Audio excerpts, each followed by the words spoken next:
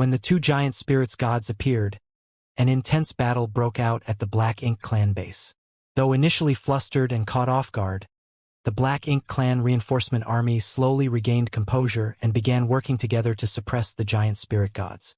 It was immensely difficult, but at least they did not become victims of an outright massacre. The giant spirit gods were beginning to show signs of injury as well. Large boulder-like objects fell from their bodies as the Black Ink clan army kept up a continuous bombardment of attacks.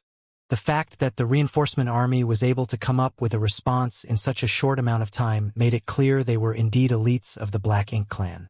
Alas, the two giant spirit gods were not what the Black Ink clan felt most challenged by. No matter how powerful the giant spirits gods were, they were out in the open and they could deal with them accordingly. The biggest threat, however, was the human-killing star, who was hiding in the dark and could strike out with extreme lethality at any given moment. Xianxia, the killing star, was able to move around essentially undetectable. Even the pseudo-royal lords could not track him down, and each time he appeared, at least one pseudo-royal lord would die. It was their first time clashing against an opponent like Xianxia, but despite only a short time passing, he was already akin to a looming shadow of death that hung over all their heads. He did not attack anyone other than the pseudo-royal lords, but in just a short span, 20 such masters had died, with the surviving ones helpless to deal with him. Had it been possible, the pseudo-royal lord's best option would have been to hide among the rest of the army, but due to the drawbacks of the source fusion technique, they couldn't restrain their auras. They were like bright lights in a dark tunnel, their presence glaringly obvious to anyone despite being in a sea of over 10 million other Black Ink clansmen. They could neither defeat Xianxia nor find him. It felt as if they had no way of overcoming this crisis. I want to know what the situation is at the primordial heaven's source grand restriction. I will spare the life of the one who tells me what I wish to know. All of a sudden, the human's voice rang out on the battlefield for all the Black Ink clan army to hear. One of the pseudo-royal lords had an abrupt change of expression as his eyes glinted, and he threw his fist towards a certain part of the void. "He's here!" He punched with all his strength and the void shattered like a mirror, but there was nothing there. Then the pseudo-royal lord heard Xianxia's voice sounding tauntingly next to his ear. Wrong answer.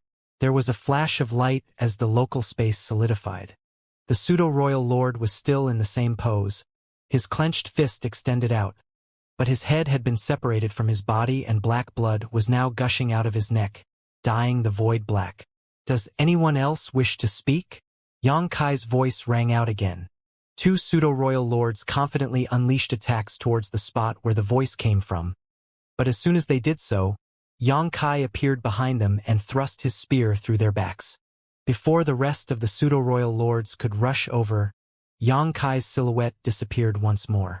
Maybe my previous question was a little too broad, so I'll be more specific. Has Mo woken up yet? What's the situation like with the human race army based outside the primordial heaven source grand restriction? A hot-tempered pseudo-royal lord immediately hollered. "You want to know what happened to the army over there? They're all dead. And you're next." As soon as he finished speaking, Xianxia appeared in front of him. The pseudo-royal lord had been secretly searching for Xianxia's location all along, but he did not expect the human to be arrogant enough to show up in this manner, so he was caught off guard. By the time he was able to react, Xianxia's hand had flashed out and tightly gripped his forehead. The pseudo-royal lord was entirely shocked by what happened next. All at once, he felt as if his entire body was mysteriously suppressed and sealed by a strange force. Despite merely being held by the forehead, he could not fight back at all, and Xianxia ended up whisking him off just like that. All the masters from the Black Ink clan nearby gasped in shock and fury as they sent forth a torrent of secret techniques aimed at Xianxia. Nevertheless, their attacks hit nothing as Xianxia's silhouette flickered across the battlefield without ever truly solidifying in one spot. Xianxia flitted around to avoid the Black Ink clan's attacks, all the while holding onto the pseudo-royal lord by the latter's forehead. He eyed the pseudo-royal lord and stated matter-of-factly, "The humans have a saying, if you don't have anything nice to say, don't say anything at all. You'll have to pay the price for not watching your tongue." Alas, the pseudo-royal lord was a rebellious fellow, so despite being subjugated, he had no intention of compromising. He sneered and screeched, "What price would you make me pay, huh? It's just death. So what if you kill me? You'll never be able to stand against the Supreme One. Black ink is eternal. Who said I'm going to kill you?" Xianxia eyed him coolly. The pseudo-royal lord abruptly felt a thick malice engulf him, one so intense that even though he was fully prepared to die, he could not help shuddering in response. "You just came out of the primordial heaven's source grand restriction, so I'm assuming you've never experienced purifying light before. Well, I'm in a generous mood today, so I'll help you broaden your horizons." Having said that, the two marks on Xianxia's hand became visible, and in the very next moment, yellow and blue light flowed out and wrapped around the pseudo-royal lord. The pseudo-royal lord immediately had a look of horror on his face. It was true that the reinforcement army had only just recently left the primordial heaven's source grand restriction and had never encountered purifying light before, but they had heard of it and how it could be used to counter black ink strength. Black ink strength was able to corrupt anything and everything it touched, but the heavens were fair in all things, so no matter how strong a particular energy was, there was always something that countered it. Primordial light and darkness were both born at the dawn of the universe. Neither could exist without the other, but both also perfectly suppressed one another. The yellow and blue lights swirled together and quickly condensed into a pure white light. A sizzling sound was heard, and all at once, the pseudo-royal lord felt as if he had been tossed into a boiling pot of oil as black ink strength gushed out of his body and evaporated as it came into contact with the purifying light.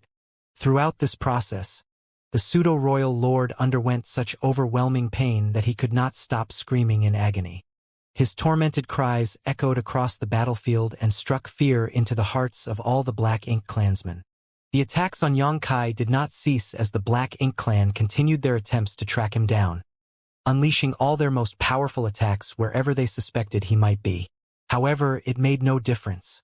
While Xianxia could not hide himself while torturing the pseudo-royal lord, his masterful use of space principles allowed him to freely weave around the Black Ink clan's attacks. In fact, thanks to Xianxia's sneak maneuvering, a sizable number of masters from the Black Ink clan ended up getting caught in friendly fire instead. As for the pseudo-royal lord that Xianxia captured, he had nearly screamed himself hoarse as his aura continuously weakened. In the end, he could not take it anymore and growled hoarsely, "Kill me! Kill me!" He finally realized that there were fates worse than death. Xianxia carefully adjusted the strength of purifying light and brought the pseudo-royal lord before him. "Killing you is no problem at all," he quietly said. "Just tell me what's happening at the primordial heaven's source grand restriction, and you won't have to suffer this torment any longer." The pseudo-royal lord's lips quivered as he howled through his pain. "The human race army has been wiped out and the Supreme One has woken up." Xianxia's gaze turned cold. "Kill me. I told you what you wanted to know," the pseudo-royal lord roared hoarsely. "But what you told me differs from what I know. I'm telling you the truth. It's all true." Xianxia did not answer.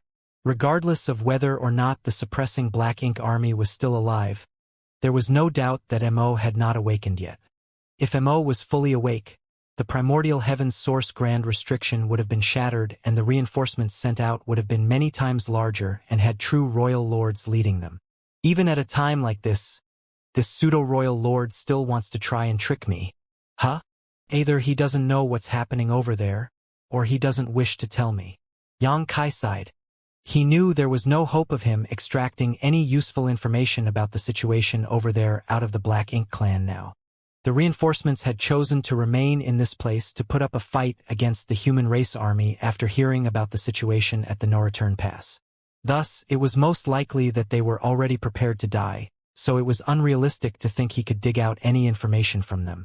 That pseudo-royal lord was still bathing in purifying light and his aura had now dropped precipitously. Even the aura of a high-rank Black Ink clan was stronger than his now, so Xianxia tossed him at the group of pseudo-royal lords who were swarming over as a barrage of attacks shot out at him. As the attacks exploded, the pseudo-royal lord turned into dust. Once Xianxia's hand was free, he immediately turned around and summoned the space-time river, which came crashing down on those who were chasing after him. The long river was like a beast that devoured everything in its path as it swallowed up a group of pseudo-royal lords. Dao strengths then surged and wiped out their vitality. Meanwhile, a group of pseudo-royal lords were standing on a certain universe fragment. They did not join the hunt against Xianxia and instead gathered in the distance to observe the situation.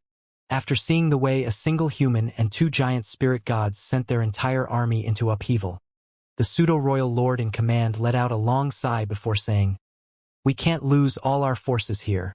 Our mission is to cripple the human race army. There's no point trying to put up a fight against these 3. Based on the current strength of the Black Ink Clan army, it was impossible for them to kill the 2 giant spirit gods. Certainly they could injure these 2 giant spirit gods, but once the latter felt threatened, they would simply run away and the Black Ink Clan had absolutely no way to stop them. The same applied to Xianxia the Killing Star. Since the Black Ink Clan had no way of stopping their 3 opponents from escaping, and no way of killing them, this was an entirely futile fight that would only result in casualties on their side. The other pseudo-royal lords nodded in agreement. Give the order for some to stay behind and keep these 3 occupied. As for the others, evacuate at once. The pseudo-royal lord quickly came to a decision. Where should we go? A pseudo-royal lord asked. The one who first spoke stayed silent for a moment before looking in the direction of the no-return pass. We'll go out and meet the human race army ourselves. At first, the rest were confused, but they soon came to a realization. This was probably their only option now.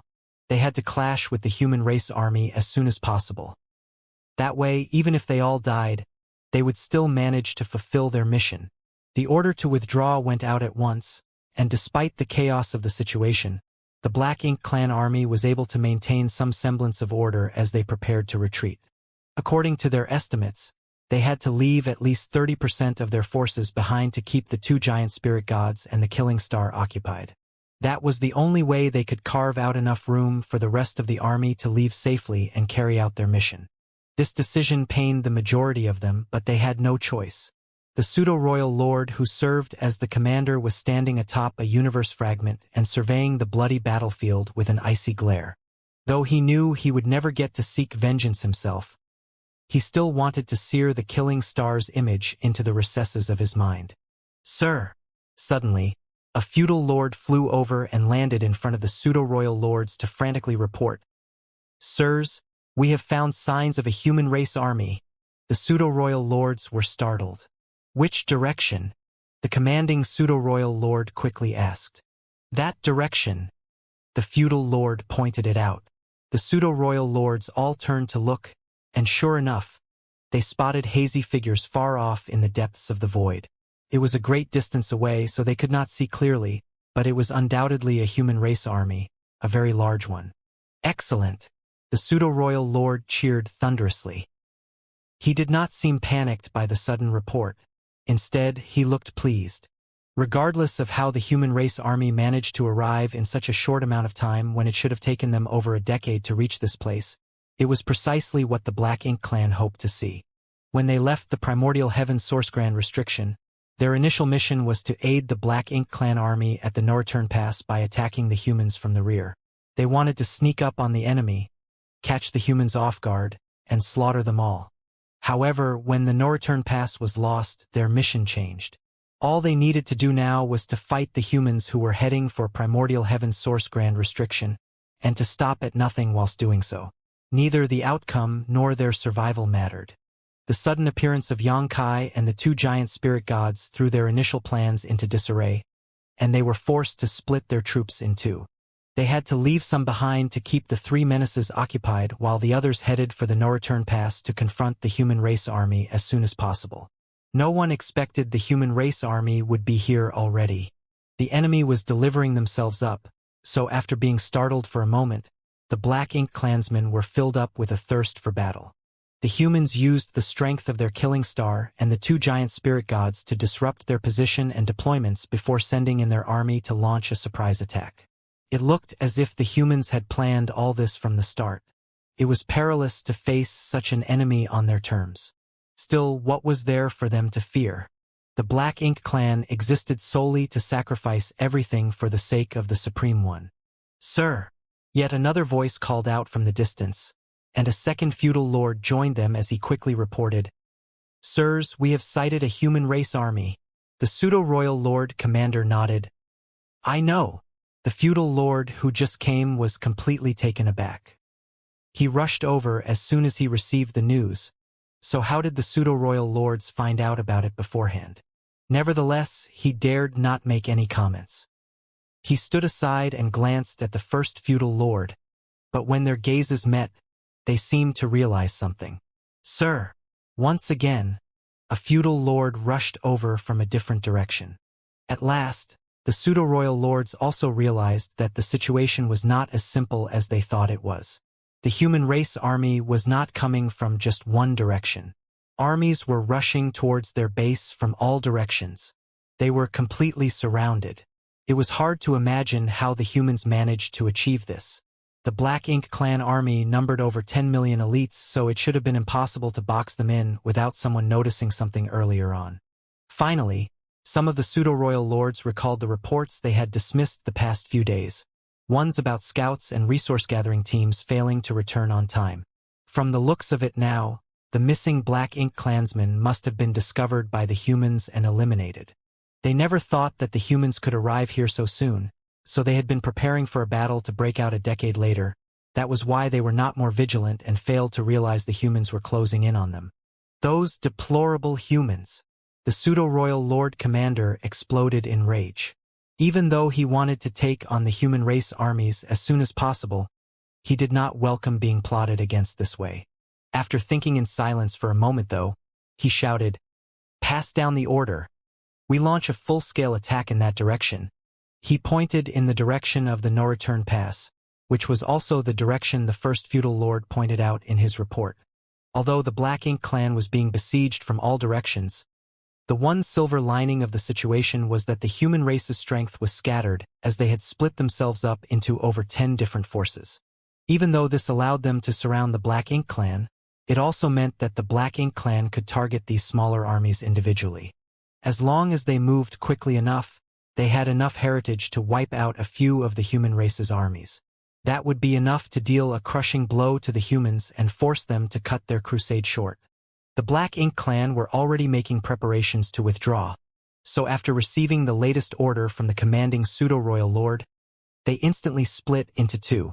30% stayed behind to keep Xianxia and the giant spirit orders occupied while the rest charged at the human race army that was approaching from the direction of the no-return pass. The human race army coming from that direction was the Purple Feather Army. Wuxia was originally the only Ninth Order Master in the Purple Feather Army, but ever since the battle at the no-return pass, the humans had 20 new Ninth Order Masters, 2 of whom were added to the Purple Feather Army. They were a man and a woman, an actual senior brother and junior sister pair. Even if one searched the entirety of the human race's history, it was exceedingly rare to find a precedent of 2 such people growing so powerful together. It was hard enough to become a Ninth Order Master as few ever had the possibility of doing so. If it had not been for the benefits gained from the World Tree clone, it would usually take several thousand, if not tens of thousands of years for someone with the aptitude to become a Ninth Order Master to appear in a great force. Thus, the years and generations that separated the Ninth Order Masters made it near impossible for 2 to have a senior brother and junior sister relationship. That all changed with the appearance of the Star Boundary. After several millennia of fighting together, this pair could basically read each other's thoughts. Even when they were still 7th Order and 8th Order Masters, they had already carved out a name for themselves on the battlefield as numerous feudal and territory lords had died at their hands. They had even caught Mo Na-Ye's attention as he had set up traps that were targeted specifically at them.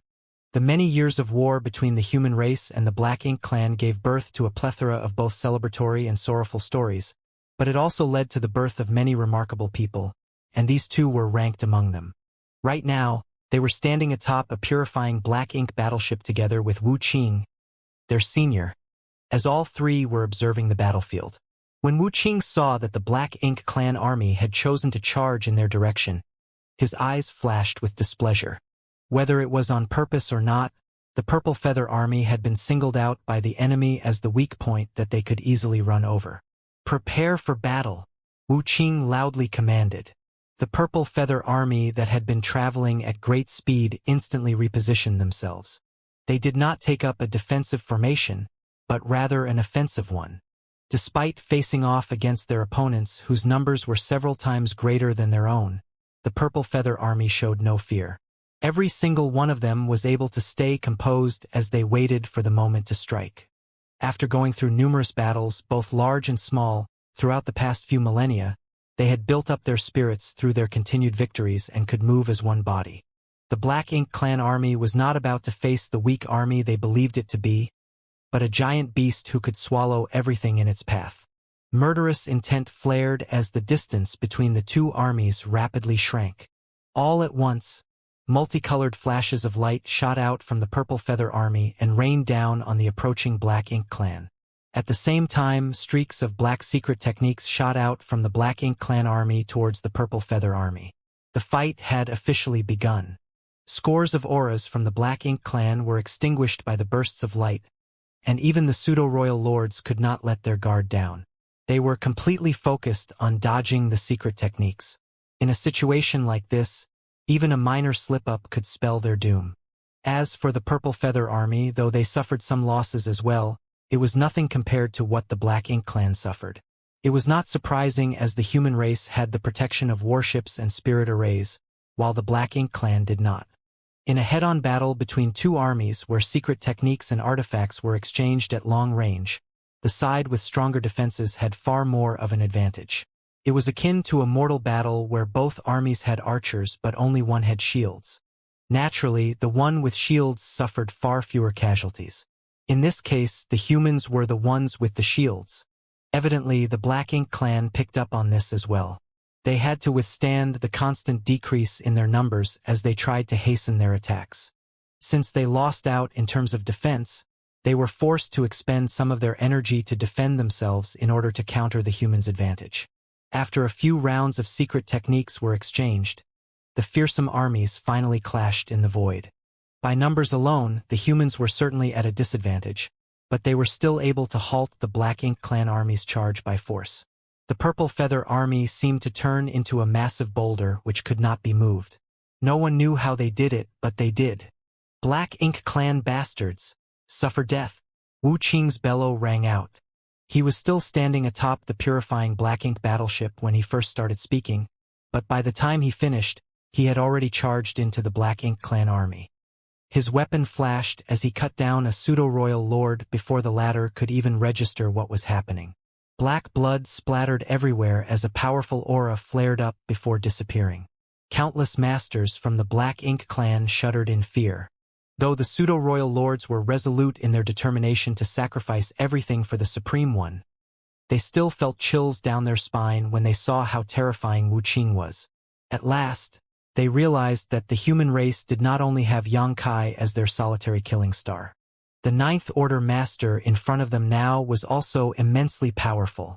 Wu Qing was a veteran Ninth Order Master, and out of all the current Ninth Order Masters, Xiao was the only one who had more experience than him.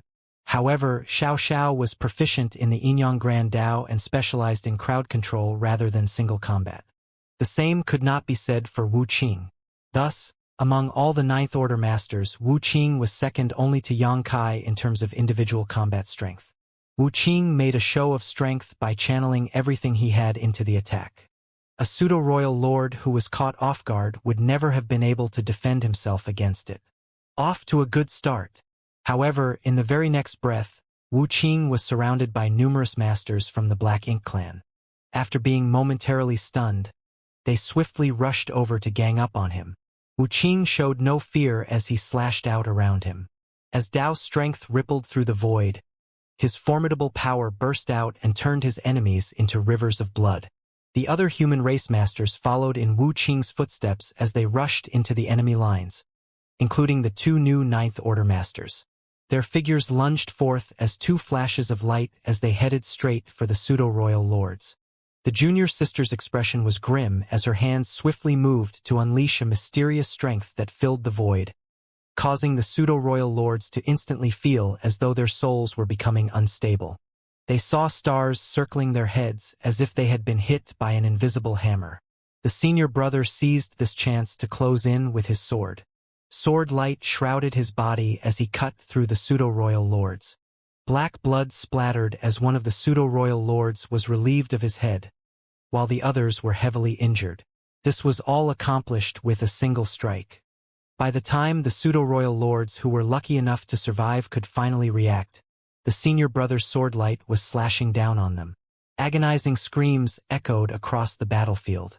Of this senior brother and junior sister pair, one excelled in the soul Dao while the other excelled in the sword Dao. Furthermore, they were able to act as one as they fought on the battlefield, which meant they could kill their enemies even more efficiently than Wuxia, the veteran Ninth Order Master. Meanwhile, the Eighth Order Masters quickly got into their battle formations and challenged the remaining pseudo-royal lords, causing intense fights to break out in all directions. The battle was joined in an instant as the two armies fought with dogged fervor. In this battle, the human race were both advantaged and disadvantaged at the same time. One of the things working in their favor was that these pseudo-royal lords had a critical difference from the pseudo-royal lords from the no-return pass. While they were all similarly powerful, they differed when it came to experience. The pseudo-royal lords from the no-return pass had fought against the human race for hundreds of years at least, and with the help of the information they gleaned from Black Ink disciples, they were able to mimic the humans and even learn to form battle formations. Although they could only form a simple Three Fortunes formation, it would still require 20 to 30 Eighth Order Masters in 5 elements or 6 paths formations to contain them. That was the reason why the humans had such a hard time during the battles at the no-return pass. Even a simple Three Fortunes formation had given the pseudo-royal lords a huge boost in combat efficiency and allowed them to occupy many more human masters. However, that was not the case for the pseudo-royal lords who just came out of the primordial heaven's source grand restriction. They did not know how to form battle formations and their combat experience was quite lacking, so even though they worked together in certain situations, each of them basically acted independently, oftentimes getting in each other's way rather than providing support to one another. As soon as the clashing started, the Eighth Order Masters keenly picked up on this and were thrilled. If the Eighth Order Masters formed a 5 elements formation, they were just barely able to put up a fight against a pseudo-royal lord. A 6 paths formation would mean that they would stand on equal footing, while a 7 stars formation made them even more powerful than their opponent. As of now, the humans had quite several Eighth Order Masters. This was thanks to their steady accumulation all these years, as well as the ordinary grade innate open heaven pills from the universe furnace. Each army had at least 2,000 Eighth Order Masters. Some even had 3,000. With so many Eighth Order Masters, it was easy enough to form battle formations and contain the pseudo-royal lords. Nevertheless, when it came to sheer numbers, the Purple Feather Army paled in comparison to the Black Ink Clan Army, as the latter had nearly 10 times as many masters. Therefore, even though the Purple Feather Army was able to put up a fight for now, they could not keep it up for long. Fortunately, they did not need to. The other human armies were closing in from all directions, so all they had to do was hold out for a little longer, and their reinforcements would be able to surround the Black Ink Clan completely. When the time came, the Black Ink Clan would be trapped. The difference in numbers meant that the Purple Feather Army suffered increasing injuries and casualties, but in comparison to them, the Black Ink Clan suffered the same in far greater numbers. The 3 Ninth Order Masters weaved through the enemy as they killed pseudo-royal lords again and again. Wuxia was covered in wounds, and the senior brother and junior sister duo had also turned pale from overexertion. The wreckage of the broken warships floated everywhere as blood and torn limbs scattered all over. Nevertheless, the Purple Feather Army did not retreat. They maintained their lines and held fast to keep the enemy rooted in place. The other human armies were rushing over to provide aid from all directions with the Ninth Order Masters in the lead and would soon arrive.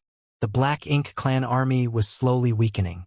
Initially, the pseudo-royal lords figured that their numerical advantage would be enough for them to triumph over the Purple Feather Army, with a high chance of them being able to wipe this human army out entirely.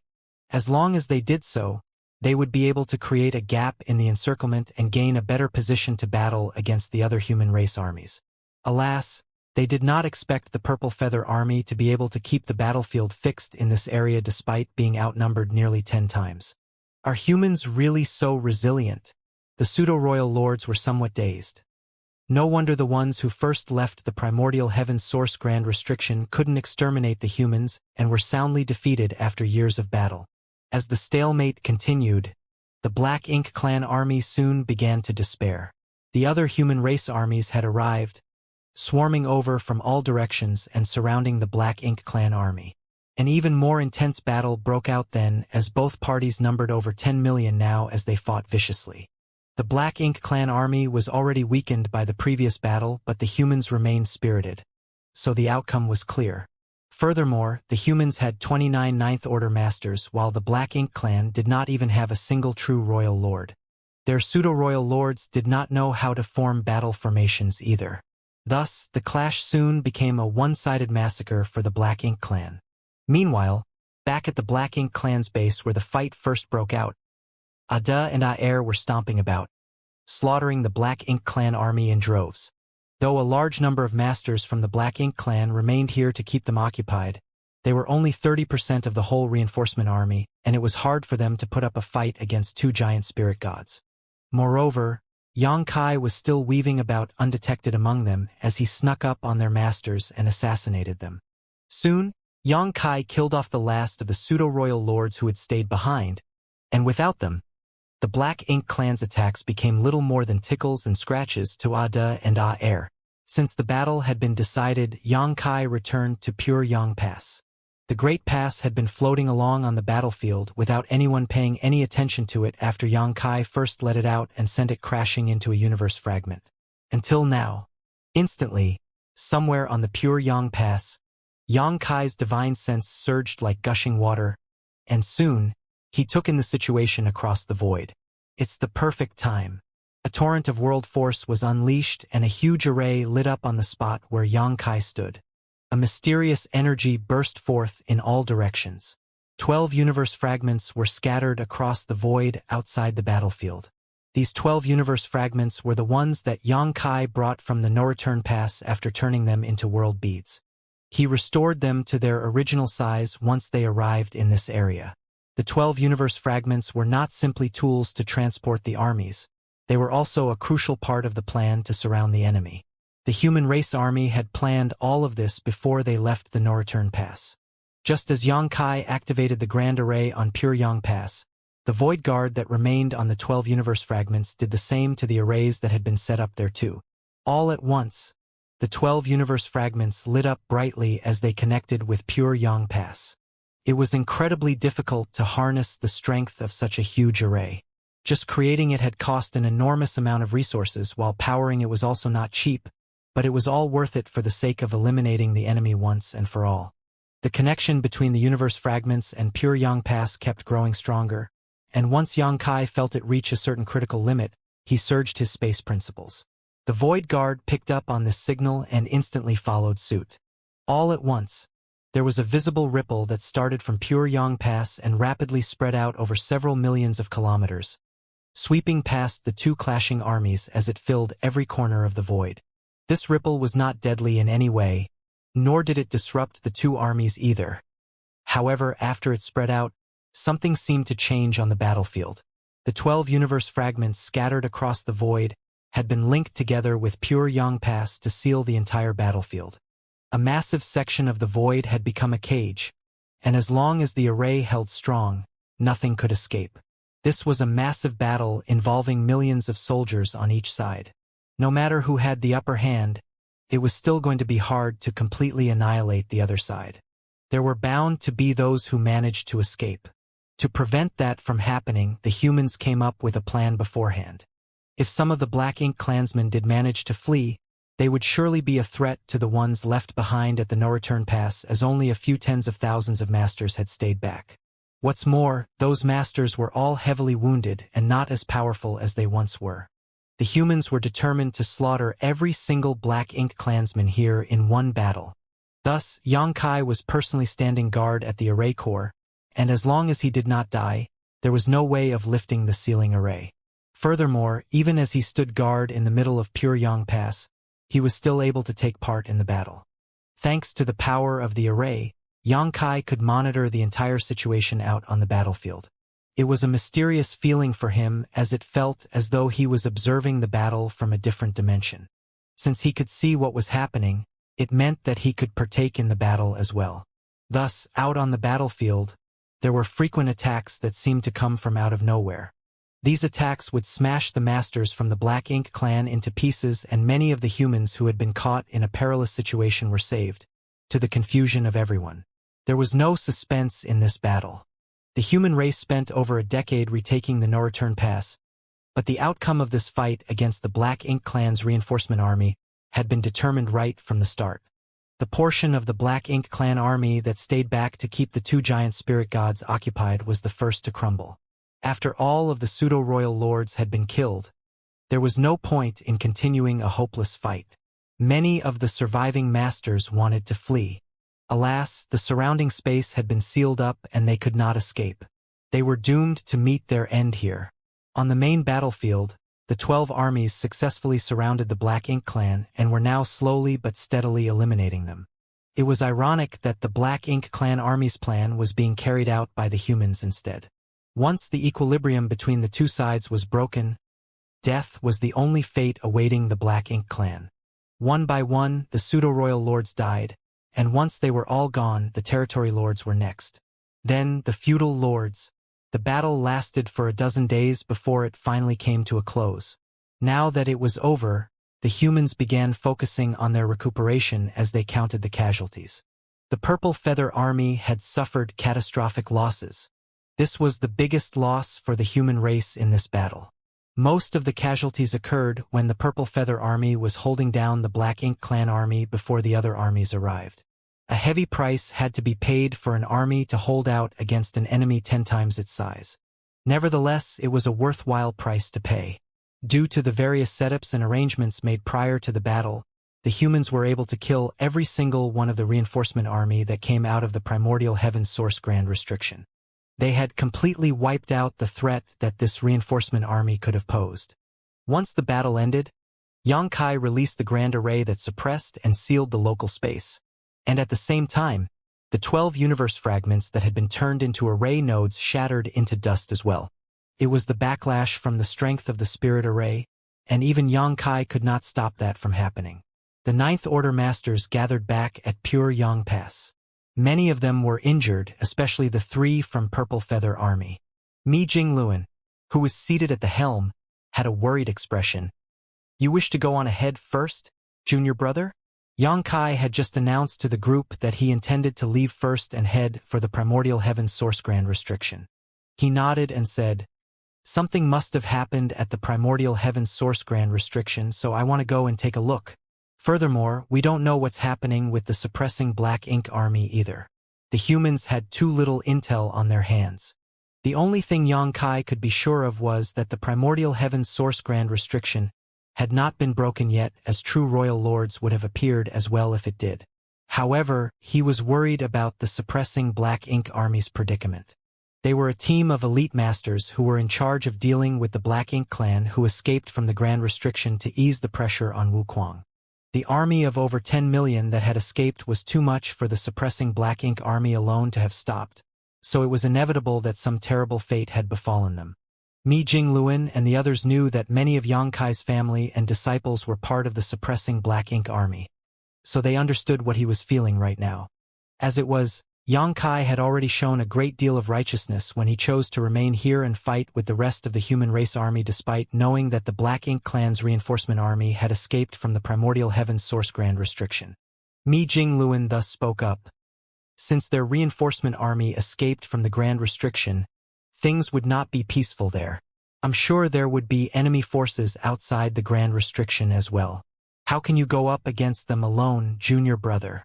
Why don't you wait a few days and head out with the rest of the army? It won't be long. Just 10 days will do. Xianxia shook his head. Everyone has just been through an arduous battle, and though it was not the most intense we've experienced, everyone is exhausted. 10 days won't be enough to recover. They'll need to rest and recuperate for longer than that.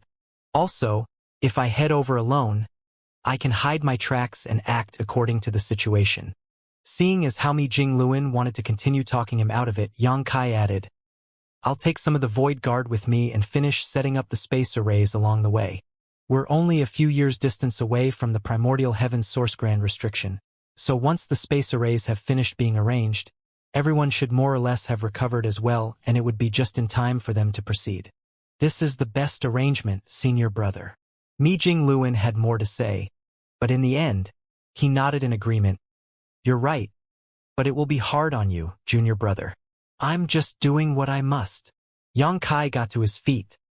I'll go and make the preparations. In reality, there was not much he needed to prepare. He simply got Li Wuyi to select a group of void guards who would be leaving with him before sealing up Pure Yang Pass and the two giant spirit gods. Both Pure Yang Pass and the giant spirit gods were massive and could not be sent through the space arrays in their original forms. Yang Kai had to seal them inside a world bead to accomplish that. The 12 universe fragments he used earlier had turned to dust, but thankfully, there was no lack of universe fragments in the void. As such, Yang Kai randomly moved one over and placed Pure Yang Pass as well as the two giant spirit gods on it. Then, with the use of space principles, he refined it into a world bead and passed it to Mi Jingluan for safekeeping. Once everything was settled, Yang Kai took 20 void guard into his small universe before stepping out into the void. He kept moving onward without stopping at all. The emotions that Yang Kai had been suppressing for the past 6 months finally welled up again. He desperately wanted to hurry on over to the primordial heaven's source grand restriction as soon as possible and see what was happening for himself. Several days later, he stopped and opened the portal to his small universe, bringing 2 void guards out. I'll leave things here to you, Yang Kai said before carrying on with his journey. The 2 void guards sent him off with a bow, and once he was gone, they began setting up the space array. A few days later, Yang Kai let out 2 more void guards. This scene repeated itself all along the way as the void guard arranged the space arrays that would lead to the primordial heaven source grand restriction. In just over a month, Yang Kai traversed across the late ancient era battlefield and arrived at the spiritless land. It was an empty void with no trace of life. Even the strength of the void, which could literally be found anywhere in the universe, was incredibly weak here. Yang Kai was extremely close to the primordial heaven source grand restriction now. All he had to do was travel a little further and he would arrive at the grand restriction, which had been in existence for millions of years. His small universe opened up and Li Wuyi and another void guard stepped out. They were the last 2. Set up the space array here, but don't travel any further ahead. Remember to stay hidden and not let the Black Ink clan discover you, Yang Kai instructed. Li Wuyi and the other void guard nodded. I'm heading off, Yang Kai said before disappearing into the distance. Pushing his space principles to their maximum potential, Yang Kai arrived outside the primordial heaven's source grand restriction in just 3 days, and the sight he saw made his expression grim. It was just as Mi Jingluan had predicted. A large number of masters from the Black Ink clan were gathered outside the opening in the primordial heaven's source grand restriction, with many pseudo-royal lords among them. There seemed to be even more of them here than there had been with the reinforcement army that had just been wiped out. Right now, they were ceaselessly attacking the primordial heaven's source grand restriction from the outside. There was no telling how long they had been doing this. The endless waves of attacks caused ripples in the grand restriction, and though it was not in any danger of breaking yet, it would clearly not hold out for long. What's more, there was no sign of the suppressing Black Ink army. Yang Kai's heart sank. As he moved forward, he kept searching for signs of the suppressing Black Ink army, but he had yet to discover anything. It was an extremely worrying situation. The suppressing Black Ink army was made up of thousands of the most elite masters of the human race. Not only did it include Yang Shui, a new Ninth Order master, but also Fu Guang, who was a divine dragon.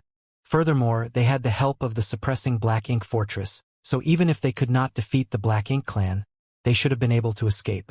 However, Yang Kai saw no trace of them as he made his way over, and when he arrived, he did not see any sign of them either. He did not find any human bodies or the wreckage of the suppressing Black Ink fortress in the void. It was as if the suppressing Black Ink army and the suppressing Black Ink fortress had simply up and vanished. Yang Kai did not know what happened to the suppressing Black Ink army, and the only source of information available to him was Wu Kuang, who was standing guard at the primordial heaven's source grand restriction. I hope he's still alive, Xianxia silently prayed as he used Thunder Shadow's innate divine ability before approaching the primordial heaven's source grand restriction.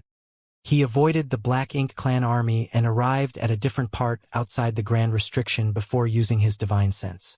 Time seemed to stretch on as he nervously waited, but at last, the familiar voice rang out in his mind. "You finally came." Wuquang sounded weak and exhausted. "Didn't you say you'd come over now and then to check up on things? It's been so long since your last visit that I thought you'd died.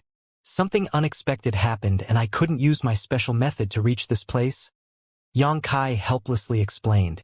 The old tree had fallen into a coma after bringing Xianxia back to the grand ancient ruins boundary from an extraordinary distance away. So Xianxia could not use the power of the old tree to shuttle through the void. Otherwise, he would not have waited until this day to come over. "What happened? Where's the suppressing Black Ink army?" Xianxia frantically asked. "It's a bit complicated." Wuquang did not know how to explain. "Take a look for yourself." He then transmitted a bunch of information over, and after looking through everything, Xianxia's expression grew strange too. No wonder Wuquang said it's complicated. It's not at all what I expected. The only thing he was glad about was that the suppressing Black Ink army was safe for now. This was unexpected good news. Xianxia figured that at best, the suppressing Black Ink army had been defeated by the Black Ink clan and had to flee, but the worst-case scenario was that they had all been killed, and that was not an outcome he could accept. However, based on what Wuquang shared with him now, the suppressing Black Ink army situation was far better than he had initially thought. Furthermore, the information Xianxia just received was something that neither he nor any of the other humans would have thought of. "I only discovered these things when the Black Ink strength exploded this time. I didn't detect any of them before. Mu was indeed the strongest of the 10 from the late ancient era," Wuquang declared with a tone of admiration. The fact that someone like Wuquang expressed such thoughts proved just how remarkable Mu's plans and methods had been. Xianxia was just as stunned by the information he received from Wuquang. Song and the other 9 martial ancestors from the late ancient era chose to set up the primordial heaven's source grand restriction in this place because it was where the primordial light and darkness were born.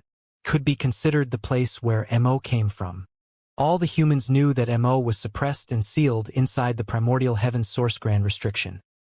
However, no one knew what it was like inside the primordial heaven's source grand restriction.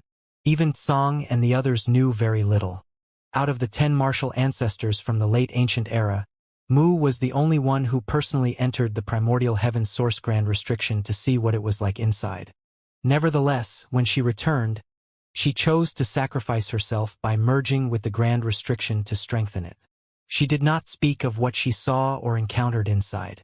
The human race masters came up with their own theories about what was inside the primordial heaven's source grand restriction, and Xianxia had done the same as well. All along, he assumed that the grand restriction was simply Mo's cage. It suppressed and sealed Mo, as well as its creations. After all, Mo was an existence that embodied chaos and evil, the source of all misfortunes that befell all of existence. Even if Mo had no wish to be so, its existence was sadly the antithesis of other living beings. However, from the looks of it now, the situation was a lot more complex than Xianxia had thought. Despite everything else Xianxia had gone through before, he could not help but be dazed by this new information. Still, there's no point in getting to know these things now. Wuquang's feeble voice rang out in Xianxia's head once more. The primordial heaven's source grand restriction has been in place for too long. For the past 6 months, the Black Ink clan has consistently attacked it, so I'm afraid it won't hold out much longer. After a pause, he said, "Xianxia, if you wish to save the suppressing Black Ink army, I can send you in. You can find a chance to bring them out again, though if I'm being honest, I don't think there's much hope of that. If you don't, then leave now. Once the grand restriction breaks open, Mo will fully awaken, and there will no longer be a place free from it anymore." "It hasn't come to that yet," Xianxia quietly replied. "Plus, it's just as you said, if Mo does wake up, it will be impossible to find an uncorrupted place, so where would I run to?" As he spoke, he recalled his previous plan. If the humans could not defeat the Black Ink clan, their only option was to gather their strength and flee deep into the void to find a new home. The universe furnace was constantly splitting heaven and earth apart, so there had to be more than one livable environment in the vast universe. No matter how strong black ink's strength was, it would not be able to cover the entirety of existence. However, if it did come to that, not only would it mean that only a few could escape, but even those who did would have to wander aimlessly for the rest of their lives. This was not what Xianxia wanted to see. Don't despair. The human race army will be arriving soon enough, and when the time comes, they'll be able to get rid of the Black Ink clan forces outside the Grand Restriction. Xianxia consoled. Wuquang was startled. The humans are on their second crusade already? Xianxia nodded. More than 20 years ago, we reclaimed the 3,000 worlds, and half a year ago, we took back the no-return pass. A month ago, we dealt with the Black Ink clan's reinforcements that emerged from the primordial heaven source Grand Restriction. Our army is currently reorganizing itself and will be here soon. Wuquang was a little dazed. Has the human race's heritage grown that strong? When he saw Xianxia appear here alone, he assumed that it was only Xianxia who would be coming, so he did not expect to resolve the crisis he had on his hands right now. After all, the Black Ink clan army attacking him numbered over 10 million. Though they did not have a single royal lord among them, Xianxia could not take them on all by himself. Our heritage is stronger now than it has ever been, Xianxia seriously declared. Even though they only had around 39th Order Masters now, in the future, they would have at least 10 times what they had at their peak, if not 100 times. What fortuitous news, Wuquang remarked with a joyful voice. There was more he wanted to say, but all of a sudden, he exclaimed, "Damn it! The suppressing Black Ink army is in trouble. Let me deal with it first." As soon as Wuquang finished speaking, Xianxia could no longer sense the former's aura as he had gone to deal with the situation the suppressing Black Ink army was in. Xianxia stood in place with his aura and figure hidden as he watched the Black Ink clan army. They were standing at the gap and persistently attacking the primordial heaven source Grand Restriction. Xianxia had a hard time stopping himself from jumping into action. He was all alone, so even if he attacked the Black Ink clan army, he could not deal with so many of them, and he would also end up putting the Black Ink clan on high alert because he exposed his presence. All that could be done now was to have Wuquang hold out a little while longer. The human race army would soon be here, and once they would be able to deal with this army. After giving it some thought, Xianxia took out a jade slip and engraved all of the information he had into it. Then, he took out a space beacon and used it to deliver the jade slip over to Li Wuyi. Thus, by having Li Wuyi pass the message along, the others would soon receive the reports about the situation over here, and Mi Jingluan would be able to make appropriate arrangements.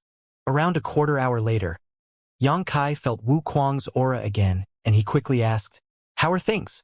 "They're safe for now, but it won't stay that way for long," Wuquang replied. "It's all thanks to the fact that a large number of the Black Ink clansmen left the primordial heaven source Grand Restriction, and the rest are focused on the opening right now. Otherwise, the suppressing Black Ink army would surely be facing an even bigger crisis." Xianxia nodded. "I'll have to leave the suppressing Black Ink army in your care then." "When can the human race army arrive?" Wuquang asked. "They would have set off by now, so it should take less than a month for them to arrive." "That's good to hear," Wuquang exhaled at last. Before Xianxia came over, Wuquang had to fight a dire battle all on his own here. Not only did he have to protect the entire suppressing Black Ink army, but he also had to focus on maintaining the primordial heaven source Grand Restriction. He was beginning to despair at the situation. At last, Xianxia had come and the human race army would be here in a month as well. They would be able to deal with the Black Ink clan army outside the Grand Restriction, and he would have a much easier time once they did. "What do you plan on doing now?" Wuquang asked. After thinking in silence for a moment, Xianxia replied, "Send me to the suppressing Black Ink army. It's been so many years, so they must have used up all of their resources by now." Although Xianxia did leave a lot of resources with the suppressing Black Ink army when he first sent them to the primordial heaven source Grand Restriction, it had been thousands of years since then, and they had no way of replenishing their supplies. They had to have used it all up by now after all these years of clashing with the Black Ink clan. "Good," Wuquang said. "Follow my lead." Xianxia nodded and followed the signals that Wuquang gave, which led him deeper into the void. Soon, once he arrived at a different location outside the Grand Restriction, Wu Kuang's voice rang out again. This is where the Grand Restriction is at its weakest. The innate territory lords escaped from here back then. Yang Kai recalled this point clearly. Before the universe furnace emerged, a large number of innate territory lords had snuck out of the primordial heaven's source Grand Restriction. Yang Kai inadvertently found out about this and rushed over to kill them off. Rivers of blood marked his path, and in the end, he came over and informed Wu Kuang about this, which was how the latter managed to repair the breach. Since this breach could be repaired, it could also be opened up again. You'll only have one breath of time to enter the Grand Restriction. Don't miss it, Wu Kuang instructed. Despite being in control of the primordial heaven's source Grand Restriction, he did not want to let any breach stay open for too long. It was safest to do so for only a breath, as something unforeseen could happen if it were open any longer. Got it, Yang Kai answered. The very next instant, he saw a crack in the Grand Restriction. Black ink strength poured out of the crack that was filled with an evil and chaotic aura. The crack opened up for just a brief moment before it sealed back up again. Yang Kai, who was initially outside the Grand Restriction, was nowhere to be seen now. Never-ending black ink strength surrounded Yang Kai as everything was plunged into utter darkness. Yang Kai stood amidst it all with his aura and figure hidden as he looked around.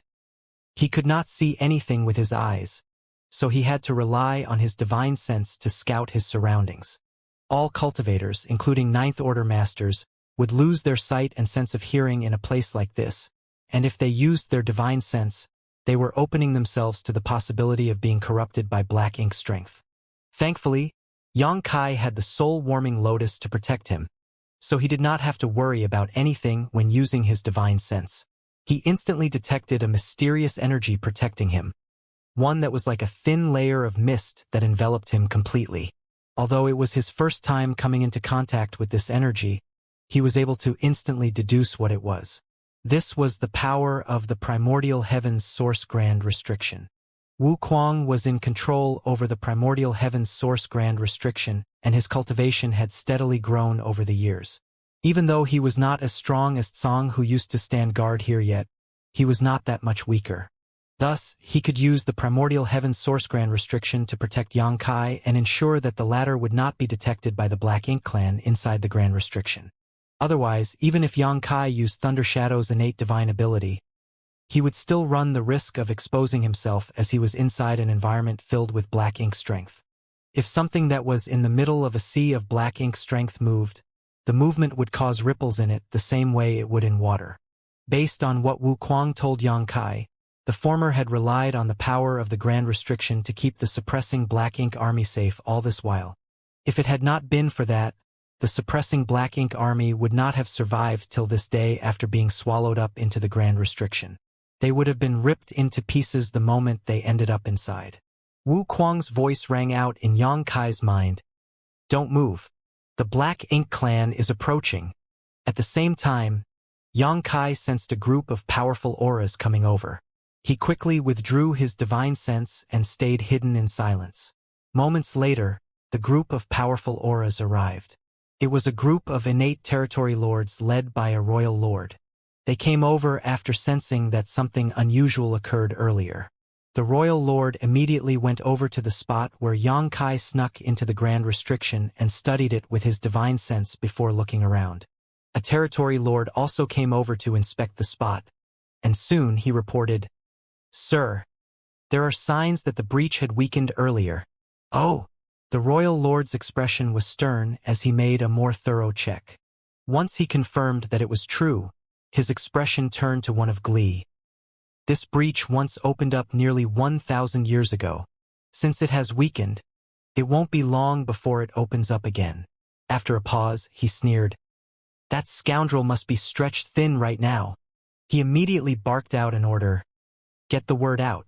We must find that human army as soon as possible and occupy that bastard's attention." "Yes, sir." The innate territory lords responded at once. Then the royal lord selected 2 innate territory lords. "You 2 will stay here and keep an eye on the breach. If anything strange happens, report back to me right away." "Yes, sir." Two innate territory lords stayed back to keep an eye on things while the other masters from the Black Ink clan left as quickly as they came.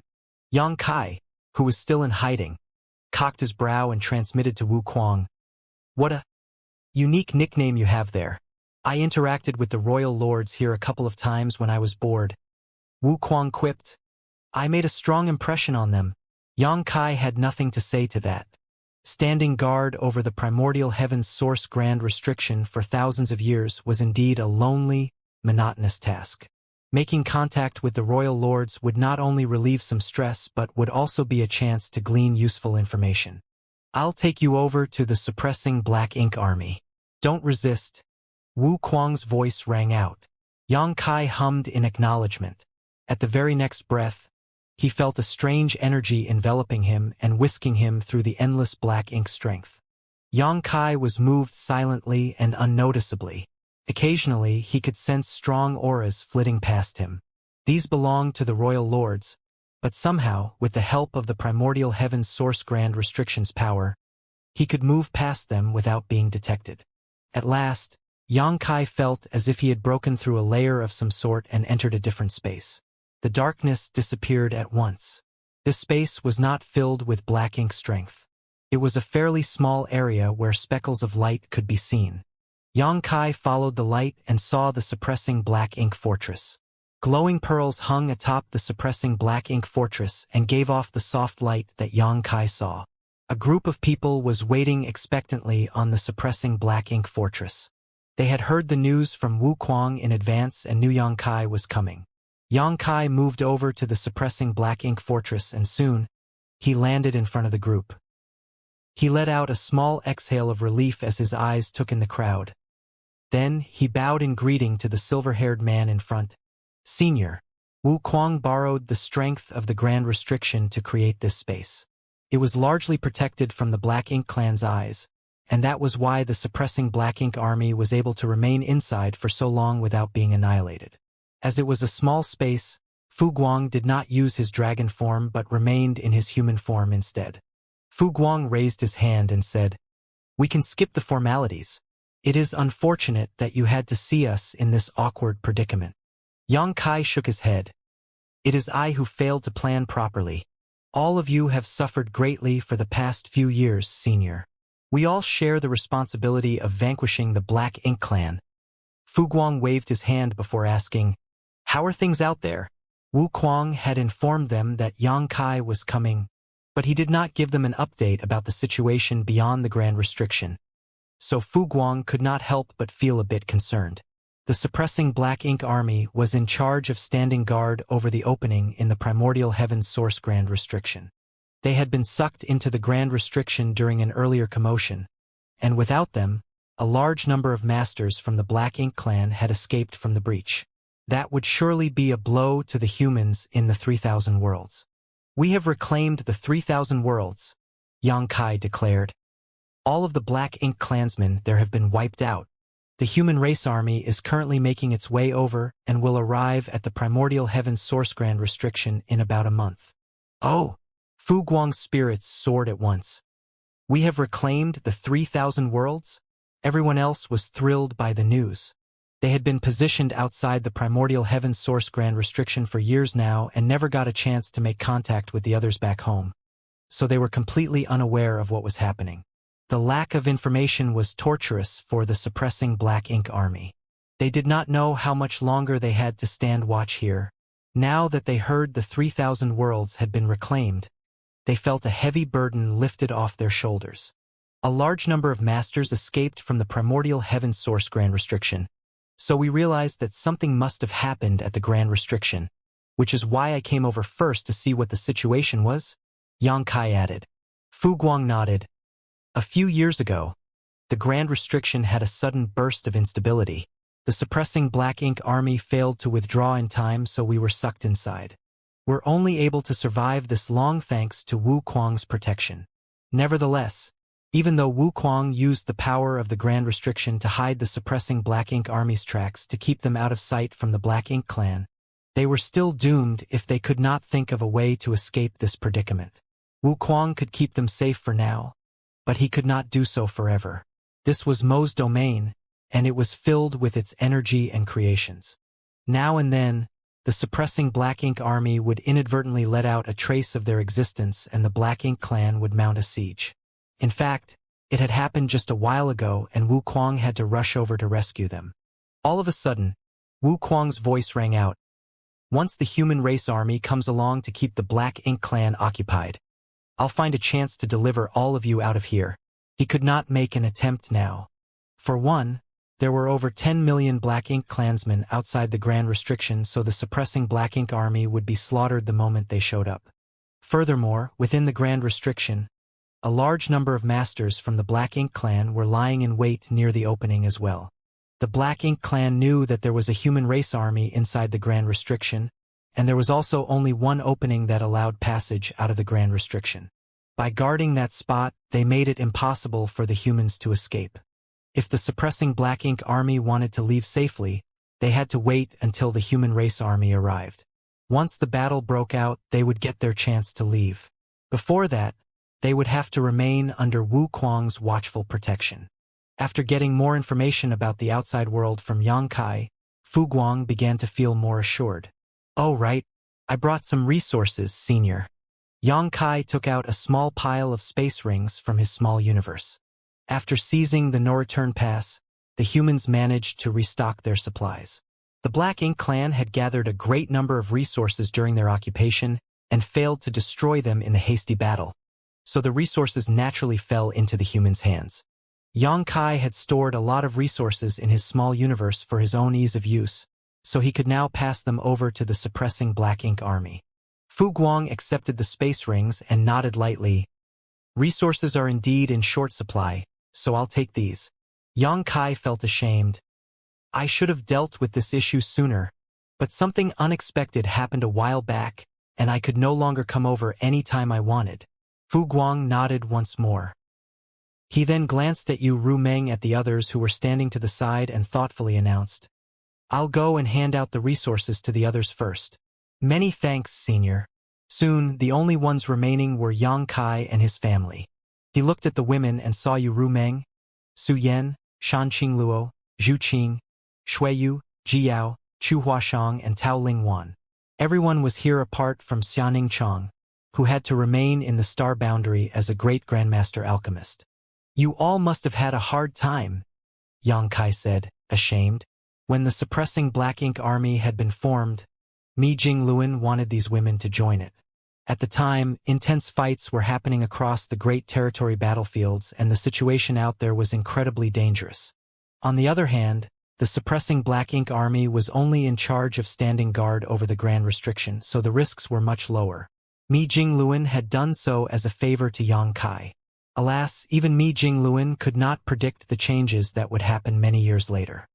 He did not expect the suppressing Black Ink army would end up in such a crisis.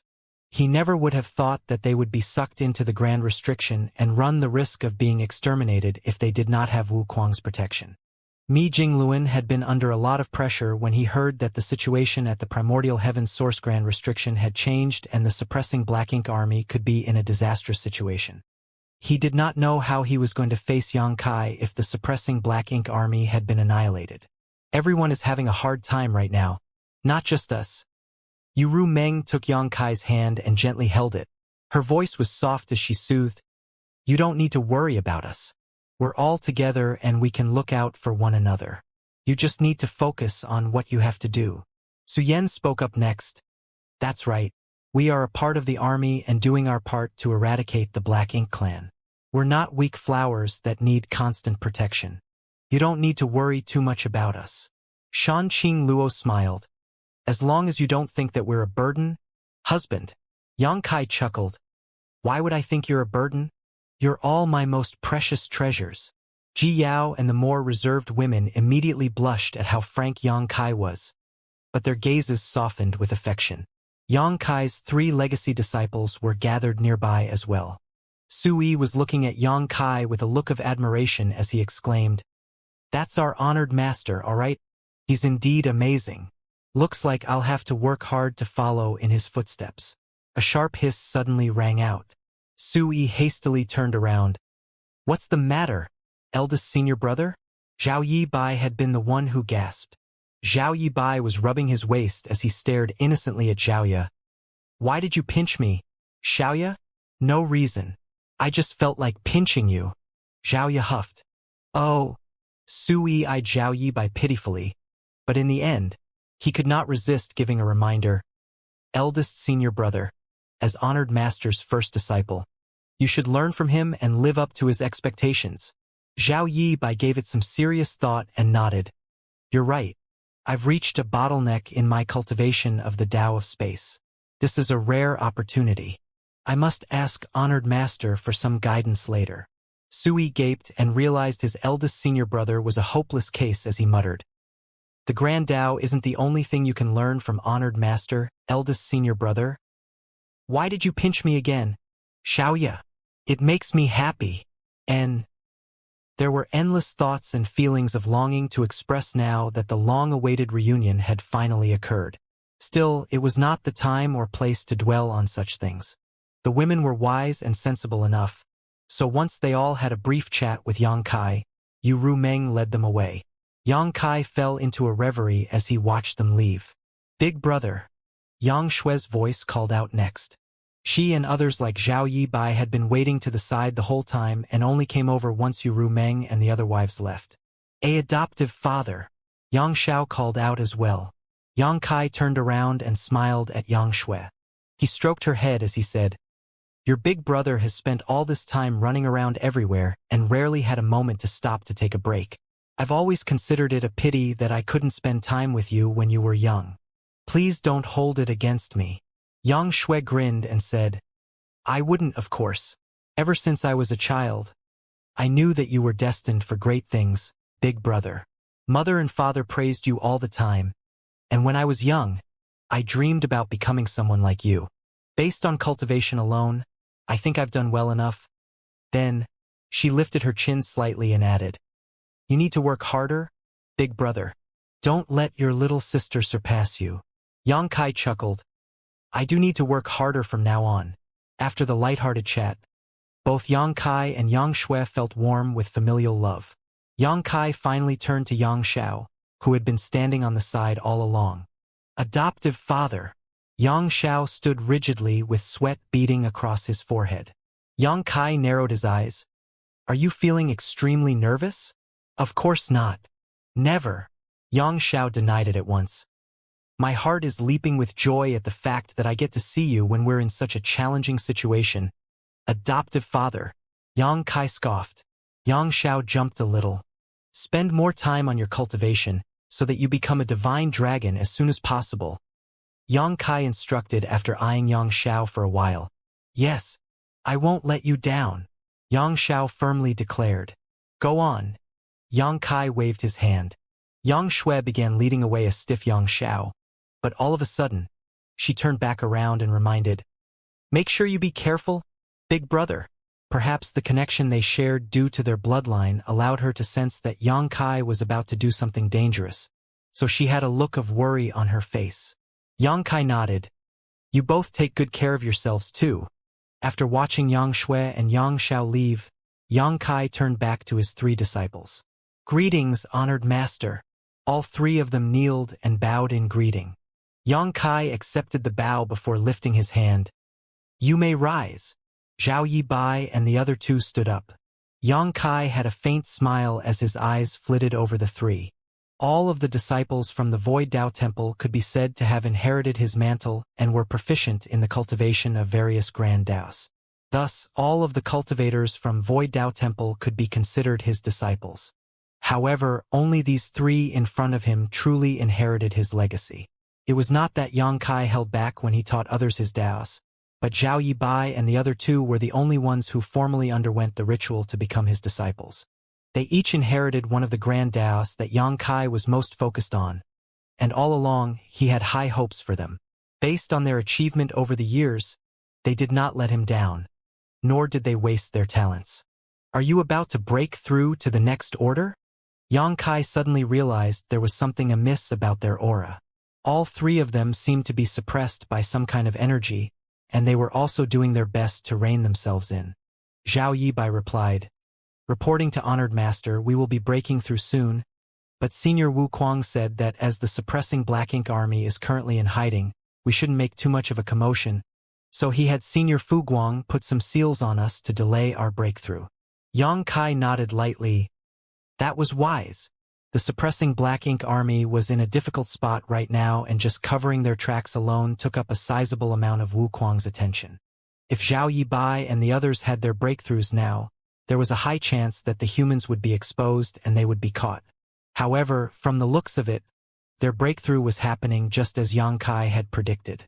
They would have undoubtedly become Ninth-Order Masters by now if they had not been sucked into the Primordial Heaven's Source Grand Restriction. Both they and the suppressing Black Ink army would have received a great boost in power. Come. I do have some knowledge to share regarding the breakthrough to the Ninth Order Open Heaven realm. Now's my chance to share it with you. Yang Kai took out a few futons from his small universe and tossed them onto the ground for him and his disciples to sit on. Zhao Yibai and the others quickly sat down to listen carefully to Yang Kai's advice. Although Yang Shui had shared some of her knowledge with them, every master who ascended to the Ninth Order would encounter slightly different situations, so it was still beneficial for them to listen to their honored master's teachings. After sharing some pointers and things to look out for when becoming a Ninth Order master, Yang Kai used his divine sense to confer with Wu Kuang. He was in a good mood as he asked, "It's rare for us to have some spare time on our hands. Do any of you have any difficulties in your cultivation that you need assistance with?" All three of them became spirited at once, but Zhao Yibai was the first to speak. "Honored Master, this disciple seems to have hit a bottleneck in the Tao of space and wants to seek guidance from you." Yang Kai nodded. "Use some of your space principles. Let me take a look." Zhao Yibai immediately did as he was told. When Yang Kai sensed the movement of space principles, he raised his brow in pleasant surprise. When it came to cultivation aptitude, Zhao Yibai was the weakest of Yang Kai's three disciples. In fact, he was weaker than most of the disciples from the Void Dao Temple.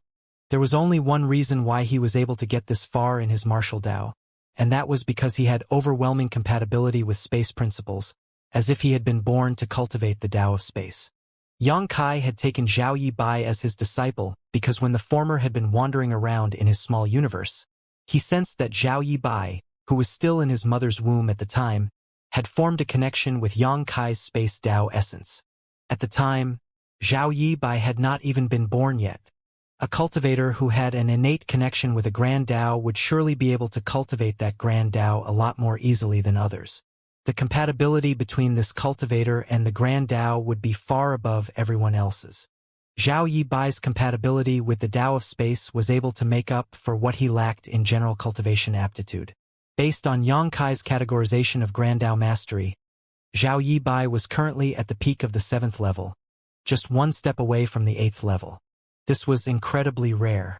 Usually, only fully grown phoenixes would be at this level, but those of the Phoenix clan were born with a natural advantage as the Dao of space was their bloodline talent, making it far easier for them to cultivate it. Li Wuyi was probably the only other human to reach this level as well, but Li Wuyi had been cultivating for much longer than Zhao Yibai. Yang Kai even felt that if he cultivated normally, he would not be as proficient as Zhao Yibai was. His own elevated mastery of the Grand Daos was mainly due to the benefits he received from the Great Sea Celestial Phenomenon and the Infinite River. He had refined a lot of pure Dao strengths from these two mysterious places, and that had enabled his proficiency over the various Grand Daos to soar greatly. When it came to higher levels of individual Grand Daos, words conveyed very little, so after a moment of silent thought, Yang Kai manipulated space principles to elucidate some mysteries to Zhao Yibai. Zhao Yibai watched attentively. After a long silence, he declared, "Your incredible honored master. This disciple is in awe." Yang Kai's display was akin to breaking the Dao of space down into minute details and showing Zhao Yibai the deepest, innermost mysteries. Due to Zhao Yibai's compatibility with the Dao of space, he was able to learn a lot from this alone. The new knowledge and understanding flooded Zhao Yibai's mind, and he was confident that a brief retreat of focused cultivation would be enough for him to break through his bottleneck and allow his mastery of this Grand Dao to ascend to a new level. Though he was eager to do so immediately, he could not under these circumstances, so he had to quell his desire. Now that Yang Kai was done with his eldest disciple, he turned to his second disciple, Xiaoya. She got to her feet at once and waved her hand in the air to produce a long spear. Please instruct me, honored master. The spear Tao could not be taught the same way the Tao of space had been. Could only be transmitted through battle. Yang Kai smiled. Attack me. Zhao Yibai and Su Yi's expressions changed as they quickly scrambled out of their seats in front of Yang Kai and hurried to the side. Yang Kai was startled by their reaction, but soon, his gaze hardened. All at once, an alarming murderous intent loomed over him, and in the very next instant, the tip of a spear drew near. He raised his hand and lightly flicked away Zhao Ya's spear. Nevertheless, Zhao Ya did not stop there. She kept attacking with her spear, time and time again with quick, relentless strikes. Zhao Ya seemed like an entirely different person when she had her spear in hand. Her presence became incredibly dominating. Her spear technique showed traces of the supreme limitless spear, but most of it was a product of her many years of accumulation and practice. In fact, Yang Kai could sense that she could very well surpass him when it came to the spear Tao, which left him feeling rather helpless. Only an impossibly dangerous environment could produce such an alarming spear technique, which was not something to be pleased about. Zhao Ya was afraid to cause too much of a commotion, so she did not use her world force or her Tao strength. She simply relied on pure technique. Her murderous intent did not decrease though. It was as if she were going up against a hated enemy she could never be reconciled with instead of Yang Kai, her honored master. Yang Kai finally realized why Zhao Yibai and Su Yi had reacted the way they did earlier. They must have experienced the imposing aura of Zhao Ya's spear themselves and knew to stay clear. Xiaoya, you do indeed have great mastery over the spear and its techniques, but your murderous intent is too strong. Zhao Ya continued to lunge and withdraw her spear as she flitted around Yang Kai. Her spear loomed over the small area as she asked, the spear Tao is focused on domination and slaughter. How am I supposed to kill the enemy if my murderous intent isn't strong?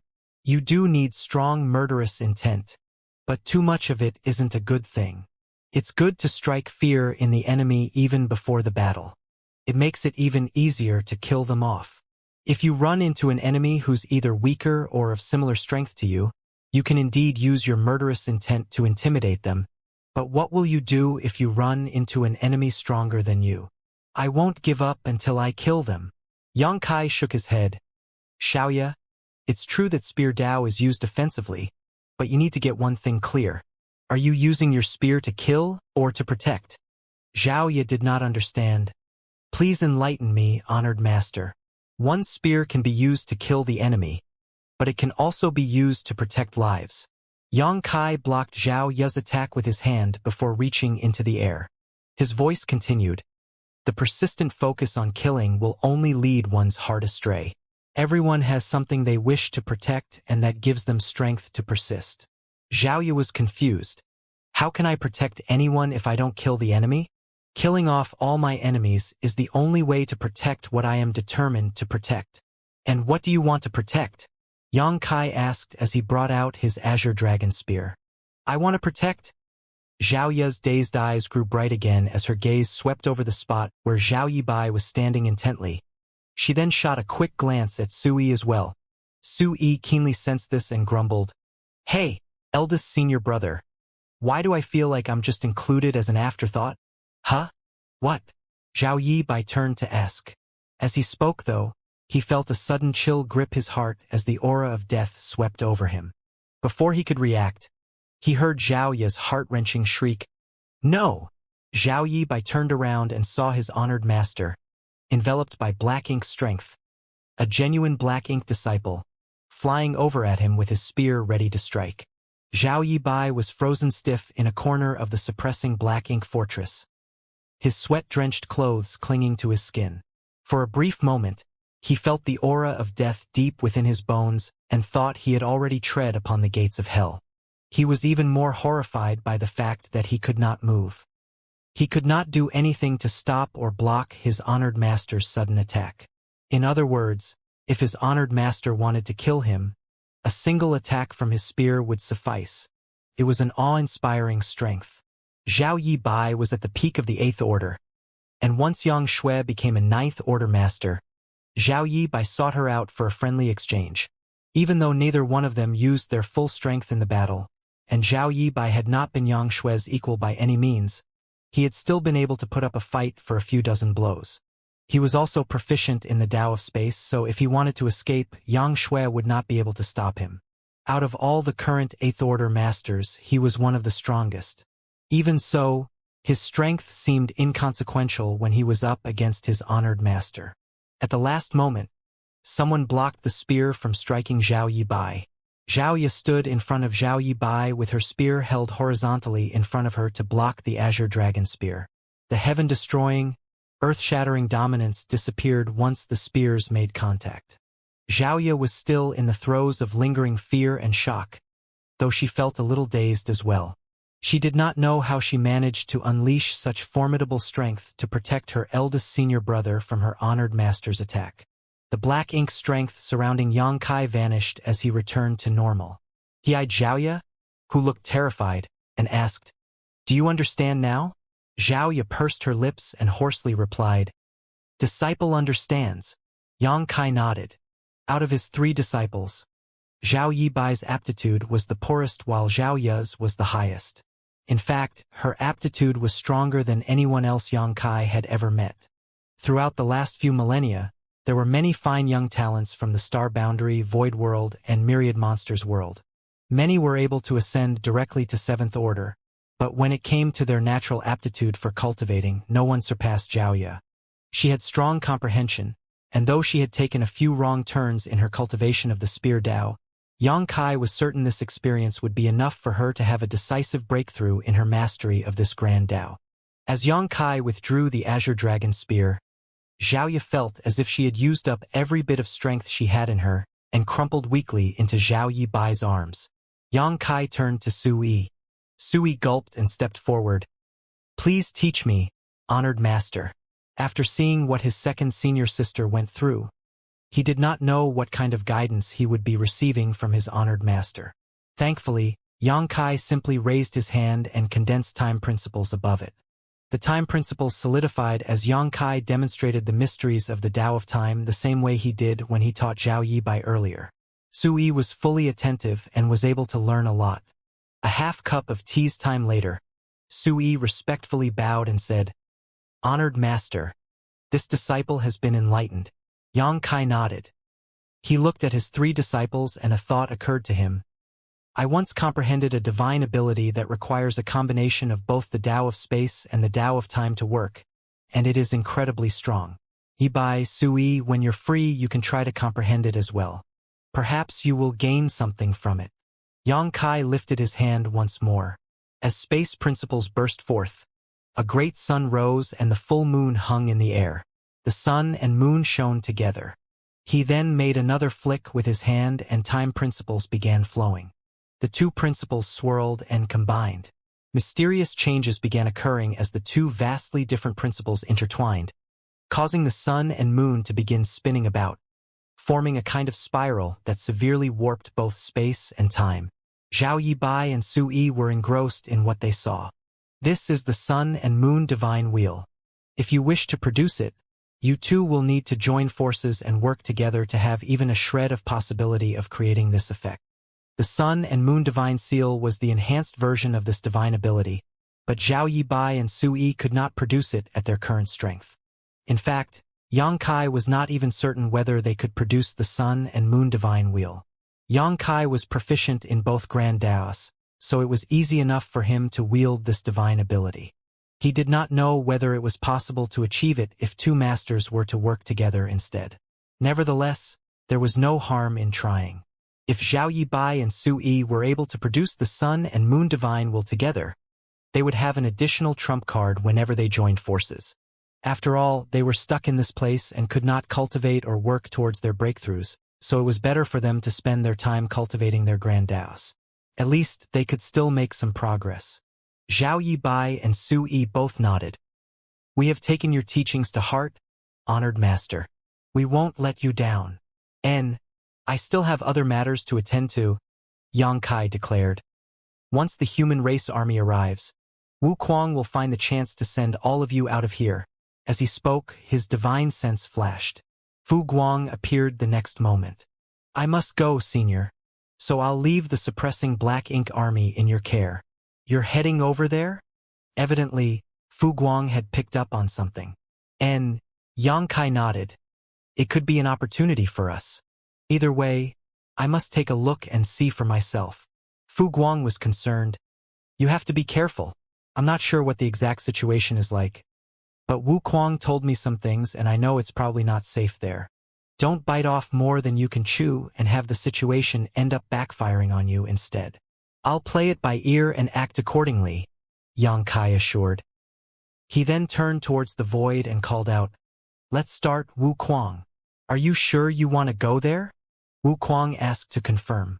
At a time like this, I can't back away. I can take you there, but I don't have the power to do anything more. You'll have to rely on yourself. Of course. Good. Although Wu Kuang knew that Xianxia had already made up his mind, he still felt the need to check once more. Alas, it was as Xianxia said, they could not back down now. A cloud of fog began enveloping Xianxia's figure. It was Wu Kuang who was harnessing the power of the Grand Restriction. All at once, Xianxia felt the suppressing black ink fortress swiftly moving away from him. The earlier scene of Wu Kuang transporting him around repeated itself as he weaved through the sea of black ink strength and headed towards a mysterious unknown land. Wu Kuang told Xianxia a few things about the unknown land, but he did not give many details as it was hard for him to unearth the mysteries of that place too. As it was, if it had not been for the sudden explosion of black ink strength a few years ago, Wu Kuang would not have known that such an unusual place existed inside the primordial heaven source Grand Restriction. It was a hidden hand that Mu left behind. Millennia ago, during the humans' first crusade, they suffered a devastating defeat and the crusade force endured catastrophic losses. Mo acted out and Tsang was unable to stop it. When it looked as if the Grand Restriction was about to break open and Mo was about to escape, Mu's silhouette appeared out of the blue. She used some strange method to make Mo fall into a deep slumber and saved the primordial heaven source Grand Restriction, which had been on the verge of collapse. In doing so, she saved the human race army from the danger of being wiped out and the humans were able to spend thousands of years building themselves back up. Everyone thought that Mu's hidden hand had been completely used up. Even Tsang thought so as well before he died, which was why he did not hesitate to sacrifice himself and integrate with the Grand Restriction to strengthen it. Before Tsang passed on, he told Xianxia about Shi and had him look for Shi's reincarnation to let the latter stand guard over the primordial heaven source Grand Restriction. That led to Xianxia bringing Wu Kuang over to this place. Although he was not the same as Shi himself, he could still wield some of the strength of the primordial heaven source Grand Restriction. Sure enough, Wu Kuang had done a pretty good job over the past few thousand years. However, it now seemed that during the late ancient era, Mu had left another hidden hand behind. Forcing Mo into a deep sleep was not the end of it. There was more which was hidden inside that unknown land. Wu Kuang could not figure out what it was precisely, but he had a vague feeling that a crucial piece to the puzzle was hidden there.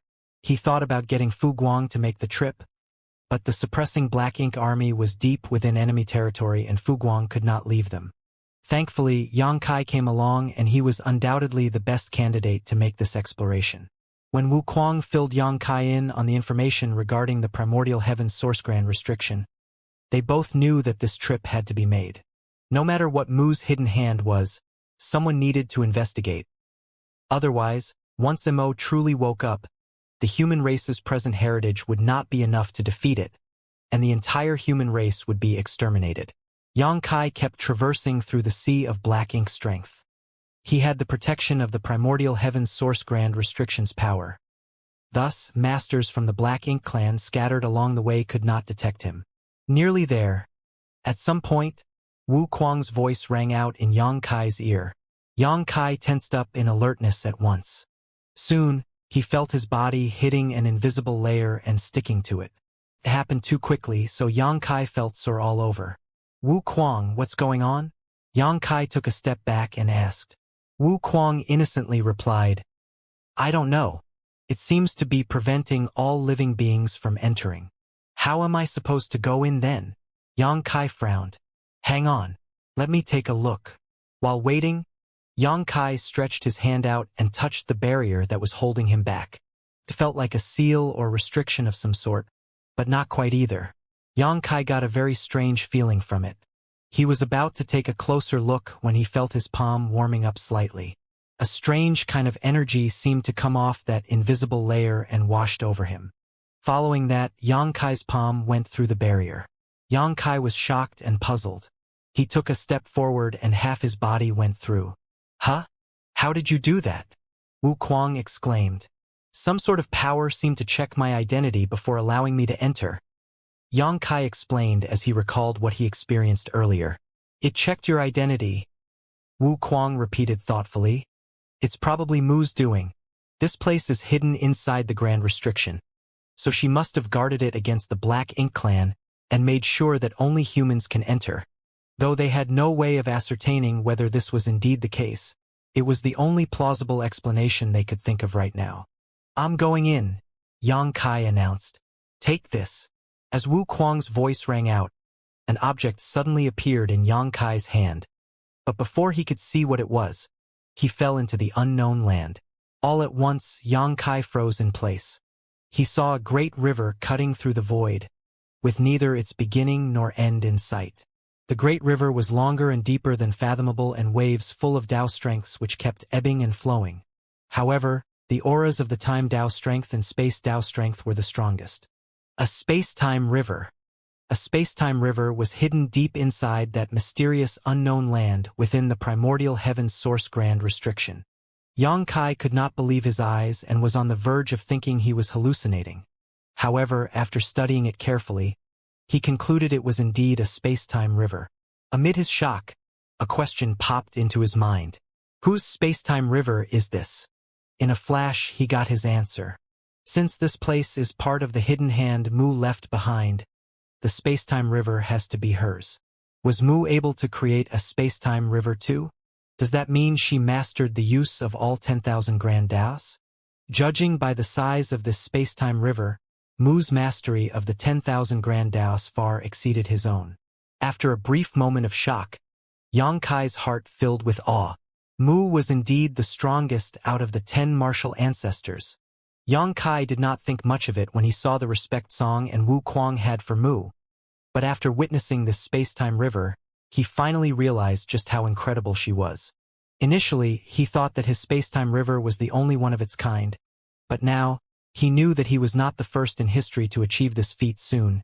Xianxia grew puzzled again though. He was able to form his space-time river from 10,000 Tao strengths because he had been inspired by the infinite river inside the universe furnace. If Mu did likewise, did it mean she had once entered the universe furnace and saw the infinite river as well? Either way, Xianxia felt a kind of joy at knowing that he walked the same path a martial ancestor once had despite being separated by millions of years. Ever since Xianxia heard about the mysteries of the creation realm from Song, he had been pondering about it.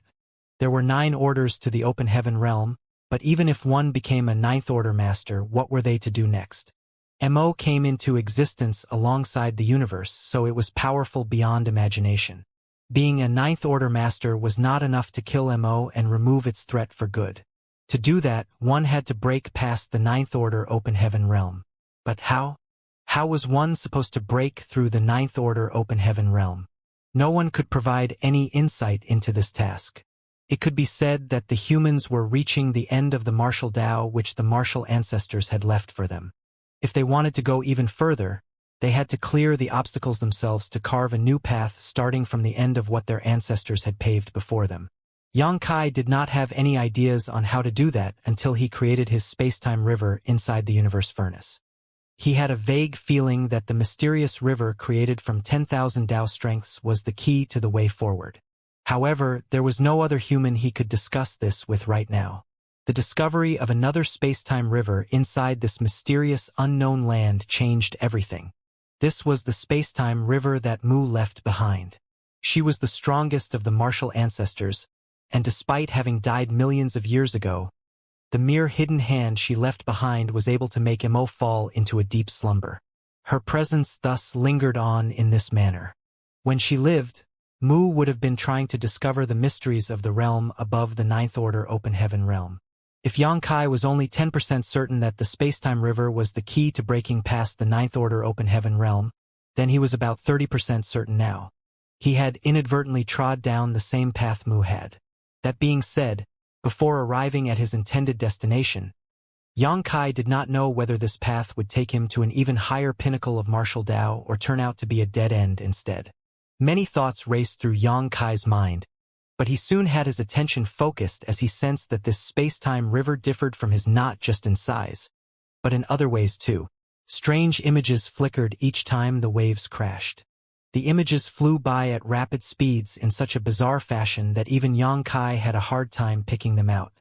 He was about to use his divine sense to take a closer look when a huge wave burst out of the space-time river and came crashing down on him.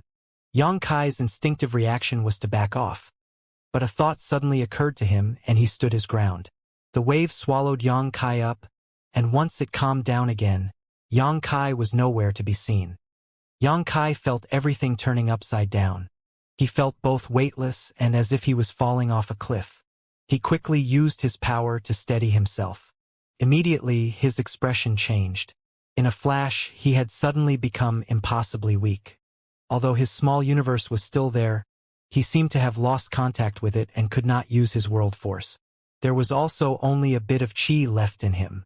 Xianxia had to scramble around before he could somewhat slow down the rate of his fall, but he could not steady himself at all. He looked down and saw a lush, verdant forest below him, one that was quickly getting closer. A melancholic thought flashed across Xianxia's mind. Am I going to be the first Ninth Order master to die by falling to his death? He had been too careless. Initially, he thought that Mu's spacetime river had to possess some kind of secret, so he did not try to dodge the wave that came at him. He wanted to enter the river and scout it out from the inside. However, he never thought he would end up in such a strange place after being swallowed up by the wave. Soon, he fell into the forest. Numerous branches cushioned his fall and slowed him down a little, but they could not break his fall entirely. Moments later, there was a loud thud as Xianxia dropped to the ground, creating a small crater in the process. The commotion scared off the birds and the critters, and soon, everything fell silent. A little while later, Xianxia was finally able to straighten himself up. He sat on the ground and shook his head. There was nothing much wrong with him. He did feel a little dizzy, but it was most likely because he had been plunged into this unknown space rather than because of the fall. He belatedly realized that he was still a divine dragon. Even though he could not use his dragon vein's power right now, his thick skin and strong flesh meant that he would not die from such a fall, even if it had been from an even greater height. Still, he was under a lot of pressure from the sudden turn of events and was a little dazed. What is this place? Xianxia's brow furrowed as he looked around, narrowing his eyes a moment later. He was only certain that he was inside Mu's spacetime river right now, and he was astonished to find that such a world existed inside the spacetime river. His spacetime river did not contain anything as profound as this. From the looks of it now, the images I saw in Mu's spacetime river when I was standing outside it earlier weren't images at all, but reflections of this world. The infinite river, a universe world. Xianxia was beginning to get some ideas. He sorely wished he could enter retreat to digest the new information. However, now was not the time for that. The place he was in did not seem to be all that peaceful. His cultivation was being suppressed and his divine sense was suppressed to remain inside his knowledge sea. So it meant that he only possessed the barest hint of his powers right now. What's more, after all his years of travels and experiences, Xianxia could keenly sense that he was not alone in the forest right now. A strange murderous intent hung thick in the air as unseen pairs of eyes were fixed on him. Xianxia lowered his gaze as he silently checked what strength he still had. One day, a crack will appear in the sky and a man will fall from it. He will spark the light and rip apart the shackles of darkness. He will defeat the ultimate enemy. Somewhere in the forest, a man was staring dazedly at Xianxia. He muttered those words under his breath, and as he did so, an indescribable look of feverish passion filled his expression. Two others beside him looked just as ecstatic when they heard what he said and saw the disheveled Xianxia. You two, get him out of here. I'll bring up the rear. The person who spoke first quickly came to a decision, and after giving this order, he gripped his sword and charged out of his hiding spot. The other two people quickly followed close behind. As the three of them started moving, the murderous intent that circled the forest grew even stronger as silhouettes fluttered in the shadows. Xianxia looked up and his brow rose slightly when he saw the man rushing over to him with a sword in hand. After a quick check, Xianxia confirmed what cultivation he had right now. He, a ninth order master, was only able to use true element boundary strength. What outrageous suppression!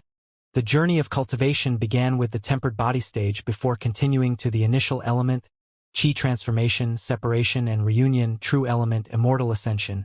Even back in the Great Han Dynasty, Xianxia's cultivation had surpassed the true element boundary.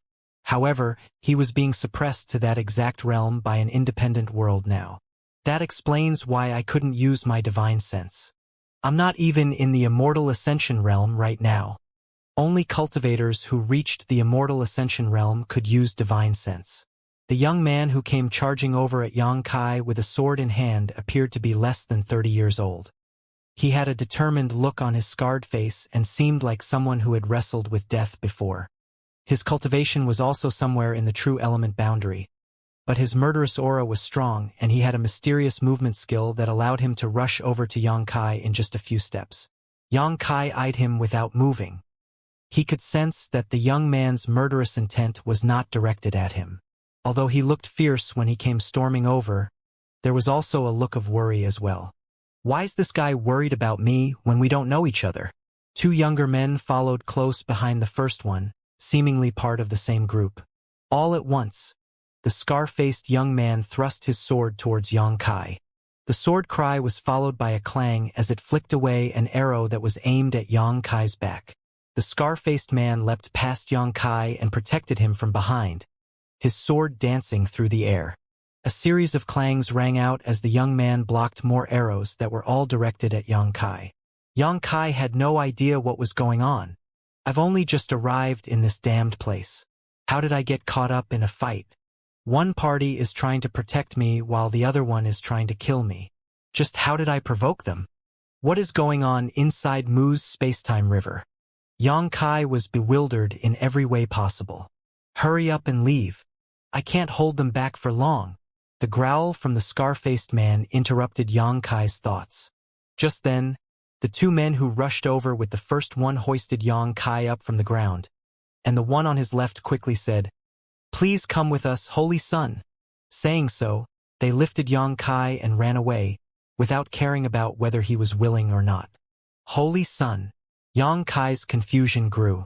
Although the cultivation of these two people was not as good as the scar-faced man, their strength and movement skills were still impressive for their realm. As arrows rained down from behind, the two of them cooperated seamlessly, blocking attacks while carrying Xianxia as they fled into the distance. Soon, a furious roar came from behind them. "Zhuowu, you court death. You all came for me, didn't you? Well then, let's fight to the death here. I'll hold him off, you guys run. No one is leaving." The scar-faced youth Zhuowu roared.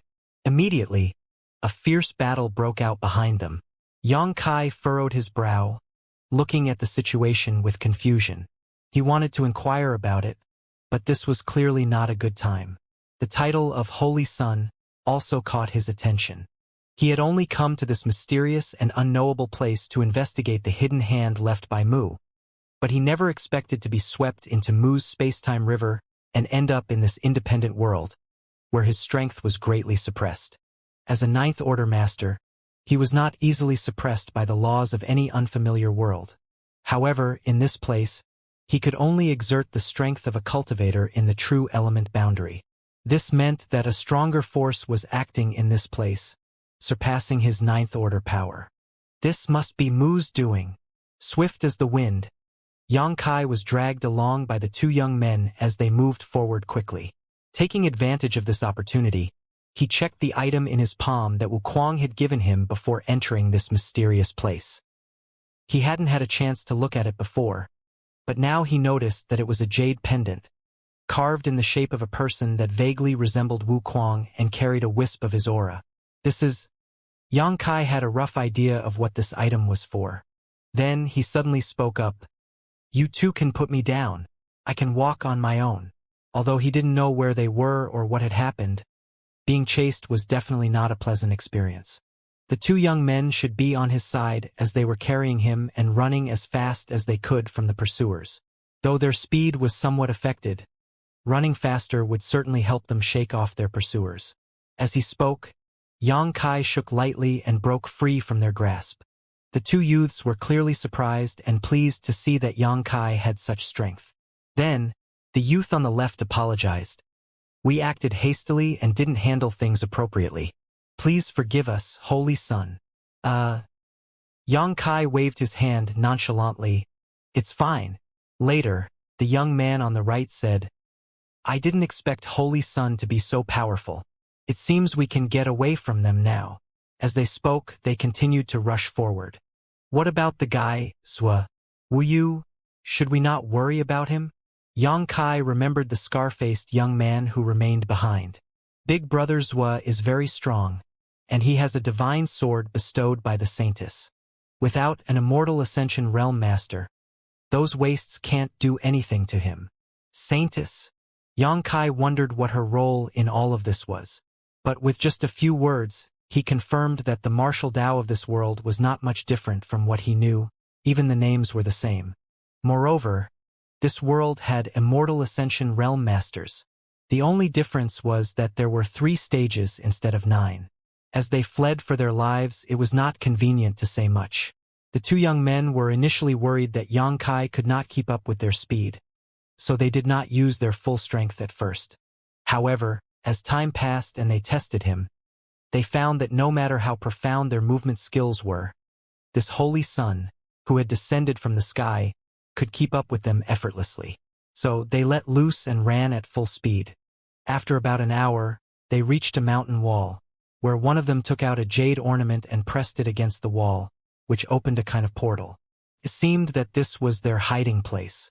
The 3 of them entered one after another, and the portal closed again. There was a space that was just the right size inside the mountain, and the space had clearly been lived in before. After everything was settled, the 2 young men who led Yang Kai here breathed a sigh of relief. There was no need to worry about anything now that they were here. Yang Kai stood with his hands behind his back, surveying his surroundings. Suddenly, the 2 young men fell to one knee and bowed. Greetings, Holy Son. N. Yang Kai hesitated for a moment before reaching out to help the 2 young men up. I still haven't figured out what's going on here, and I have no idea who this Holy Son is that you speak of. Are you sure you haven't mistaken me for someone else? The thin youth replied, We have not made a mistake. You are indeed the Holy Son of the Spirit religion. Of course, the final determination will be made by the Saintess herself. Yang Kai was confused. But we've never met before today. How can you be so sure? The 2 exchanged a glance before the thin one explained. It is said that one day, a crack will appear in the sky and a man will fall from it. He will spark the light and rip apart the shackles of darkness to defeat the ultimate enemy. And that person will be the one who leads the Spirit religion into the light. That person is the Holy Son of the Spirit religion. Descend from the sky. Yang Kai realized that they were probably talking about him. After all, he had indeed fallen from a crack in the sky in a rather undignified manner. It was surprising to find that their prophecy matched up with his own experience. To not only descend from the sky but also do so while the sky is split open. Who made this prophecy? He asked. The other young man replied solemnly.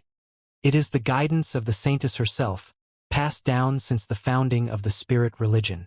Yang Kai raised his eyebrows, intrigued. Oh? Can I meet this Saintess of yours? Of course, the thin youth said. We'll wait here for a while until Big Brother Zua returns, and then we'll take you to see the Saintess. Good. Then they rested in silence for a while. The 2 youths had been running non-stop, which had taken a toll on them, but Yang Kai, on the other hand, was still full of energy. Despite being suppressed to the true element boundary, he still had the heritage of the 9th Order Open Heaven realm, so running didn't tire him out. Taking advantage of the moment, he gripped the jade pendant in his hand. intending to activate his divine sense. But he quickly remembered that he couldn't do that right now. As a last resort, he could only call out softly, "Wu Kuang."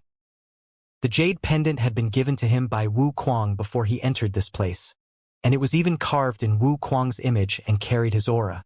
Obviously, it was meant for communication. Yang Kai also sensed that Wu Kuang had left a thread of his consciousness in this jade pendant.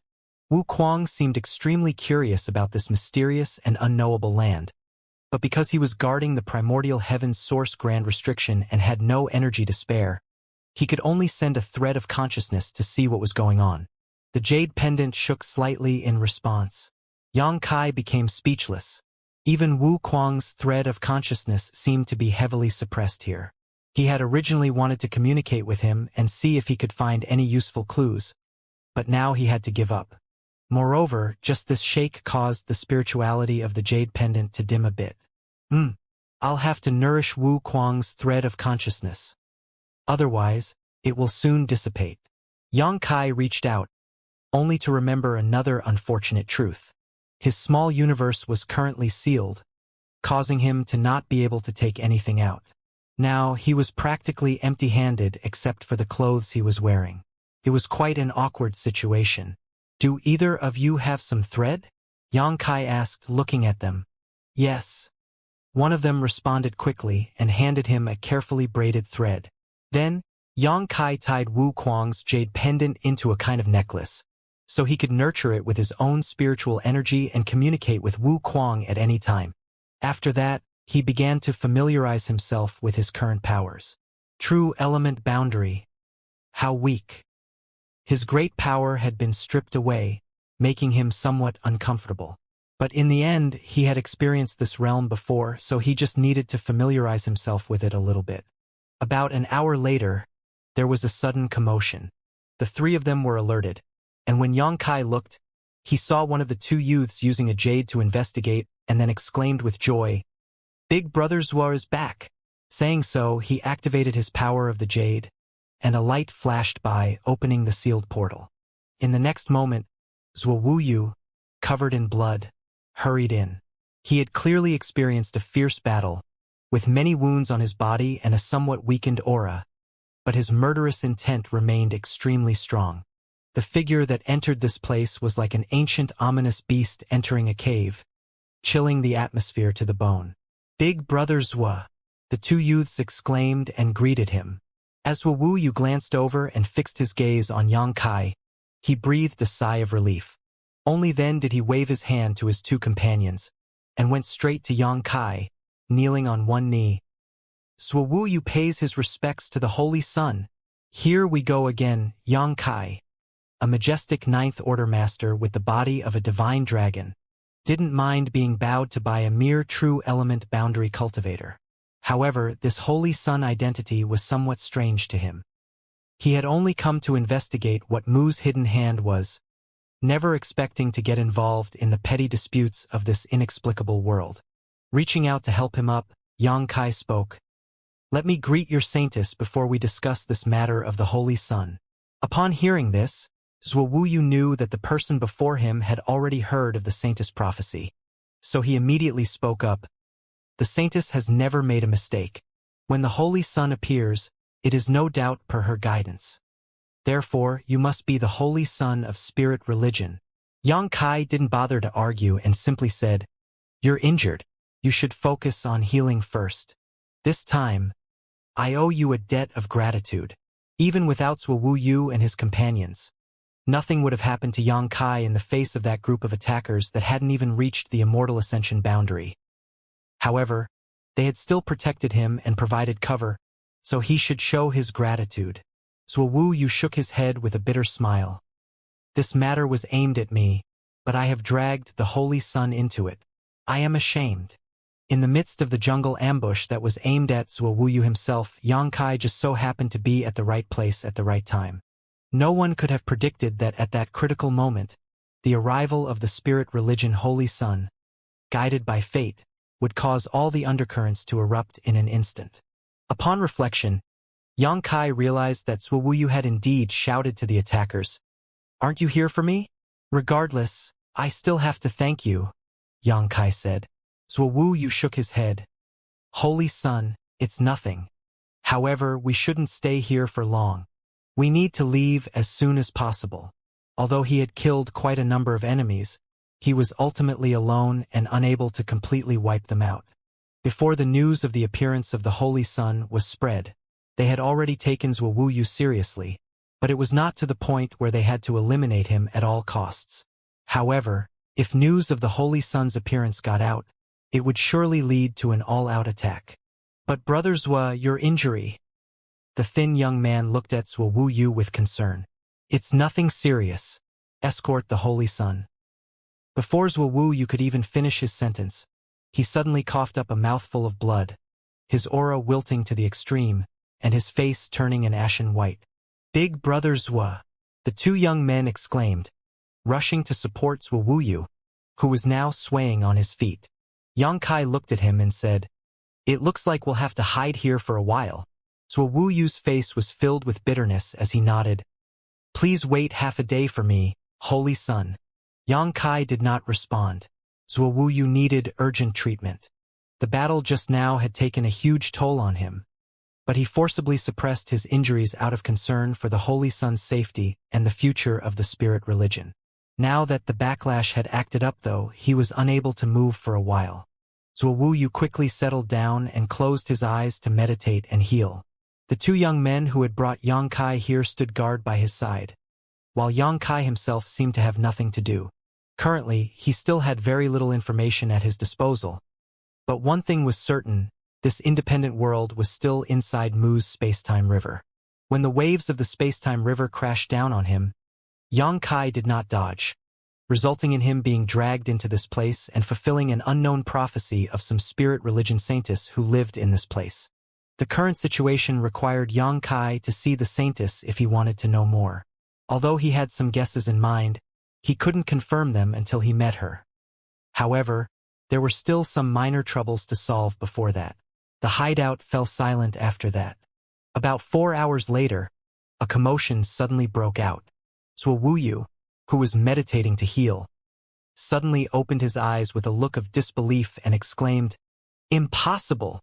As soon as the words fell, a tremor shook the ground, as if someone outside was using powerful means to attack the mountain wall where the secret chamber was located. Big Brother Zhuo, cried the thin young man. Our location has been exposed, and those guys have come after us. Upon hearing that, Zhuo Yu's expression darkened. This secret chamber was one of the spirit religion's footholds outside, and when he returned earlier, he had carefully investigated the surroundings to ensure that he wasn't being followed. So how did the enemy find them? If he hadn't been certain that this foothold was safe enough, he wouldn't have stayed here to heal his injuries. But in fact, the enemy had already found them. Hurry! Activate the array, Zhuo Yu shouted. Another young man immediately took out a control jade, infused it with power, and shielded the hideout. The attacks became more ferocious, and the commotion grew much louder. Zhuo Yu, this king knows you're in there. Hand over your Holy Sun, and this king will spare your life. Zhuo Yu paled upon hearing the voice. Yen Peng, that old dog really came here in person. He, who remained calm when he was being besieged in the jungle previously, panicked now, clearly facing a formidable foe at the moment. It was obvious that this Yen Peng was not someone to be trifled with. After waiting for half a moment without a response, Yen Peng outside coldly snorted. Since you refuse a toast, you must drink a forfeit. Don't blame this king for being ruthless. As he finished speaking, the violent attacks resumed, causing the entire secret chamber to shake violently. The young man holding the control jade and stimulating the protective array stumbled as well, nervously saying, Big Brother Zhuo, the array can't hold on for much longer. With that, Zhuo Yu immediately stood up and drew his sword before taking a deep breath and declaring, Zhanghai Lu Ji, I'll clear a path for you. Bring the Holy Sun and run. Big Brother Zhuo, we can't escape, said the thin youth, Zhanghai, full of sorrow and indignation. We should fight together. Zhuo Yu's eyes flickered with a hint of sadness. He knew very well that they couldn't escape, but after so many years of persistence, How could he give up now that he had finally seen a glimmer of hope? He gritted his teeth and said, "Listen up, you two. No matter what happens, you must protect the Holy Sun and bring him back safely. Don't give up until the very end." Hong hong hong. As rocks crumbled and fell, it was clear that this secret chamber couldn't hold much longer. Zhuo Yu held his sword up. His expression was resolute and determined. Lu Ji continued to wield the power of the jade, while Zhang Hai stood ready with all his strength, preparing to unleash his strongest move. Suddenly, Zhang Hai punched Lu Ji in the back and, at the same time, the hidden dagger in his other hand struck at Yang Kai's vital point. What? What? Two exclamations sounded almost simultaneously. The situation in the secret chamber became confusing and chaotic. Lu Ji, who was hit by the punch, spat out fresh blood and fell to the side. Zhuo Yu couldn't help but turn his head in disbelief. He never expected to have a traitor on his side, especially one who would turn on them at such a critical moment. Finally, he understood why their position had been exposed. The enemy had hidden Zhang Hai, a traitor, deep within the spirit religion for years without ever using him. Now that it involved the existence of the Holy Sun, though, it was time to activate this agent. What surprised Zhuo Yu even more was what happened when Zhang Hai attacked Yang Kai. He timed his attack perfectly, just as the spirit array was about to collapse and when everyone was highly focused due to the tension. Lu Ji was already injured by him, and Yang Kai, standing not far from him without any defenses, should have been directly killed by him. However, when his dagger was about to reach Yang Kai, it was caught between two fingers that suddenly appeared out of nowhere. Throughout the entire process, the Holy Sun didn't even turn his head, yet he seemed to have eyes on the back of his head. Hong. With no one to maintain the array, it collapsed, and the secret chamber hidden in the mountain was completely exposed. Figures outside could be seen, and one of them, a white-haired old man with a ruddy complexion, stood with his hands behind his back while raising a gust of wind to clear away the dust to make the confusing situation clearer. After scanning the scene, the white-haired old man snorted coldly. Zhuo Yu's roar resounded. "Zhang Hai!" With a flick of the sword in his hand, he turned and thrust towards Zhang Hai. His eyes filled with bloodshot veins and anger, and his face twisted in a grimace of disappointment for his former comrade. "Silence!"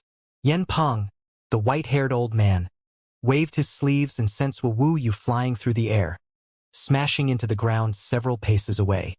Already heavily injured and weakened, the impact of the throw left him nearly unconscious, with no strength left even to move a finger. Desperately looking towards Yang Kai, he expected to see the Holy Sun's tragic state, but what he saw left him stunned instead. Zhang Hai held a dagger close to the Holy Sun's waist, with a posture of attempting a sneak attack, but the Holy Sun quickly countered by catching the dagger with two fingers and holding it in place. Right now, Zhang Hai was struggling to pull the dagger out, but those two fingers were as steady as a rock, making his efforts futile. What is happening? Zhuo Yu couldn't make sense of it. From the looks of it, the Holy Sun seemed to have anticipated this sneak attack. While he was wondering how the Holy Sun could have been prepared for this, the latter spoke up. "There really was an issue with you." Saying so, he turned to look at Zhang Hai behind him. Perhaps feeling guilty, or perhaps intimidated by Yang Kai's strength, Zhang Hai tried to put on a tough act and asked, "How did you figure it out? During our escape, you were clearly leaving some things behind in secret. I thought they were meant to guide Zhuo Yu, but then I thought, if Zhuo Yu already knew about these places, who else could you be guiding?" The Holy Sun replied, "How is that possible? You noticed what I did on the way here."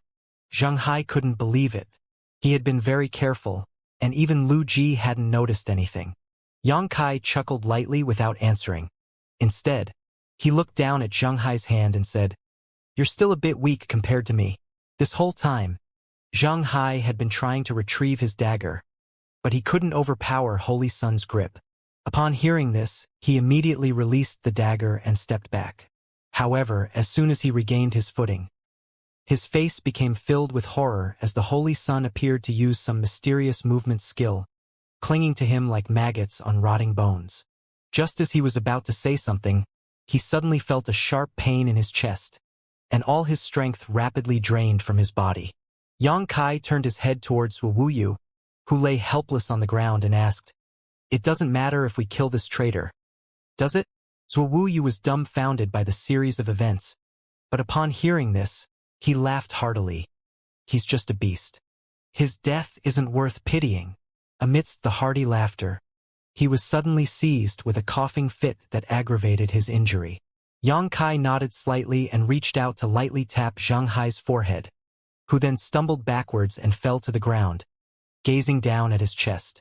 A dagger was somehow thrust into his heart, the very same one he had used to ambush the Holy Sun from before. "Impossible!" Zhang Hai's pupils contracted as he murmured to himself, "How is that possible that I'm dying here?" His head tilted and he lost his aura. Only then did Yang Kai turn to look at Yen Peng, who was observing him with a scrutinizing gaze, looking somewhat surprised. Yang Kai said, "Old man, aren't you angry?" "Angry about what?" he asked in confusion. "I just killed one of your subordinates." Yang Kai pointed to Zhang Hai, who lay dead next to them. Yen Peng burst into laughter. "I have thousands of subordinates. If I were to get mad every time one dies, I'd have died from anger by now." Yang Kai pondered for a moment before nodding. "That makes sense." Yen Peng scrutinized Yang Kai and asked, "Are you the legendary Holy Sun?" "I'm not sure," Yang Kai replied as he agilely maneuvered through the rubble, quickly arriving before Wuyu and looking down at him. Wuyu's lips moved, and he appeared to be mouthing the word "run." Flashing a smile, Yang Kai reached out to grab the long sword in his hand. "Let me borrow this." Yen Peng didn't stop him, but curiously asked, "What are you going to do?" Yang Kai paid him no attention as he examined the sword in his hand. On their escape route, Zhang Hai mentioned that this sword was a divine weapon bestowed upon the saintess, but in Yang Kai's eyes, it was an ordinary weapon that didn't even qualify to be called a proper artifact. This wasn't surprising though, as this was a world with a relatively low martial Dao, so there were no truly powerful artifacts. "I just asked what you were doing." Yen Peng was starting to get annoyed by Yang Kai's dismissive attitude. Yang Kai flicked the sword with his finger to hear its clear and melodious cry. Only then did he turn his head to look at Yen Peng and smiled. "I'm getting ready to fight. With so many of you, I obviously need to find a suitable weapon." They were already surrounded by enemies in all directions.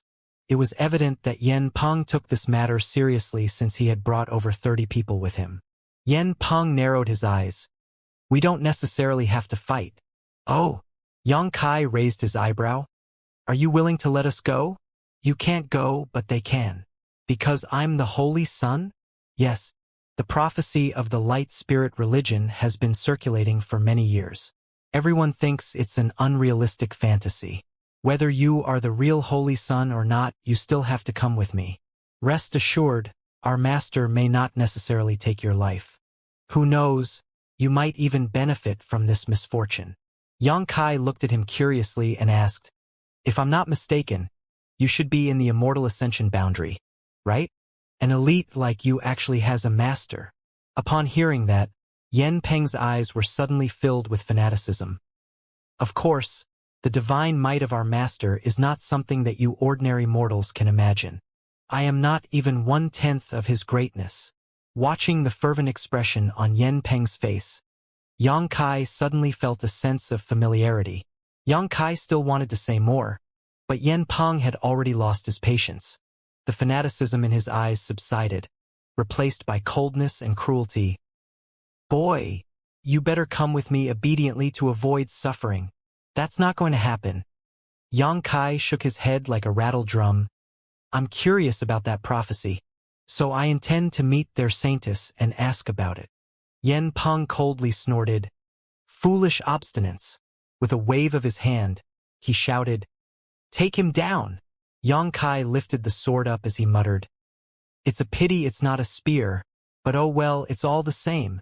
With those words, he flicked his wrist, and blood spurted forth as one of the masters who charged towards him was inexplicably pierced, clutching his throat while he stumbled backwards. Yang Kai thrust his sword again, and another person was killed with one swift blow. Masters came from all directions, but Yang Kai moved like a graceful butterfly amid their dense attacks. Within just a few breaths, the ground was covered with corpses, and more than half of Yen Peng's men were dead. The remaining people were filled with horror and no longer dared to approach. Zhuo Wuyu, who had collapsed on a pile of rubble, stared straight ahead, momentarily forgetting to breathe. On the other side, Lu Ji also widened his eyes and almost thought that he was dreaming. Yen Peng was equally astonished and asked, "What kind of sword secret technique is this?" Under his observation, this holy son of the light spirit religion did not even use any kind of great force. The sword in his hand seemed to have a mind of its own, piercing with precision every time and always hitting its target. After just a dozen or so strikes, half of his men were already dead. However, the sword remained unsullied by blood. Sword secret technique? Yang Kai shook his sword and said, "No, no, no. This is not a secret technique." "Not a secret technique? Then what is it?" "It's just an application of the sword Tao." Although Yang Kai mainly cultivated the Tao of space, time, and spear, he had delved into the sword Tao before. In his earlier years, when he wasn't powerful enough, he roamed around with only a sword. However, since the war in the Star Boundary, after receiving the Azure Dragon Spear from Ada, he had switched to Spear Tao. Now, with the gains he had obtained from the Great Sea Celestial Phenomenon and Infinite River, compared to ordinary masters, Yang Kai was still much stronger, despite his mastery over the sword Tao being lower than the 3 Grand Taos he primarily cultivated. In Yang Kai's small universe, many people benefited from his unusual accumulation and embarked on the sword Tao, making it among the most popular Grand Taos in the entire Void world. Although his power was severely suppressed in this independent world, which made it difficult to use his Tao strengths, his mastery of the sword Tao remained. With just a flick of his wrist, he could perform an extremely exquisite move with any kind of sword. Yen Peng and Zhuo Wuyu found this all hard to comprehend. Now, who wants to die next? Yang Kai looked around at the masters who were now at a loss. No one dared to step forward. A mere true element boundary junior dares to act insolent in front of this old master? Even if your sword secret techniques are exquisite, you are not my match. Yen Peng bellowed with rage as his divine sense surged, sending his spiritual energy charging towards Yang Kai. Zhuo Wuyu's expression changed drastically as he shouted, "Holy Sun, be careful!" While the Holy Sun's sword secret techniques were truly transcendent, his cultivation realm was still a fatal weakness. There was an insurmountable gap between the true element boundary and the immortal ascension boundary, one's divine sense and knowledge sea. The latter had given birth to a divine sense and opened their knowledge sea, but the former had not. Therefore, an immortal ascension masters who wanted to make a move against a true element cultivator were basically unstoppable, unless they wore some artifact that protected their soul. After Yen Peng witnessed Yang Kai's skills and realized he could not understand his sword's secret techniques, he understood that if he wanted to take him down, he could only use soul secret techniques.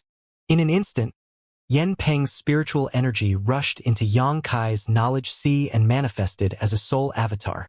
He stood proudly above the ocean, his arrogance and disdain quickly turning to shock and doubt.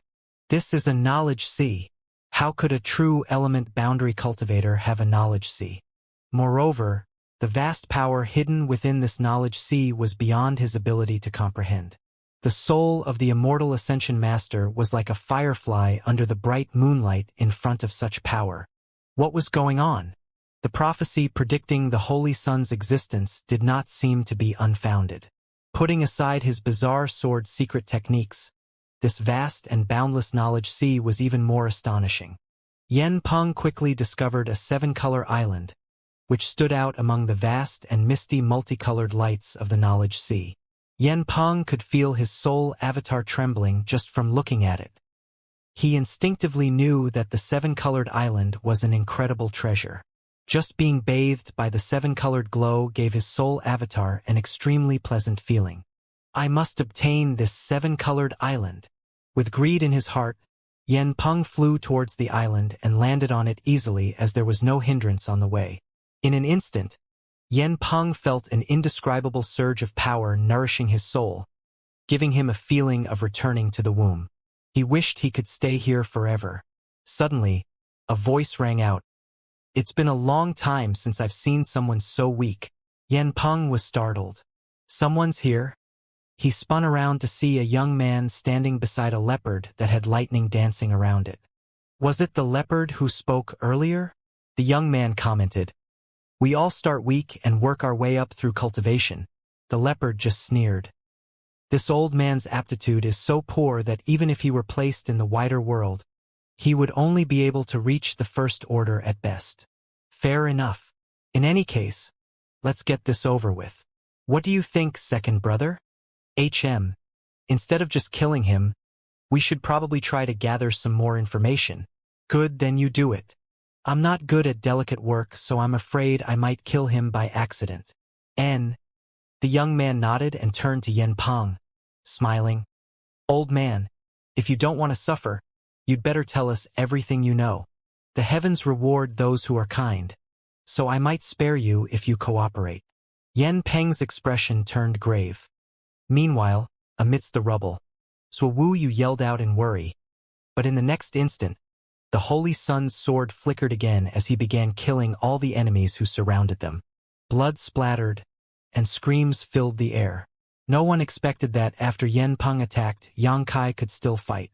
Normally, at this point, Xianxia's soul should have been crushed by Yen Peng, leaving him either dead or severely limited.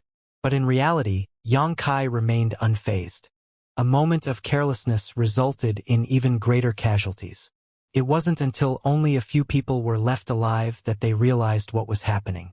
"Kill him! Kill him now!" The few people exclaimed in shock as a layer of faint mist suddenly filled their bodies. As the mist spread, their strength noticeably improved. Xianxia, who was in the midst of wielding his sword and killing, suddenly raised his brow, revealing a look of astonishment.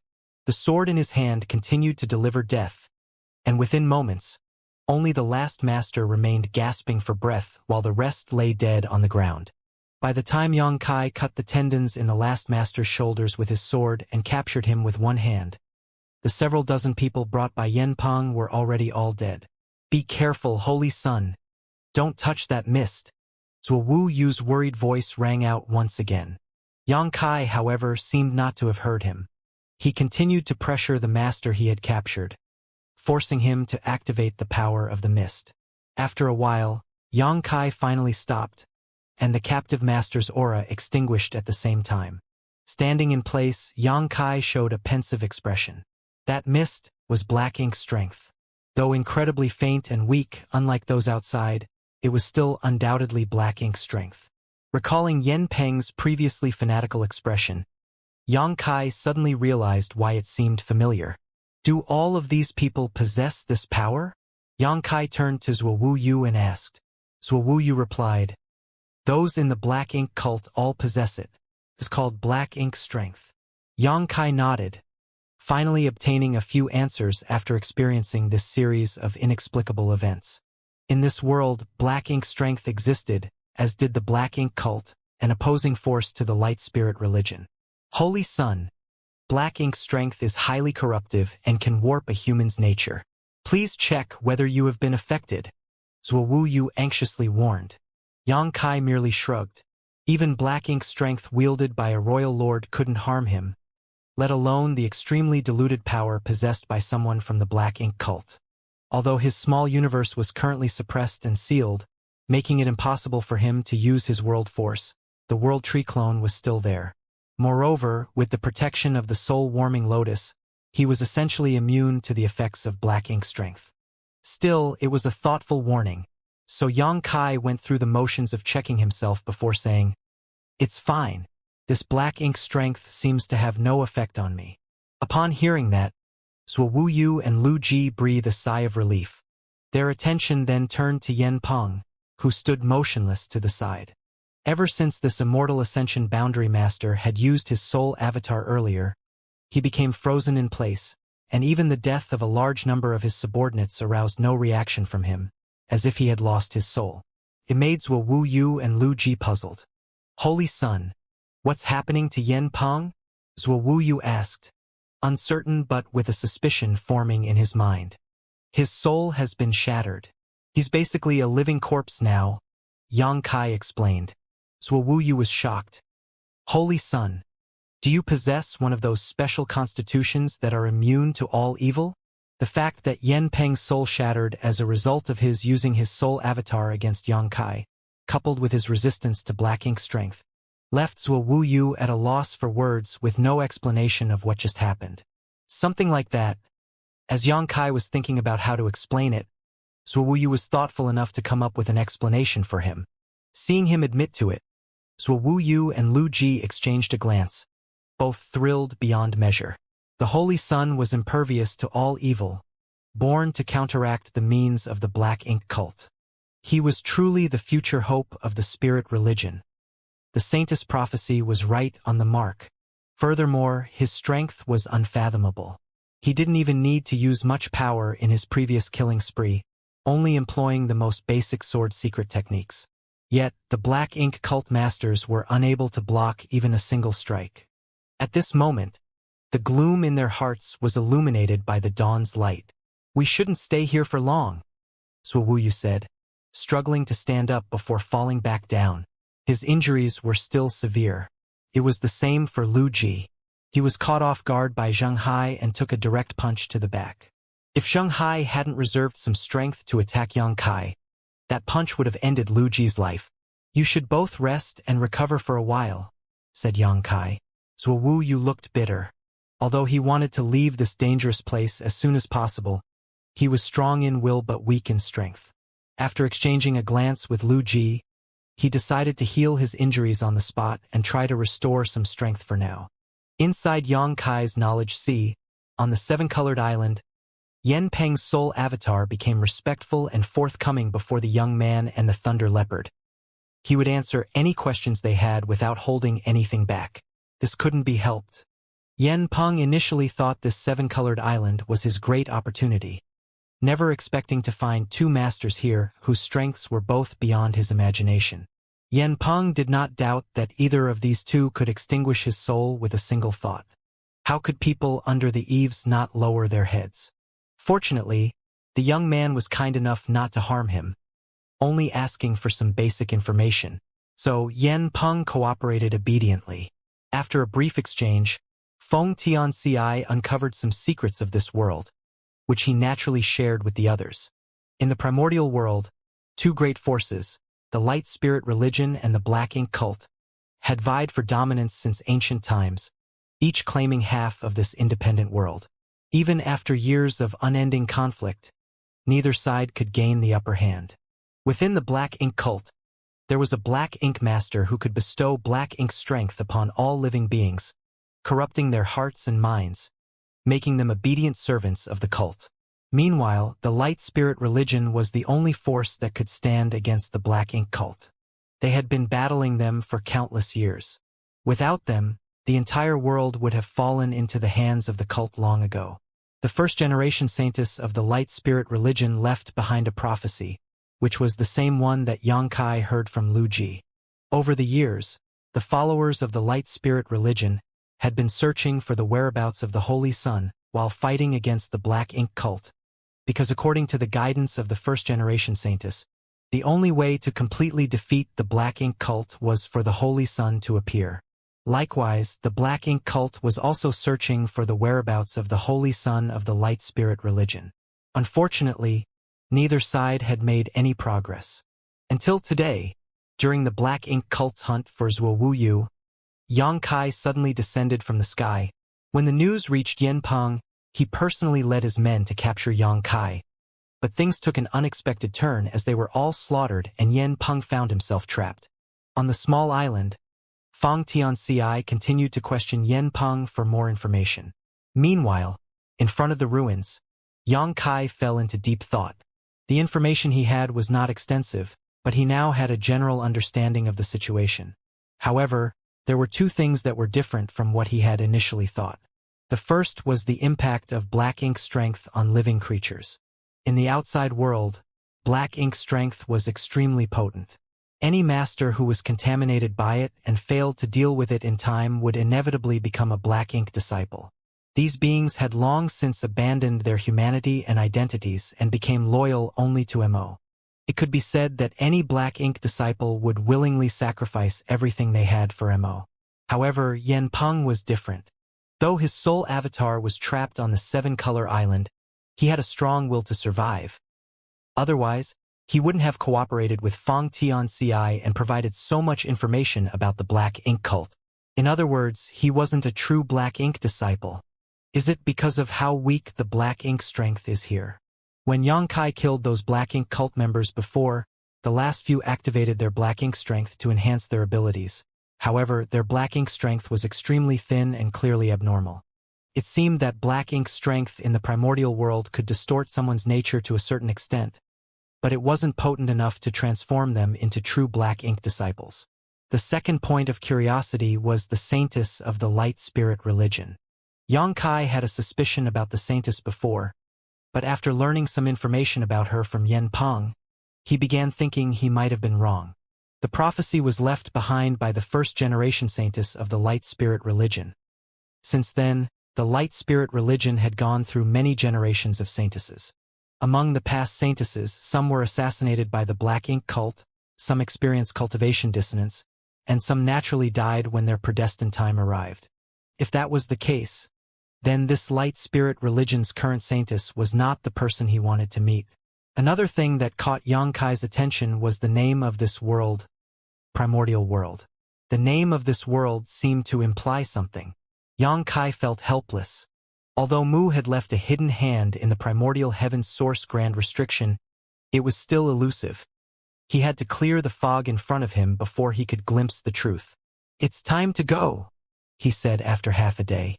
Since Yen Peng personally took action, the black ink cult would certainly send more masters to investigate the situation once there was no news from him for long enough.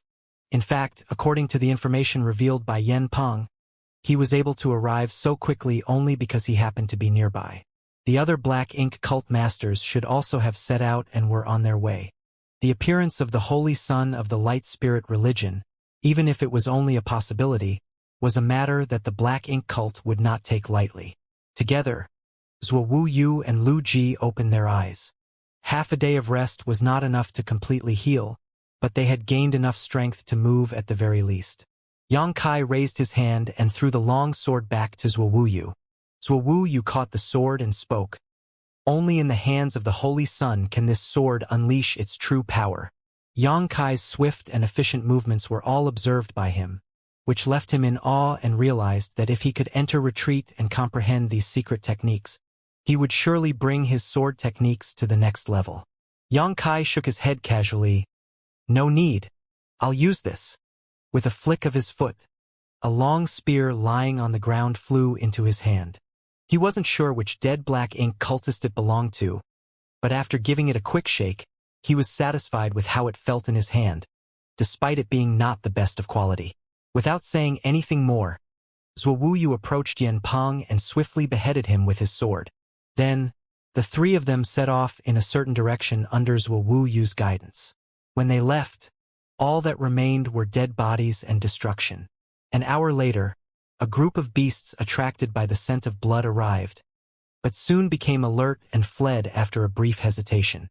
Suddenly, a blood-red line shot through the air and pierced one of the beasts, causing it to cry out in agony and turn into a lifeless husk. The blood-red line transformed into a blood-red light, from which a figure strolled out. The figure was a woman in tight red robes, her stunning physique accentuated by the vivid color of her clothes. Her nails were long and sharp as blades, and she licked her lips with satisfaction after the recent kill, her eyes curved with pleasure.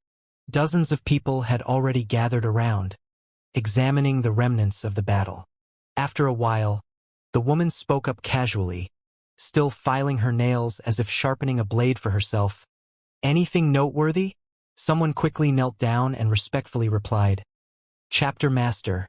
All of them died from sword injuries, killed by a single strike. Even Yen Peng seemed to have put up no resistance before he died." "Oh!" The woman showed a hint of surprise. "So Yen Peng didn't even try to fight back?" Looks like there were some extremely powerful swordsmen among them. Was it Zhuo Wuyu? It couldn't have been Zhuo Wuyu. He's only in the true element boundary, while Yanpeng is in the immortal ascension boundary. With a difference of a major realm, Zhuo Wuyu couldn't have been responsible, the Black Ink cult disciple explained. So it must have been their newfound holy son. The woman raised an eyebrow. I don't know, chapter master. Which way did they go? It should be that way. The man pointed in a direction. Immediately, the woman's body flickered, turning into a blood beam, which shot towards that direction. Her voice echoed in the distance. I'll go on ahead. You guys catch up as soon as possible.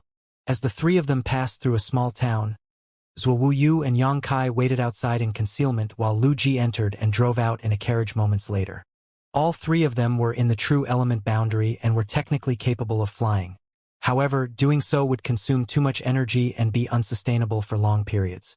Besides, with Zhuo Wuyu and Lu Ji still recovering from their injuries, the natural choice was to use a carriage as transportation. Once they regrouped, Lu Ji nodded lightly to Zhuo Wuyu. It's arranged, Big Brother Zhuo. Zhuo Wuyu nodded in response before turning to Yang Kai. Please get on, holy son. Yang Kai went along with them and got on the carriage with Zhuo Wuyu while Lu Ji continued to drive, the carriage rattling away from the small town. Inside the carriage, Yang Kai asked, Where are we going now? Dawn City, Zhuo Wuyu replied. Yang Kai understood why they were going there. According to Yen Peng's information, Dawn City was the foundation of the Light Spirit religion, with countless masters and high-ranking officials of the Light Spirit religion gathered there. Now that the Holy Sun had appeared, it was imperative to send him to Dawn City as soon as possible. However, the name of the city brought a sense of familiarity to Yang Kai, reminding him of the days when he fought side by side with his squad members on the Black Ink battlefield. Today, many of those familiar names and figures had vanished into the river of history. They were still quite far away from Dawn City, and judging by their current pace, it would take them 5 or 6 days to arrive even if they traveled day and night without rest. What's more, this long journey was highly unlikely to be peaceful. Zhuo Wuyu clearly knew this, so he quickly focused on healing his injuries. Shortly after the three of them left the small town, a blood light arrived. Moments later, the blood light rushed out and turned into the figure of the red-robed woman. She stood in the void, gazing in the direction of the departing carriage as she coldly snorted. I wonder what the legendary Holy Sun tastes like? With those murmured words, she turned into a bloody beam of light again and chased after Yang Kai and the others. Behind them, the small town lay eerily silent. Half a day later, Yang Kai in the carriage suddenly heard a commotion. Zhuo Wuyu, who was meditating, was also alarmed and quickly opened his eyes, lifting the carriage curtain to ask, What's going on? When he looked out, he clearly saw that someone was being assaulted by a strong man on the side of the road ahead. A burly man was pressing a woman underneath him, emitting a lewd laugh as he tore the woman's clothes. A large expanse of snow-white skin was exposed, causing the woman to scream and shout in distress, which only further fueled the man's savagery. Big Brother Zhuo. Lu Ji, who was driving the carriage, couldn't bear to watch. Due to his naturally kind personality, coupled with the Light Spirit religion's teachings to help the weak, he couldn't just ignore such a wicked act. However, Zhuo Wuyu's face flashed a look of vigilance as he said in a low tone, Carry on. Upon hearing the command, Lu Ji gritted his teeth and quickly drove the carriage past them. Under normal circumstances, the two of them would not sit idly by in the face of such an incident. But now there was only one priority, which was to escort the Holy Sun to Dawn City. Everything else was unimportant. When the carriage approached, the burly man had already stopped his actions and looked warily at Lu Ji. It was only after the carriage passed that he breathed a sigh of relief. The woman who was pinned down by him screamed, Help! Help me! Aggravated, the burly man slapped her and sneered, No one will come to save you. Give up.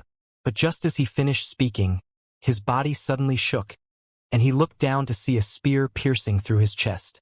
The burly man's eyes widened as his strength quickly ebbed away. Yang Kai flicked his spear and tossed the burly man to the side. He then smiled and reached out to the beautiful but pale-faced woman. "Miss, you're safe now." The woman clearly hadn't fully realized what had happened until she saw the corpse of the burly man next to her, which caused her to completely break down and throw herself into Yang Kai's arms, crying bitterly. A little while later, Yang Kai sat in the carriage, holding a warm and soft woman in his arms. She seemed to be so frightened that she held onto his neck with all her might, like an octopus clinging to him. On the other hand, Zhuowu didn't know where to look, mainly because the woman's clothes were torn and her snow-white skin was a little too dazzling. "Sir, you?" Zhuowu didn't know what to say. He never expected that the Holy Sun would suddenly jump off the carriage and play the hero to save the damsel in distress. But he had to admit that the woman was quite attractive. Even with her hair disheveled and her face covered in dirt, it couldn't conceal her charm. On the contrary, it accentuated her pitiful appearance, causing people to sympathize with her at a glance. Such looks easily attracted unwanted attention in these troubled times. With outsiders present, Zhuowu couldn't address Yang Kai as Holy Sun, so he simply referred to him as Sir. Yang Kai chuckled. "It's our duty to lend a helping hand when we see injustice. If we ignore something that we can easily help with just because it is inconvenient, then why bother cultivating at all? Besides, this carriage has plenty of space. Having one more person won't make a difference." Zhuowu could only nod and say, "As Sir says." Yang Kai ignored Zhuowu and instead lowered his head to look at the woman in his arms, speaking in a gentle and soothing voice. "Little beauty, what's your name? Where are you from? Are you married?" Zhuowu couldn't help but feel speechless at what he was witnessing. He never imagined that the Holy Sun had such an interest in beauties. Of course, it was natural for men to appreciate beautiful women, but there was a time and place for everything. Originally, Zhuowu admired the Holy Sun's ability to dispatch Yanpeng and his dozens of followers with a single sword, and he believed that the spirit religion had a bright future. But now, those expectations had taken a hit. Could such a Holy Sun really achieve great things? Zhuowu couldn't help but worry about the future of the spirit religion. As the woman in Yang Kai's arms slowly calmed down and seemed to realize that their position was not appropriate, she blushed, burying her head in Yang Kai's chest instead of answering his questions. Yang Kai laughed heartily at her response, feeling quite pleased with himself. However, the woman suddenly raised her head and looked at him with a bewildered expression. Yang Kai hugged her tightly and looked down at her. "What's wrong? Why did you try and kill me?" The woman's coquettishness and shyness disappeared out of nowhere, replaced by an expression of disbelief. You're not dead?" The woman cursed loudly. "Are you even human?" Their conversation made no sense, leaving not only the driver Lu Ji puzzled but also Zhuowu, who was in the same carriage. However, the odd atmosphere made him feel a great sense of danger, and he quickly tightened his grip on his long sword, only to find that it was gone. Zhuowu was shocked. He didn't even know when he had lost his sword. Next, the carriage became filled with a strong, metallic smell. The woman in Yang Kai's arms started bleeding fresh blood, whereas Zhuowu's lost sword was pierced through her, the hilt gripped in Yang Kai's hand. With a loud bang, violent waves of energy swept through the carriage, lifting the roof off. The woman, who had been in Yang Kai's embrace, suddenly turned into a blood mist, breaking free from his grasp. The sudden turn of events frightened the horses pulling the carriage, resulting in them neighing in panic. Lu Ji had to quickly calm them down or they would have bolted. Zhuowu was also thrown off balance by the shockwave, almost being blown away, but luckily was grabbed by Yang Kai just in time. The carriage continued forward, and in the shabby compartment, Yang Kai and Zhuowu looked behind together. In the half-empty air, a twisting, writhing mass of blood gradually transformed into the alluring figure of a red-robed woman. She clutched her chest, her face twisted with hatred and resentment, her beautiful eyes fixated on Yang Kai, overflowing with intense malice, as if she wished to devour his flesh and drink his blood right then. Knight Chapter Master, Shui Ji. Zhuowu was shocked and terrified. Though they knew that the black ink cult would soon have pursuers on their heels, he never expected it to be her. They were in trouble now. Yang Kai's brow raised slightly as he thought to himself. As I suspected, thanks to the information he had gleaned from Yanpeng, Yang Kai was no longer completely ignorant about the primordial world. The black ink cult, under the command of Mo, was divided into the 8 chapters, each with their own structure and hierarchy. The Night chapter, though the smallest in number, was made up entirely of elite assassins.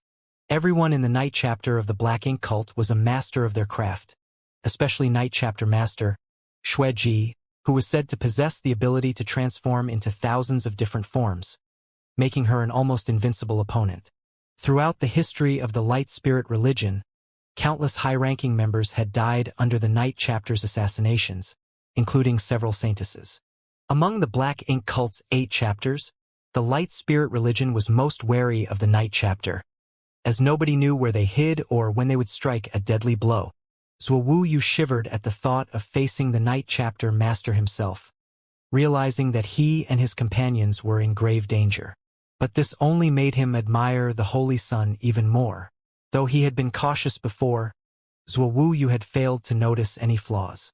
Little did he know, the seemingly lustful and carefree Holy Sun was already aware and prepared to strike, displaying a level of cunning and decisiveness that left others in awe. You shouldn't be alive. Yang Kai looked at Xueji in confusion. He could sense that Xueji was an immortal Ascension boundary master, but even so, there was no way she should have survived being stabbed through the heart with his sword. However, she only seemed to have suffered some damage to her foundation, with no threat to her life. All his actions really accomplished was making her angry. Her mastery over blood was unlike any he had seen before. How dare you wound me? I'll devour. Xueji's face twisted with rage, but before she could finish her sentence, another figure appeared before her. It was none other than Yang Kai, who should have been standing in the carriage. He wielded a long spear without hesitation and used his formidable supreme limitless secret art on Xueji. His spear strikes rained down on her without mercy, creating countless holes in her body. Zhuo Yu wasted no time and joined the attack, brandishing his sword with skill and unleashing a flurry of strikes upon Xueji. With their combined efforts, Xueji was quickly reduced to a mist of blood, vanishing from sight in an instant. As the bloody mist condensed and converged, it surged towards the two of them. Yang Kai's face changed slightly as he grabbed Zhuo Yu and jumped back onto the carriage. In the sky, the blood mist seemed to possess a sense of spirituality, quickly fleeing into the distance as Xueji's voice echoed. I will rip your corpse into 10,000 sooner or later. The infamous Night chapter master escaped in such a pathetic state just like that. Watching her depart, Yang Kai wore a troubled expression as he muttered, so difficult to deal with. Ordinary people would have died from such a surprise attack, or from the follow-up assault. But Xueji was able to keep her life intact. Her skills were truly remarkable, making Yang Kai feel a sense of admiration for her talent. Through their brief exchange just now, Yang Kai noticed something. Xueji's mastery over the blood Dao was indeed extremely high, leaving her with no fatal weakness.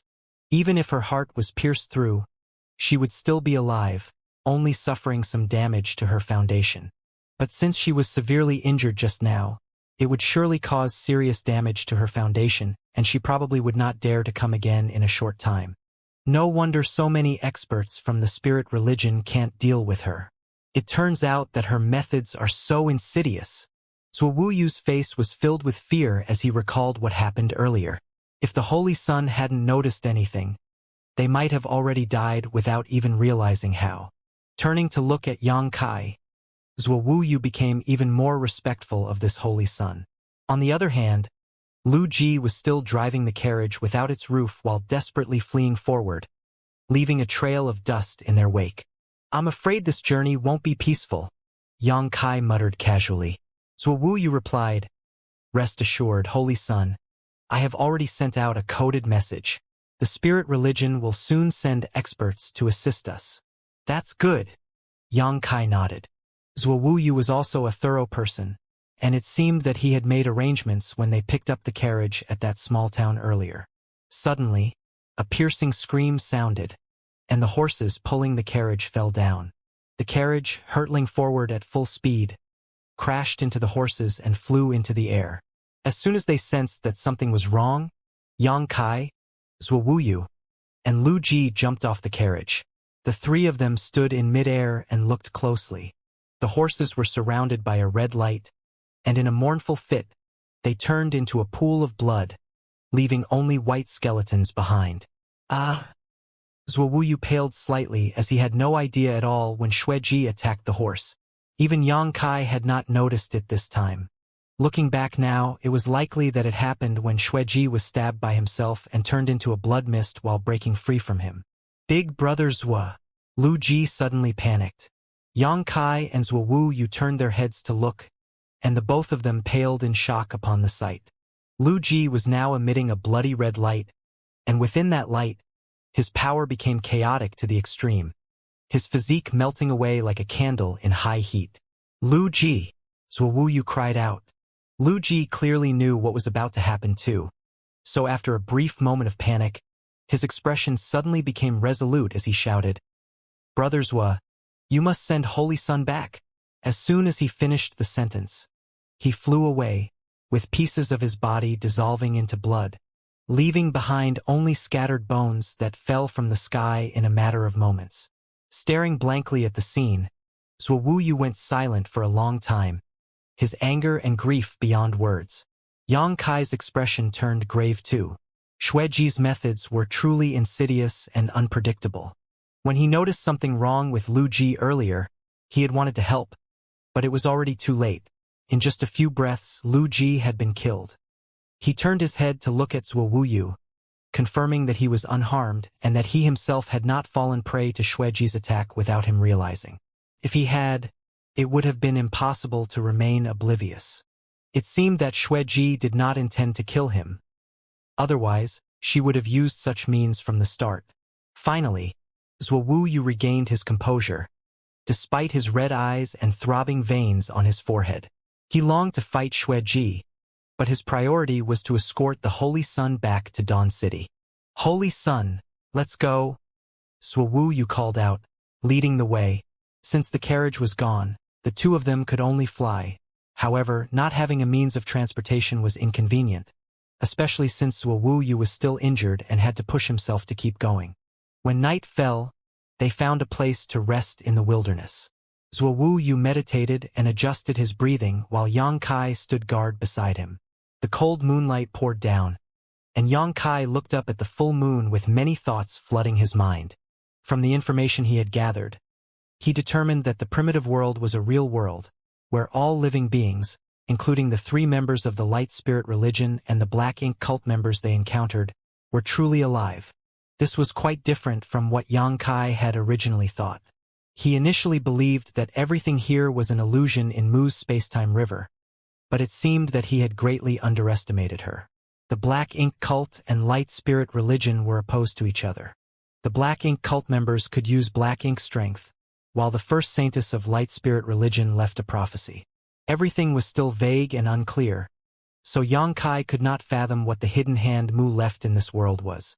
It would only be after he greeted the saintess that he would be able to know everything. The journey ahead was slow, difficult, and obstructed.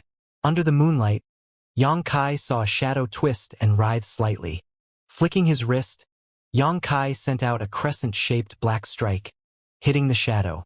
Then, blood started flowing from the shadow, filling the air with a metallic tinge. Despite being suppressed by this independent world, his foundation was still intact, and he could still invoke some of his space secret techniques. Moreover, Yang Kai could sense that the suppression of his strength in this world was not absolute. His strength could still be improved, and given time, he could at least restore his cultivation to the immortal ascension boundary. However, this was probably the limit that this world could accommodate. Although Yang Kai could only increase his cultivation by a major realm, the power he could exert by then would increase by a lot. As dawn broke over the horizon, Zhuo Wuyu finally awoke from his meditative state, having spent the night adjusting his breathing and restoring his energy. But what he saw upon opening his eyes left him startled. A field of corpses strewn haphazardly across the ground, their blood painting the earth a deep shade of red. These bodies showed no signs of resistance, having been cleanly sliced in two by some incredibly sharp weapon. Zuowu, you couldn't even begin to guess when these people had come or how they died. But one thing was clear. They were all assassins from the Black Ink cult's night chapter. Feeling ashamed, he rose to his feet and addressed his companion. Holy Son. Yang Kai merely glanced at him and nodded in response. Prepare for a breakout. Oh. Zuowu Yu was taken aback by this sudden directive, but he soon understood what Yang Kai meant. Though he was only in the true element boundary and lacked a divine sense, his regular senses were sharp enough to detect the danger around them. This realization left him pale, but Yang Kai remained unperturbed, dusting himself off and pointing in the direction they had been traveling. Yesterday, we were heading towards Dawn City in that direction, right? Yes, Zuowu Yu nodded. Then let's go, Yang Kai declared, lifting his long spear. We're just going off like this? Zuowu Yu was taken aback once again. The Black Ink cult surely knew that they were heading towards Dawn City, and the interception in this direction would definitely be the strongest. The safest course of action would be to test the enemy's strength and choose a weaker defensive position to break through.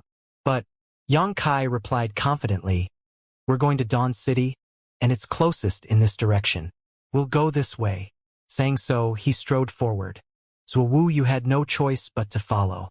Suddenly, a loud clanging sound echoed in all directions as a barrage of arrows flew towards them. Zuowu Yu quickly raised his sword to deflect them, all the while shouting a warning to Yang Kai. Holy Son, be careful. But when he turned his head, he only saw Yang Kai strolling leisurely through the rain of arrows, with no effort to dodge or resist them, yet the dense barrage of arrows couldn't even touch his clothes. How is that possible? Zuowu Yu couldn't wrap his head around it. Before he could fully comprehend what was happening, he witnessed Yang Kai flicking his fingers and launching a barrage of black moon blades in all directions. These blades seemed to cut through space itself, effortlessly breaking through the blockade.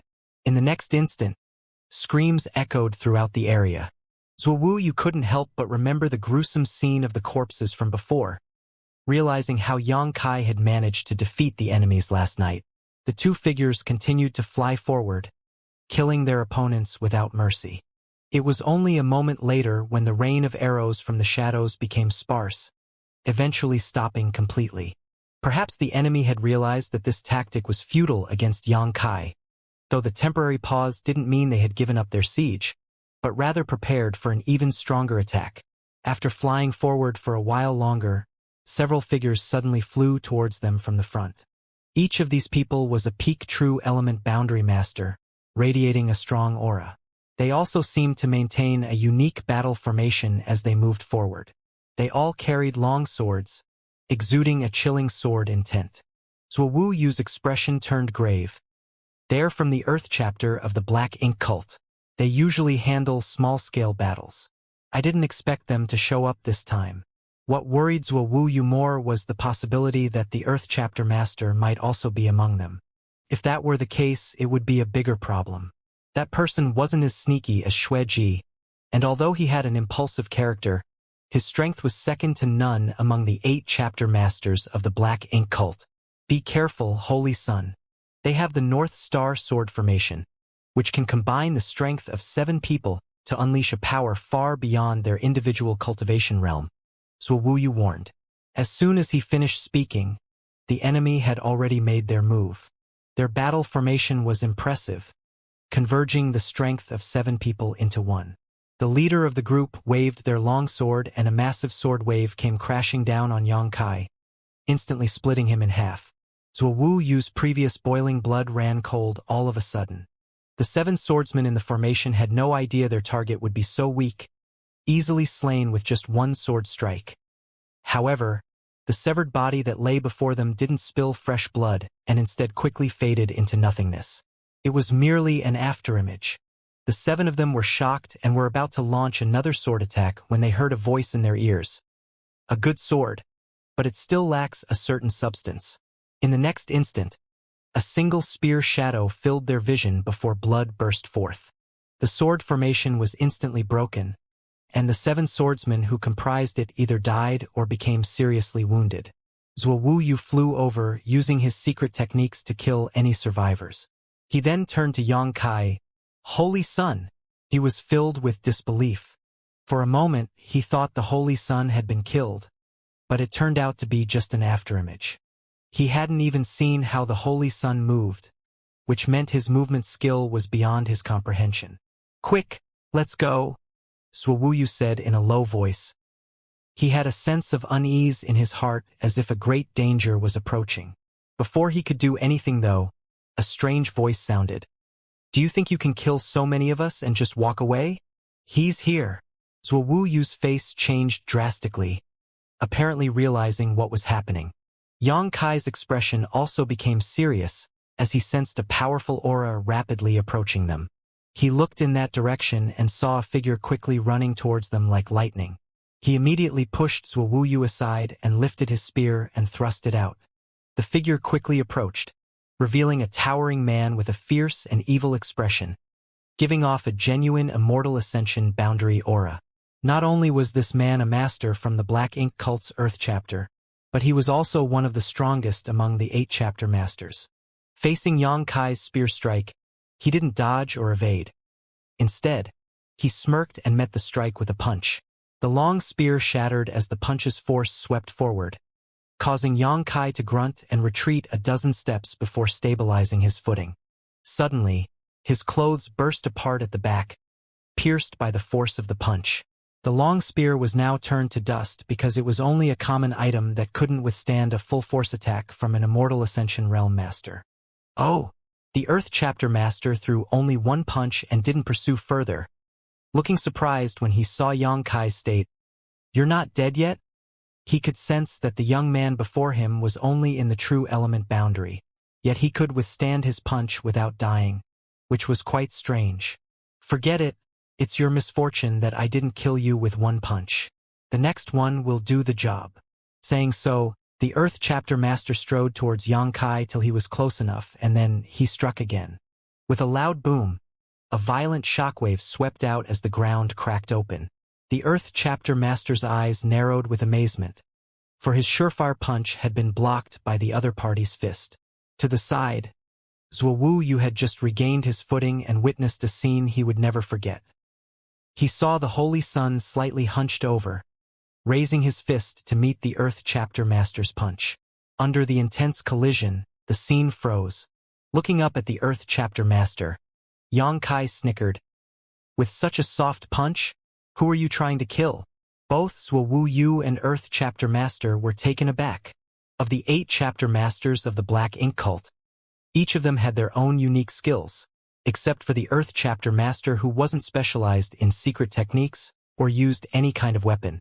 Despite having no defining trait, the Earth chapter master was still ranked among the top 3 strongest chapter masters for his physical strength alone, having refined his body to the point of being as strong as an artifact, with fists that could destroy anything in the world. In terms of physical strength and power alone, the Earth chapter master was undoubtedly the best in the entire primordial world. Even masters in the same realm as him couldn't withstand his punches. Once, a master of the spirit religion who was also in the Immortal Ascension boundary fought him in close combat relying on a protective artifact, but he was killed with a single punch, and even the protective artifact was shattered by that punch. Zhuo Wuyu could not conceive of anyone who could directly withstand such a terrifying master and his fists alone. Not until he witnessed this scene with his own eyes. Despite the Holy Sun's physique not being as robust as the Earth chapter masters, with his build being at best half as bulky, the difference between them only highlighted the incredible nature of this frozen moment. The Earth chapter master was clearly angered by Yang Kai's words and let out a low growl.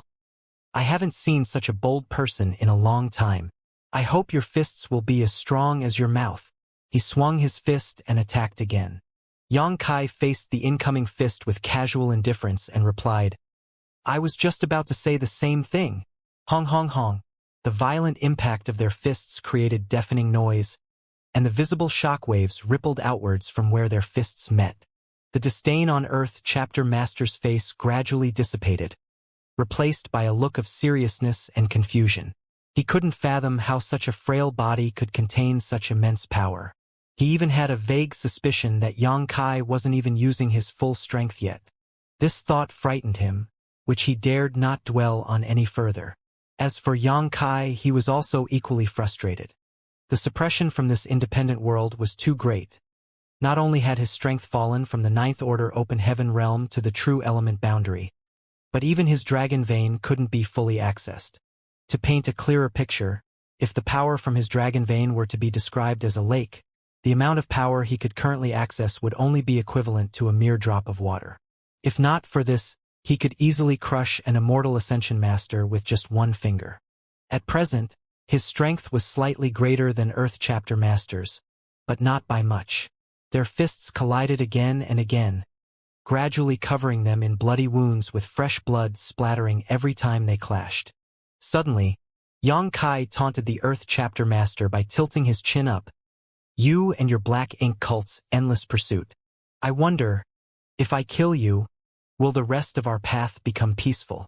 The Earth Chapter Master felt insulted and roared, "If you can kill me, then you'll get what you want." His expression then turned ferocious. "But are you capable?" As he spoke, a pitch-black mist enveloped him, and his body swelled up, his muscles bulging as an even greater power erupted from within. Following this, he unleashed a punch that was far more powerful than his previous ones. This punch was almost equal to Xianxia's current limit. However, facing this attack, Xianxia remained calm as he used his fist to meet the punch head-on. A loud explosion resounded. Xianxia's body shook slightly while the Earth Chapter Master stumbled. His previously determined expression became uncertain. Without giving him a chance to catch his breath, Xianxia's attacks suddenly became even more intense. The Earth Chapter Master also roared continuously, shifting from offense to defense as he tried to fend off Xianxia's relentless assault. After a moment, his eyes trembled violently as he shouted, "What kind of monster are you?" He had always been the one to overwhelm others with his physique and strength, dominating the entire primordial world without anyone in this domain surpassing him. Yet today, even with the help of his black ink strength, he found himself falling behind. It was simply unbearable. What made it worse was the strange power of his opponent's punches, each strike penetrating through his physical defense and hammering his body from the inside out, causing damage to his 5 viscera and 6 organs. Amidst his roar of anger, a sharp divine sense suddenly erupted towards Xianxia's mind, followed by the voice of a woman saying, "I told you this guy was not easy to deal with, but you had to be careless. Now you're in trouble." Xueji. She had also arrived, and she had been concealing herself nearby. A crimson blood mist suddenly manifested and rushed straight at Xianxia, wrapping him up completely. Xueji's insidious voice rang out from within the blood mist. "Bastard! It's your honor to die under the combined efforts of us 2 mighty chapter masters. Now offer up your physical essence. With a vigorous man like you, the taste would certainly be heavenly." As she spoke, fresh blood gushed out of the wounds on Xianxia's fists, seemingly drawn out by some unknown force, and merged into the blood mist. When Xianxia saw this, he just smirked mockingly and said, "You want to eat me? Be careful not to burst your stomach." A faint dragon roar was then heard. The blood mist surrounding Xianxia writhed and twisted as if struck by lightning. "What is this?" Xueji's voice became frantic as she seemed to encounter something she couldn't understand. During her speech, Xueji screamed again and hurriedly withdrew from Xianxia's body, transforming back into her own body in midair. However, it was difficult for her to maintain her body's stability, like a storm was rampaging inside her, causing her flesh to suddenly expand like a ball and then twist like a rope. Xueji let out a mournful cry, her entire body bursting into a ball of blood mist. Even though Xianxia's dragon vein had been suppressed, it was still fundamentally powered by a divine dragon. Xueji, unaware of the truth, had swallowed and tried to refine the blood of the divine dragon. Even if it was just a tiny drop, it was not something that a cultivator of her caliber could endure. The burst blood mist once again gathered into Xueji's figure, only to burst again in her agonizing screams. This endless cycle of torment seemed as if it would carry on forever. On the other hand, the Earth Chapter Master, who was fighting Yang Kai, couldn't help but shudder with fear. Yang Kai was already beyond him in terms of physicality and strength, a fact that he struggled to accept. But now, Xueji's mere act of devouring a bit of his blood had left her in such agony that he couldn't fathom what trick Yang Kai had played on her. At that moment, he finally understood the fear and unease that his enemies must have felt before they died at his hand. And to make matters worse, the holy son of the light spirit religion before him seemed to be immune to spiritual energy attacks. Moments ago, Xueji had used her divine sense to strike him, yet her opponent seemed completely unfazed, as if nothing had happened. He wasn't even wearing any soul-type artifacts, so how could he withstand soul attacks? With a loud cracking sound, the Earth Chapter Master was horrified to discover that his arm had been broken.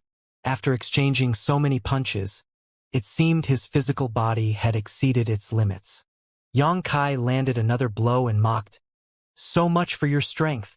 The Earth Chapter Master desperately blocked the incoming punch and retreated backwards, but quickly changed direction and fled as fast as he could.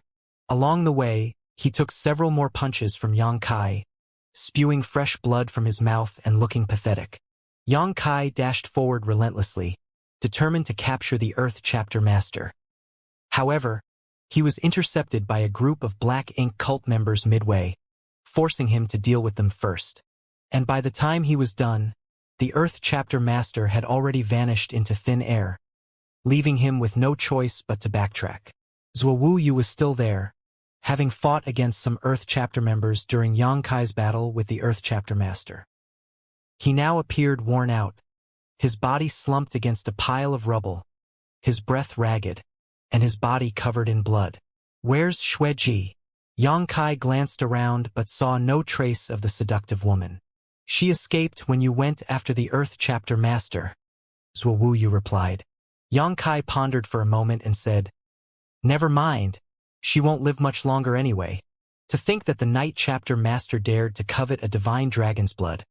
She was bound to die by her own hand, so Yang Kai had no interest in tracking her down either." "Can you still move?" Yang Kai asked Zuowu. Zuowu replied, "Please, Holy Sun, go ahead first."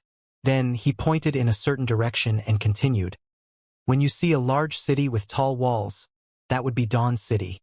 Although Yang Kai had demonstrated formidable sword secret techniques and great physical strength, he was still true element boundary. Zuowu had not expected him to turn the tables against the joint attack of two of the Black Ink cult's top combatants. It was a victory across realms, a miracle that had never been achieved before. With a holy son of such strength, it was best for him to travel to Dawn City alone, as Zuowu didn't want to be a burden to him. Yang Kai understood his intention with just a moment's thought. He walked over to help Zuowu up and said, "My sense of direction has always been poor. I will need your guidance along the way." Zuowu was about to say something more when Yang Kai interrupted. "The Night Chapter and Earth Chapter have failed consecutively. The Black Ink cult won't be able to spare any more forces to pursue us in the short term. Therefore, the road ahead should not be too dangerous." Zuowu thought for a moment before feeling it was reasonable. Although the Black Ink cult was a mighty army with the finest weapons and the 8 chapters' heritage was magnificent, the sudden emergence of a holy son who was not previously known made it difficult for Black Ink cult to prepare appropriately. The fact that they could mobilize so many Night Chapter and Earth Chapter cultists, even having the personal presence of the 2 chapter masters, was already the limit of what Black Ink cult could do in the short term. Now that the 2 chapter masters had been defeated, and many of their troops were either killed or injured, they were unlikely to have the strength to cause any more trouble. Finally gaining a sense of relief, Zuowu said, "Then I will travel with you, Holy Sun." "Good." Yang Kai nodded and enveloped him with his power before flying off. Oh. In the depths of a damp and dark underground cavern, within a natural cave, the sound of agonizing screams echoed through a cluster of crimson mist, as if someone was enduring unbearable torture. The mist contorted and expanded randomly, desperately trying to take on a humanoid shape, But each time it did, it would explode uncontrollably, the screams growing louder with each cycle. This scene repeated itself again and again, the mist becoming thinner and the screams gradually becoming less audible. Finally, at a certain moment, the thinning mist condensed once more into a graceful figure who curled up on the damp ground like a wounded rabbit. Her fair body was covered in dried-up blood, motionless, like she was devoid of vitality. However, after a while, the owner of that body suddenly took in a deep breath as if her soul had returned. When she opened her eyes, they were filled with a look of horror. "Such power!" she whispered softly, almost inaudible. Madness then overtook her as she murmured it several times, her voice gradually becoming more resounding. "Brings me such joy!" Trembling with excitement, her eyes became filled with anticipation and glee. She forced herself to stand up despite her weakened body and retrieved a blood-red robe from her space ring. After putting it on and restoring herself for a moment, she turned into a bloody mist and vanished into the dark underground. Moments later, she reappeared on the previous battlefield, searching earnestly among the pieces of broken limbs and flesh. Finally, she made a discovery which caused her to turn ecstatic. Then, she activated her blood's secret technique, sending a burst of scarlet mist deep into the ground. Later, when she retrieved it again, the mist glimmered with a golden light. She merged it into her body and immediately felt the terrifying power expanding within her body, causing her expression to contort and a mournful cry to erupt, frightening countless beasts and birds in the nearby wilderness. "Oh, Zhuowu, is this the Holy Sun you spoke of?" Outside a small town, a group of people blocked the way of Xianxia and Zhuowu. The leader, an Immortal Ascension boundary master, looked at Xianxia from top to bottom and asked. Zhuowu cupped his fists, replying, "Senior Chu, when the Holy Sun descended, he fulfilled the prophecy passed down by the spirit religion. There is no mistake." The cultivator surnamed Chu nodded. The spirit religion's prophecy has been circulating for countless years. In the past, there have been several instances of suspected holy suns, but they were all proven to be misunderstandings or the schemes of people with ulterior motives. Zhuowu was suddenly confused by his words as he asked, "Sir, there have been several holy suns in the past. Though he possessed quite a high status in the spirit religion, he was only in the true element boundary, so he wasn't qualified enough to know about some top secrets." The master surnamed Chu nodded. "As I said, the prophecy of the spirit religion has been passed down for countless years, and the Black Ink cult is also aware of it. They had previously attempted to use this method to infiltrate us." Upon hearing that, Zhuowu became anxious. "Sir, this Holy Sun is definitely not a member of the Black Ink cult." He had seen how the Holy Sun had fought with the Black Ink cult's 2 chapter masters and how he had killed those Black Ink cultists along the way. How could such a person be a spy sent by the Black Ink cult? The master surnamed Chu raised his hand to stop him. "Your loyalty to the spirit religion is clear to me, but the matter of the Holy Sun still needs to be decided by the many order lords. We only need to do our part. Understand?" Zhuowu pursed his lips. "I understand." The Immortal Ascension boundary cultivator finally looked at Xianxia and introduced himself. "Old Master Chu and he. How should we address this young friend?" Xianxia smiled and bowed respectfully. Xianxia. He couldn't help but find the old man interesting. By saying all of those to Zhuowu in front of him, Chu and he was clearly warning Xianxia. But he understood that it was a necessary action, so he held no grudges. Besides, Xianxia was never really concerned about his status as the Holy Sun. It was only Zhuowu and his comrades who persistently addressed him as so throughout their journey. All he wanted was to go to Dawn City and meet the saintess of the light spirit religion to verify his suspicions. Only one thing puzzled him. After his identity as the Holy Sun was exposed, the Black Ink cult swiftly organized 3 high-level attacks, but there had been no response from the light spirit religion. Zhuowu had sent a message ahead when they were getting the carriage at a small town a while back, so logically, whether or not his identity as the Holy Sun was real, the light spirit religion should have given him enough attention and quickly arranged for people to assist them. But in fact, it had already been 4 days since Xianxia and Zhuowu began their trek. After another 1 or 2 days, the two would have arrived at Dawn City on their own. It wasn't until now that the Light Spirit religion finally dispatched a group of people to meet them. In terms of efficiency, the Light Spirit religion was far worse than the Black Ink cult. Their attitude towards Xianxia as the Holy Sun were also completely different. "I shall address you as such then." Chu and he showed a warm smile. After Zhuo Wuyu's message was received, the spirit religion made the corresponding arrangements and deployment. "There are enough people ahead to receive you. Follow me. The Saintess and the Order Lords are already waiting in the Holy City." The Black Ink cult had 8 chapters. The Heaven, Earth, Profound, Dawn, Night, Space, Flood, and Barren chapters. Likewise, the Light Spirit religion also had 8 orders: Heaven, Earth, Thunder, Wind, Fire, Water, Mountain, and Lake Valley orders. The 8 chapter masters and 8 order lords were the most powerful masters in the world. "Good." Xianxia nodded. "Follow me this way." Chu and he beckoned, walking with Xianxia towards the small town ahead. "You must have encountered many hardships on your way here, little friend," Chu and he said with a smile. "Seeing how dusty and tired you look, you must have been attacked by the Black Ink cult?" Xianxia replied with a smile. But it was just a bunch of small fry that Brother Zhuo and I easily took care of." Behind them, Zhuo Wuyu couldn't help but glance at Xianxia with a hint of surprise in his eyes. "So that's how it is." Chu and he also smiled. "The Black Ink cult has always been vile and treacherous. If you encounter them again in the future, don't underestimate them." "Of course," Xianxia replied casually. As they walked and chatted, the group soon entered the small town, and Xianxia looked around and asked in curiosity, "Why is this place so desolate? I don't see anyone around." "It's a matter about the Holy Sun. Well, though it hasn't been confirmed, it's better to be cautious. So, before your arrival, this old master cleared out all the people in the town, lest they give Black Ink cultists an opportunity." Xianxia praised. "Sir Chu's actions are quite thorough." Saying so, he suddenly stopped and turned around, reaching out to grab Zhuo Wuyu's shoulder while smiling. "Brother Zhuo, you must learn from Sir Chu."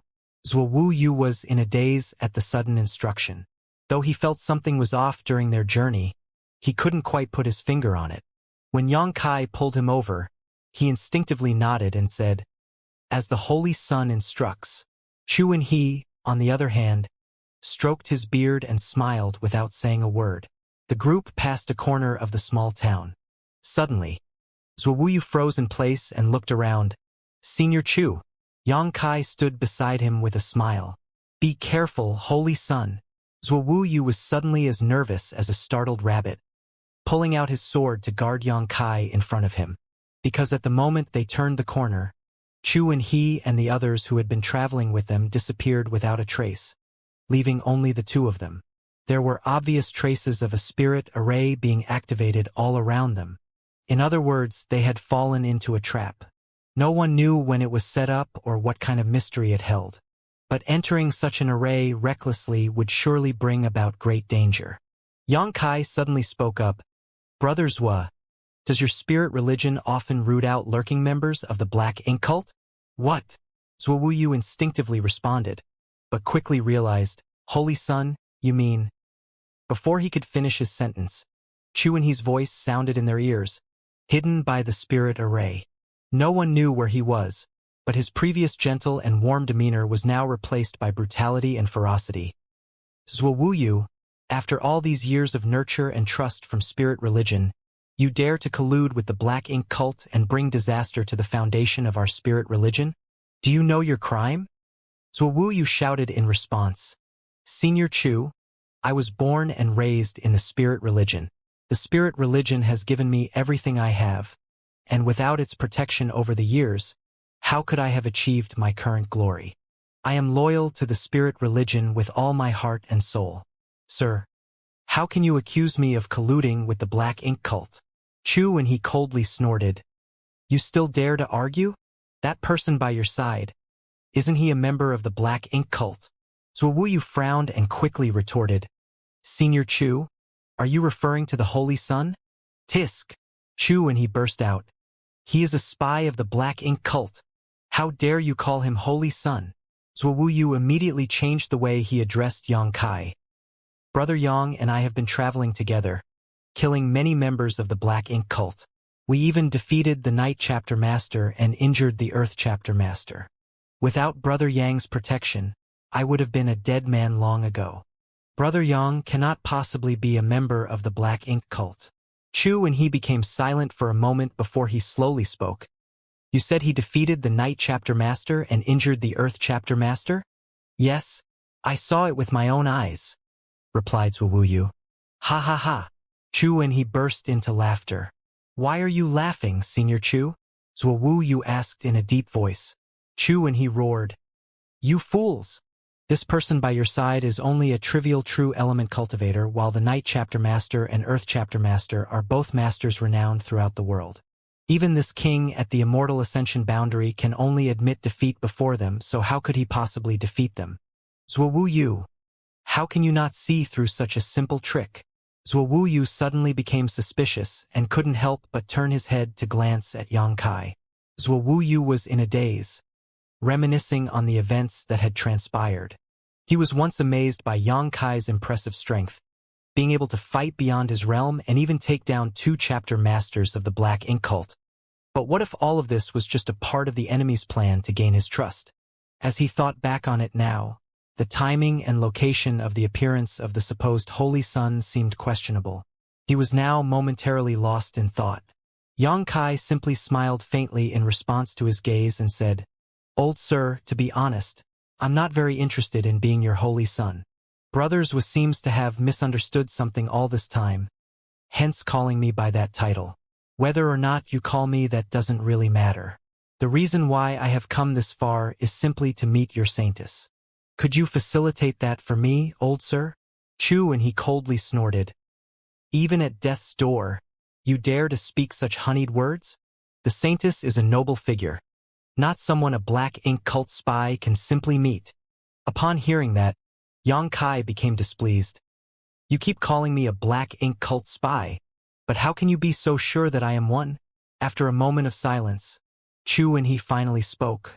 It doesn't matter now that things have come to this. I'll tell you the truth. Spirit Religion's true Holy Son was found 10 years ago. If you're not part of the Black Ink cult, why pretend to be the Holy Son? What? Zhuo Wuyu was shocked at the news. This was originally top secret, only known by the Saintess, the 8 Order Lords, and a few select others. But the Spirit Religion has already decided to have the Holy Son appear to stabilize the people's hearts. So it's no longer a secret. Zhuo Wuyu stood rooted to the spot, the impact of this news weighing heavily on him. So, the Holy Son of the Spirit Religion was already found 10 years ago. If that were the case, who was this person standing beside him? When he appeared, he did fit the prophecy left behind by the first-generation Saintess. It was no wonder why the Spirit Religion had not sent anyone to assist him on his journey. While the Black Ink cult had already dispatched 2 chapter masters, the Spirit Religion had been slow to react, sending only a single elder in the end. At that moment, Zhuo Wuyu understood many things. It wasn't that the Spirit Religion didn't value their Holy Son, but it was because the true Holy Son had been found 10 years ago already. Zhuo Wuyu, Chu and his voice softened. No one doubts your loyalty to the Spirit Religion, but you're the one who has caused all this trouble, so it's up to you to solve it. Zhuo Wuyu cupped his fist and said, Please give me your orders, sir. It's simple. Kill this impostor who dares to impersonate the Holy Son. Cut off his head, and show it to everyone. Zhuo Wuyu was taken aback and turned to look at Yang Kai again, struggling with conflicting emotions in his eyes. Yang Kai paid no attention to Chu and his words, not even glancing over at Zhuo Wuyu. Instead, a golden vertical cross appeared in his left eye, displaying a strange expression as he kept gazing into the air. Beside him, Zhuo Wuyu struggled for a while before pointing his long sword at Yang Kai, slowly gathering murderous intent. Only then did Yang Kai give him a glance and asked, Brother Zhuo, are you going to make a move? Zhuo Wuyu nodded and then slowly shook his head as he asked, Brother Yang, I only have one question for you. Are you a spy for the Black Ink cult? I've said I'm not. Do you believe me? Yang Kai smiled at him. Although I may not be the strongest, I have a keen eye for judging people. Zhuo Wuyu replied. If Brother Yang says he's not a spy, then I believe it. However, what? There's another thing I would like Brother Yang to explain. Say it. During the siege of the cave, you were contaminated with black ink strength, so why were you unscathed? Do you know anything about the World Tree Clone? Or the 4 universe pillars? Yang Kai thought to himself. He couldn't explain it to Zhuo Wuyu, so he could only say, if I tell you I have a natural resistance to black ink strength due to my innate talent, would you believe me? That thing can't affect me at all. Zhuo Wuyu slowly lowered his sword and gave a bitter smile. I've encountered too many unbelievable things on this journey. Brother Yang, what you said will be verified by me in the future. Oh! Yang Kai raised an eyebrow. At this point, shouldn't you trust the people of the spirit religion, rather than someone you only met a few days ago? Zhuo Wuyu shook his head bitterly. Are you not going to make a move? Have you been contaminated with black ink strength that twisted your nature and become a member of the black ink cult? Chu and he couldn't help but shout when he saw Zhuo Wuyu still hadn't attacked. Zhuo Wuyu suddenly raised his head. Sir, whether or not I have been contaminated with black ink strength, I only need to meet with the Saintess and have her use the purifying heart secret technique on me to know for sure. However, there is one thing that I don't understand at the moment. Please enlighten me. What is it?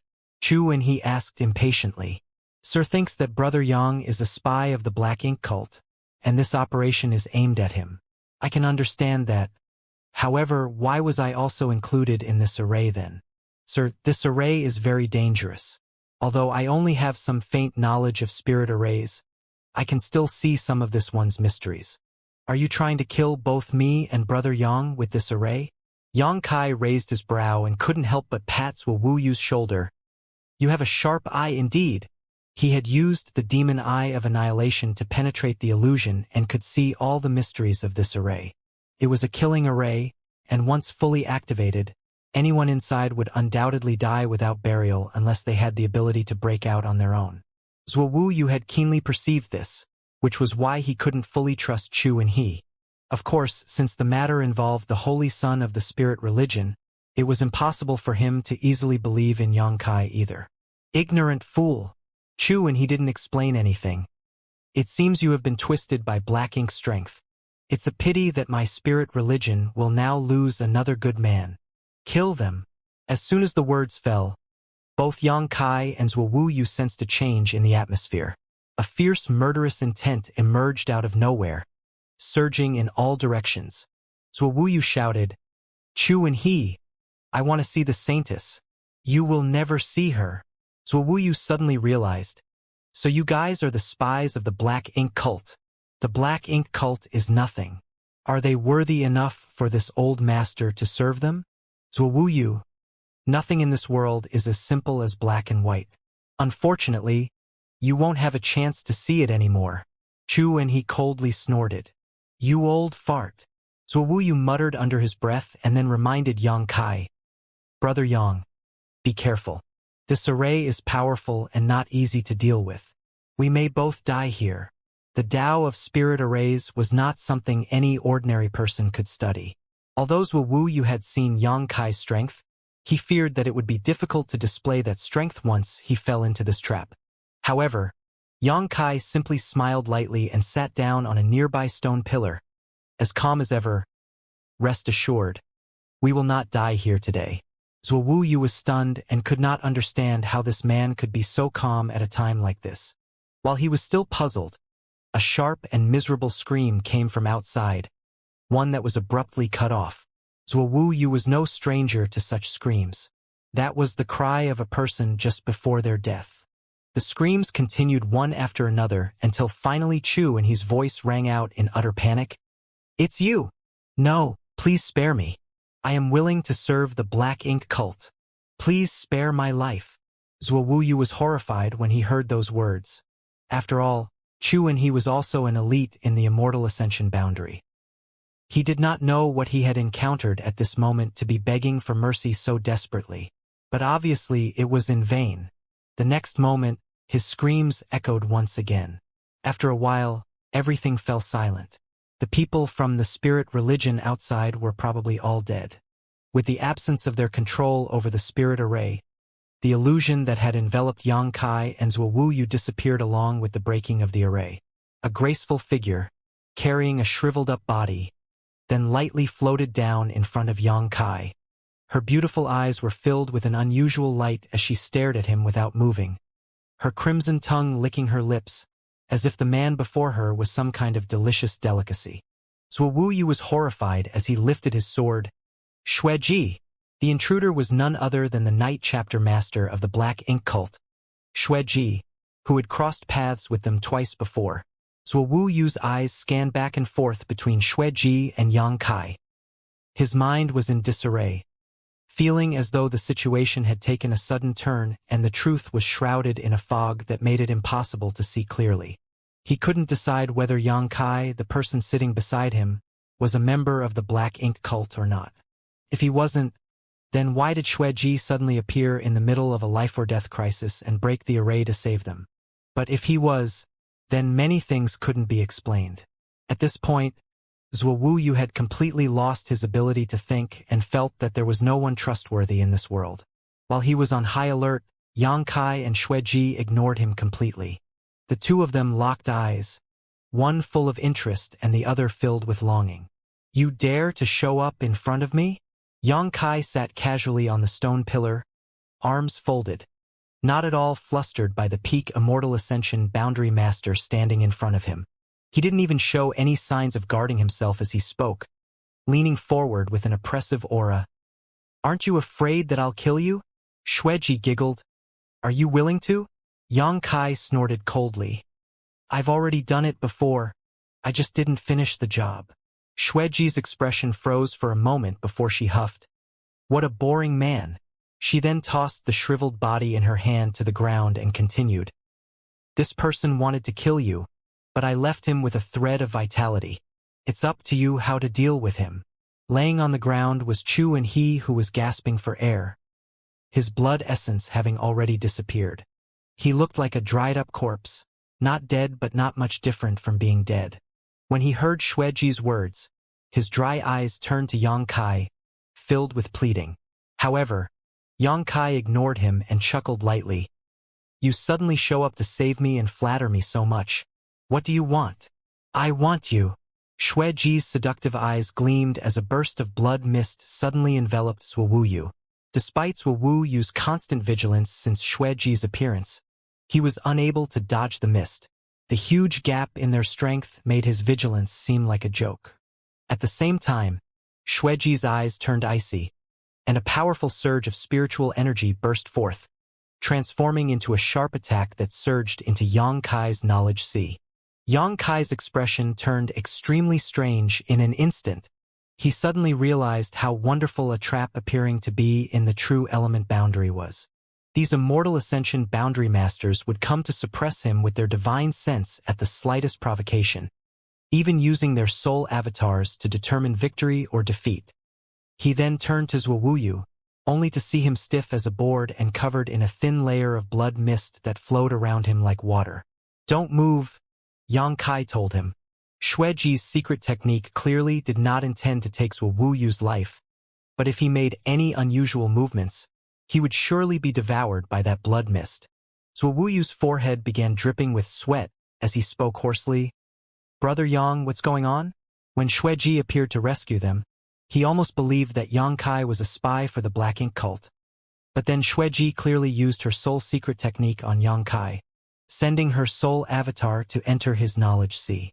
This meant that Yang Kai could not possibly be on the same side as Xueji. Zuowu was now completely confused. "It's probably because she has taken a liking to me and wants to capture me.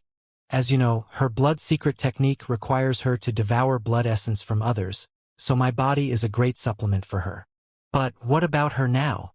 What happened to Yen Peng will happen to her." Zuowu suddenly felt relieved. Before this, Yen Peng had also used his soul avatar on Yang Kai, but he died without a word. He never thought that Xueji would be so foolish to do the same. No, to be exact, it was not foolish. Rather, it was because there had never been such a being like Yang Kai in this world. In the battle with the Earth Chapter Master, Xueji had hidden nearby and used soul attacks on Yang Kai, but they had no effect. Xueji probably thought that Yang Kai had some special method of resisting those soul attacks, so this time she decided to use her soul avatar to go all out. She achieved her goal of rushing into Yang Kai's knowledge sea and swiftly landed on the seven-colored island. Immediately afterwards, she witnessed a scene that she would never forget. "Greetings, Chapter Master Xueji." A figure stepped forward and bowed respectfully. Xueji looked at the figure in surprise, confirming that it was also a soul avatar and one that she knew. She couldn't help but ask, "Yen Peng? What are you doing here? Aren't you dead?" "Am I already dead?" Yen Peng asked with a heavy heart. "You were beheaded by a sword," Xueji responded with a dazed look. "So, I am already dead." Yen Peng's face was now filled with sorrow and grief. Although he had anticipated that he wouldn't end up well, it was still hard to accept the truth. He had been a brilliant leader, cultivating hard to reach the immortal ascension boundary, and subsequently held a high status in the Black Ink cult. Yet, he died in such an unclear and meaningless way. What is this place? Who are these divine beings? Xueji looked at the young man and the panther next to him. Yen Peng sighed. "It's a long story." "Enough nonsense." The panther suddenly spoke. "Big Brother said you aren't being obedient and asked me to educate you on how to show proper respect." Saying so, the leopard's body flickered with lightning as it pounced towards Xueji. "Wait!" Xueji hurriedly stepped back, but the lightning came so fast that it immediately wrapped her up. On the small, seven-colored island, her screams echoed. Meanwhile, Yang Kai still sat on the stone pillar, while Zuowu remained motionless in a stiff posture, with beads of sweat dripping down his face. Opposite Yang Kai, Xueji also stood like a statue. After about a cup of tea's worth of time, Yang Kai's brow rose slightly. At the same time, Zuowu also sensed a burst of spiritual energy emerge. The next moment, Xueji gasped for breath and fell to the ground, her body drenched in sweat. Yang Kai propped up his cheeks and looked down at her. As if sensing Yang Kai's gaze, Xueji struggled and crawled on the ground, her tender body trembling while she begged. This servant was overconfident and offended Master's dignity. "I beg Master to spare my life." She, who was once one of the greatest masters in this world, now looked like a whipped dog, begging for mercy. Zuowu glanced at this scene from the corner of his eye, feeling like the world had gone crazy.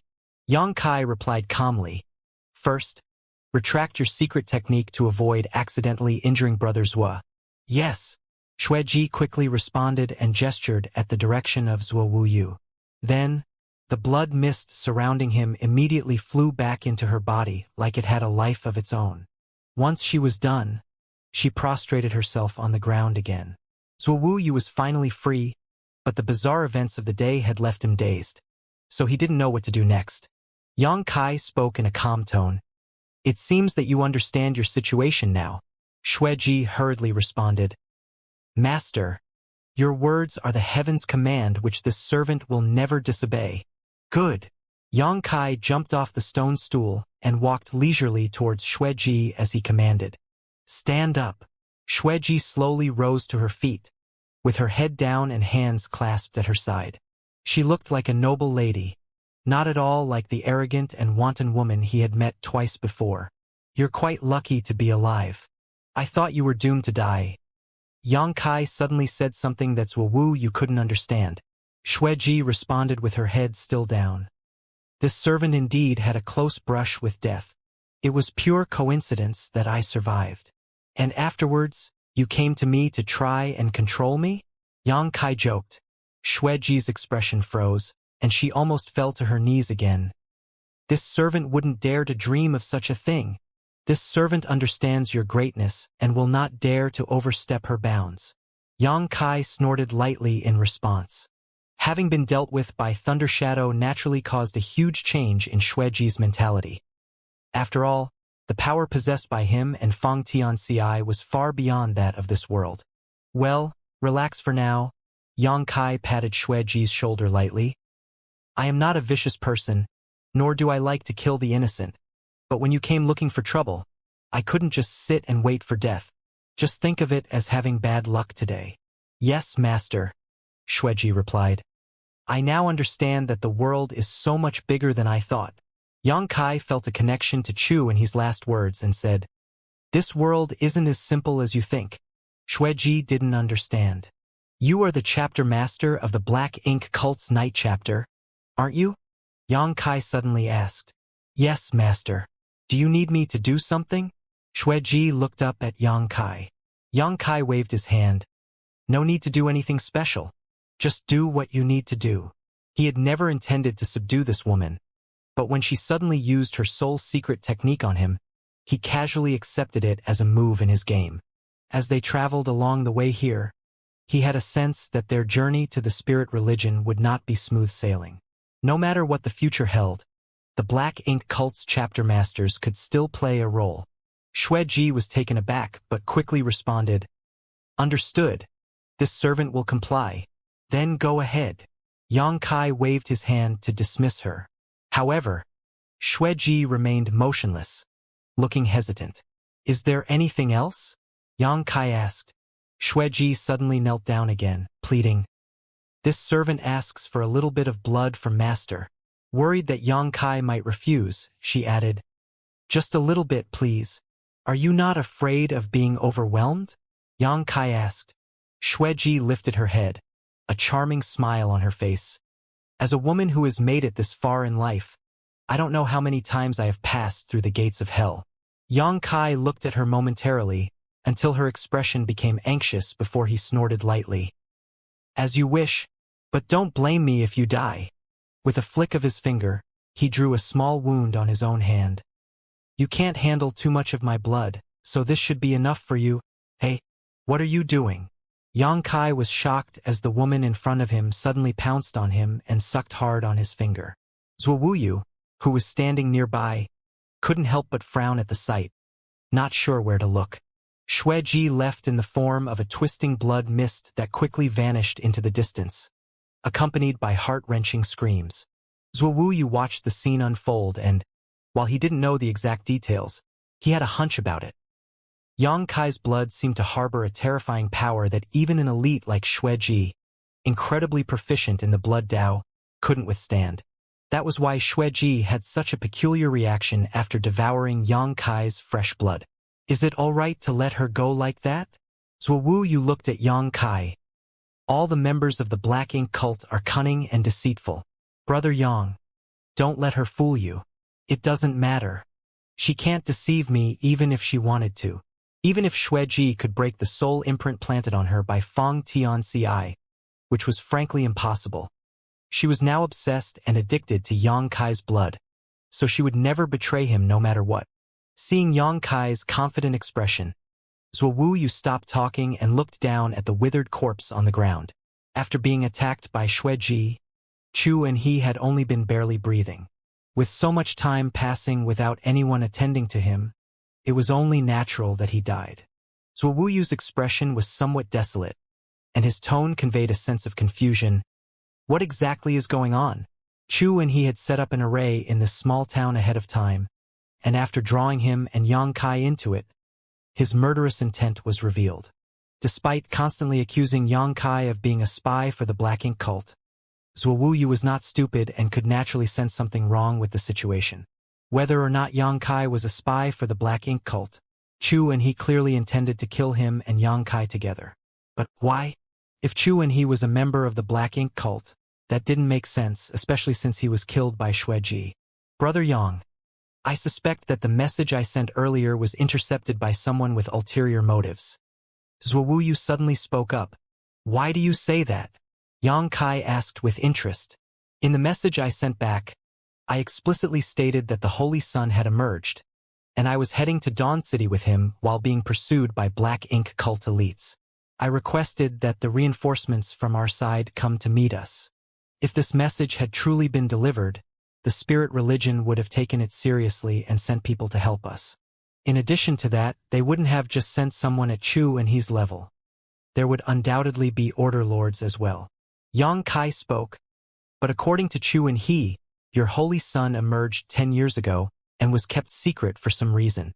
Perhaps, due to this, the message you brought back was not taken seriously. Even so, we should not have been targeted here. We should have been brought back to spirit religion for investigation. Wuxia said with his head lowered, his thoughts gradually becoming clear. But in reality, Chu and he had already set up a killing array here, waiting for us to enter. If it weren't for Xueji's sudden appearance and the subsequent destruction of the array, we would have been doomed here today. Yang Kai smiled and nodded. The array was indeed enough to deal with ordinary masters. But not him. When Yang Kai opened the demon eye of annihilation, he had already seen through the flaws in the array. The reason he didn't just break it then and there was because he saw Xueji's figure and wanted to see how things played out. He never expected that Xueji would kill Chu and he and others so decisively, saving him the trouble. Wuxia spoke again.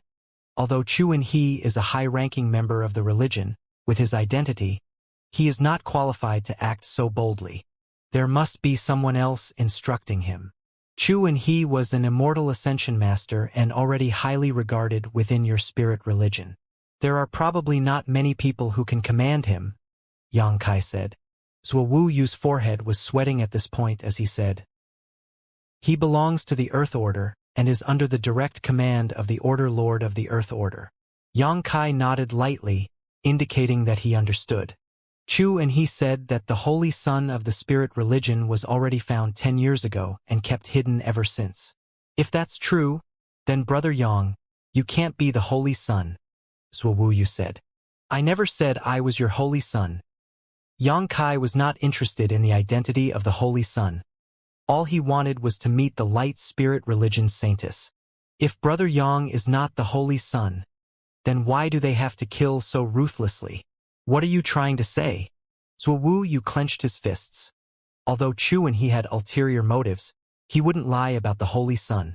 So, the Holy Son of the Spirit religion should have really been found 10 years ago and kept secret. But, I only believe what I've seen with my own eyes. I witnessed Brother Yang descend from the sky out of nowhere, fulfilling the prophecy that has been circulating in the spirit religion for many years. I also witnessed Brother Yang defeating many members of the Black Ink cult. Even immortal Ascension boundary masters were no match for you. I don't know what the true Holy Son of the Spirit religion looks like, but I think that the Holy Son who can lead Spirit religion to defeat the Black Ink cult must be someone like Brother Yang. With that, he solemnly bowed to Yang Kai. So Brother Yang, please forgive my boldness. I want to invite you to come with me to Dawn City. Yang Kai smiled. I intended to go there in the first place. Wuxia suddenly realized. Of course, you want to see the saintess. But Brother Yang, let me remind you that the road ahead will not be peaceful. Yang Kai replied. Since when has our journey been peaceful? Wuxia took a deep breath. I also have to ask Brother Yang to confront the Holy Son who has secretly emerged. That is not a simple matter. If someone is truly obstructing us in secret, we cannot simply stand by and watch. Do you have a plan? Yang Kai asked. Wuxia froze for a moment before slowly shaking his head. In the end, he was just filled with hot blood and wanted to get to the bottom of things, but he had no actual strategy to accomplish that. Yang Kai turned his head and looked in the direction of Dawn City. It's more than a day's journey from here to Dawn City. News of what happened here won't reach there for a while. If we hurry, we might be able to enter the city before the person behind the scenes reacts. Wuxia replied, after we enter the city, we'll act in secret. Brother Yang, I am under the Thunder Order. When the time comes, I will seek an opportunity to meet the Order Lords. Yang Kai looked at him and shook his head. No, I have a better idea. Wuxia immediately became interested. Brother Yang, please say it. Yang Kai immediately explained his idea in detail, and Wuxia nodded repeatedly after listening to it. Brother Yang, you really have thought it through. Let's do it that way. Then let's go. The two set off right after. There were no more twists and turns along the way, probably because the person behind Chu and he didn't expect their thorough arrangements to fail to have any effect at all. One day later, the two arrived at a mansion 30 kilometers outside of Dawn City. The mansion should be the residence of a wealthy family, with a vast expanse of land and a small bridge over running water. nestled amidst lush greenery. In a hidden chamber, people began to secretly arrive in small groups, until nearly 100 had gathered there. Although not particularly strong, every single one was a member of the light spirit religion and were also all subordinates of Zuowuyu. Despite Zuowuyu reaching only the peak true element boundary, he held some degree of status within the spirit religion and thus had access to a pool of useful subordinates. He and Xianxia appeared together, briefly explaining the situation and assigning various tasks to the gathered members. As Zuowuyu spoke, the others couldn't help but stare in surprise at Xianxia, their eyes filled with wonder. The prophecy of the Holy Sun had circulated throughout the spirit religion for many years, and they had been searching for the legendary Holy Sun without any results all that time.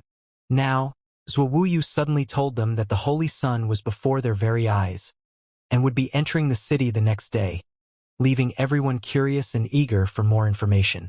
Fortunately, these people were well-trained, so they refrained from asking too many questions even though Zuowuyu didn't provide any specific details. In the end, the others dispersed, leaving only Xianxia and Zuowuyu alone. In the secret chamber, Xianxia appeared calm and composed, while Zuowuyu struggled with his emotions. "Let's go," Xianxia said, beckoning him. Zuowuyu asked, "Brother Yang, are you sure that one of the people I brought here is that person's hidden pawn? I know every one of them, and they are all loyal to the spirit religion.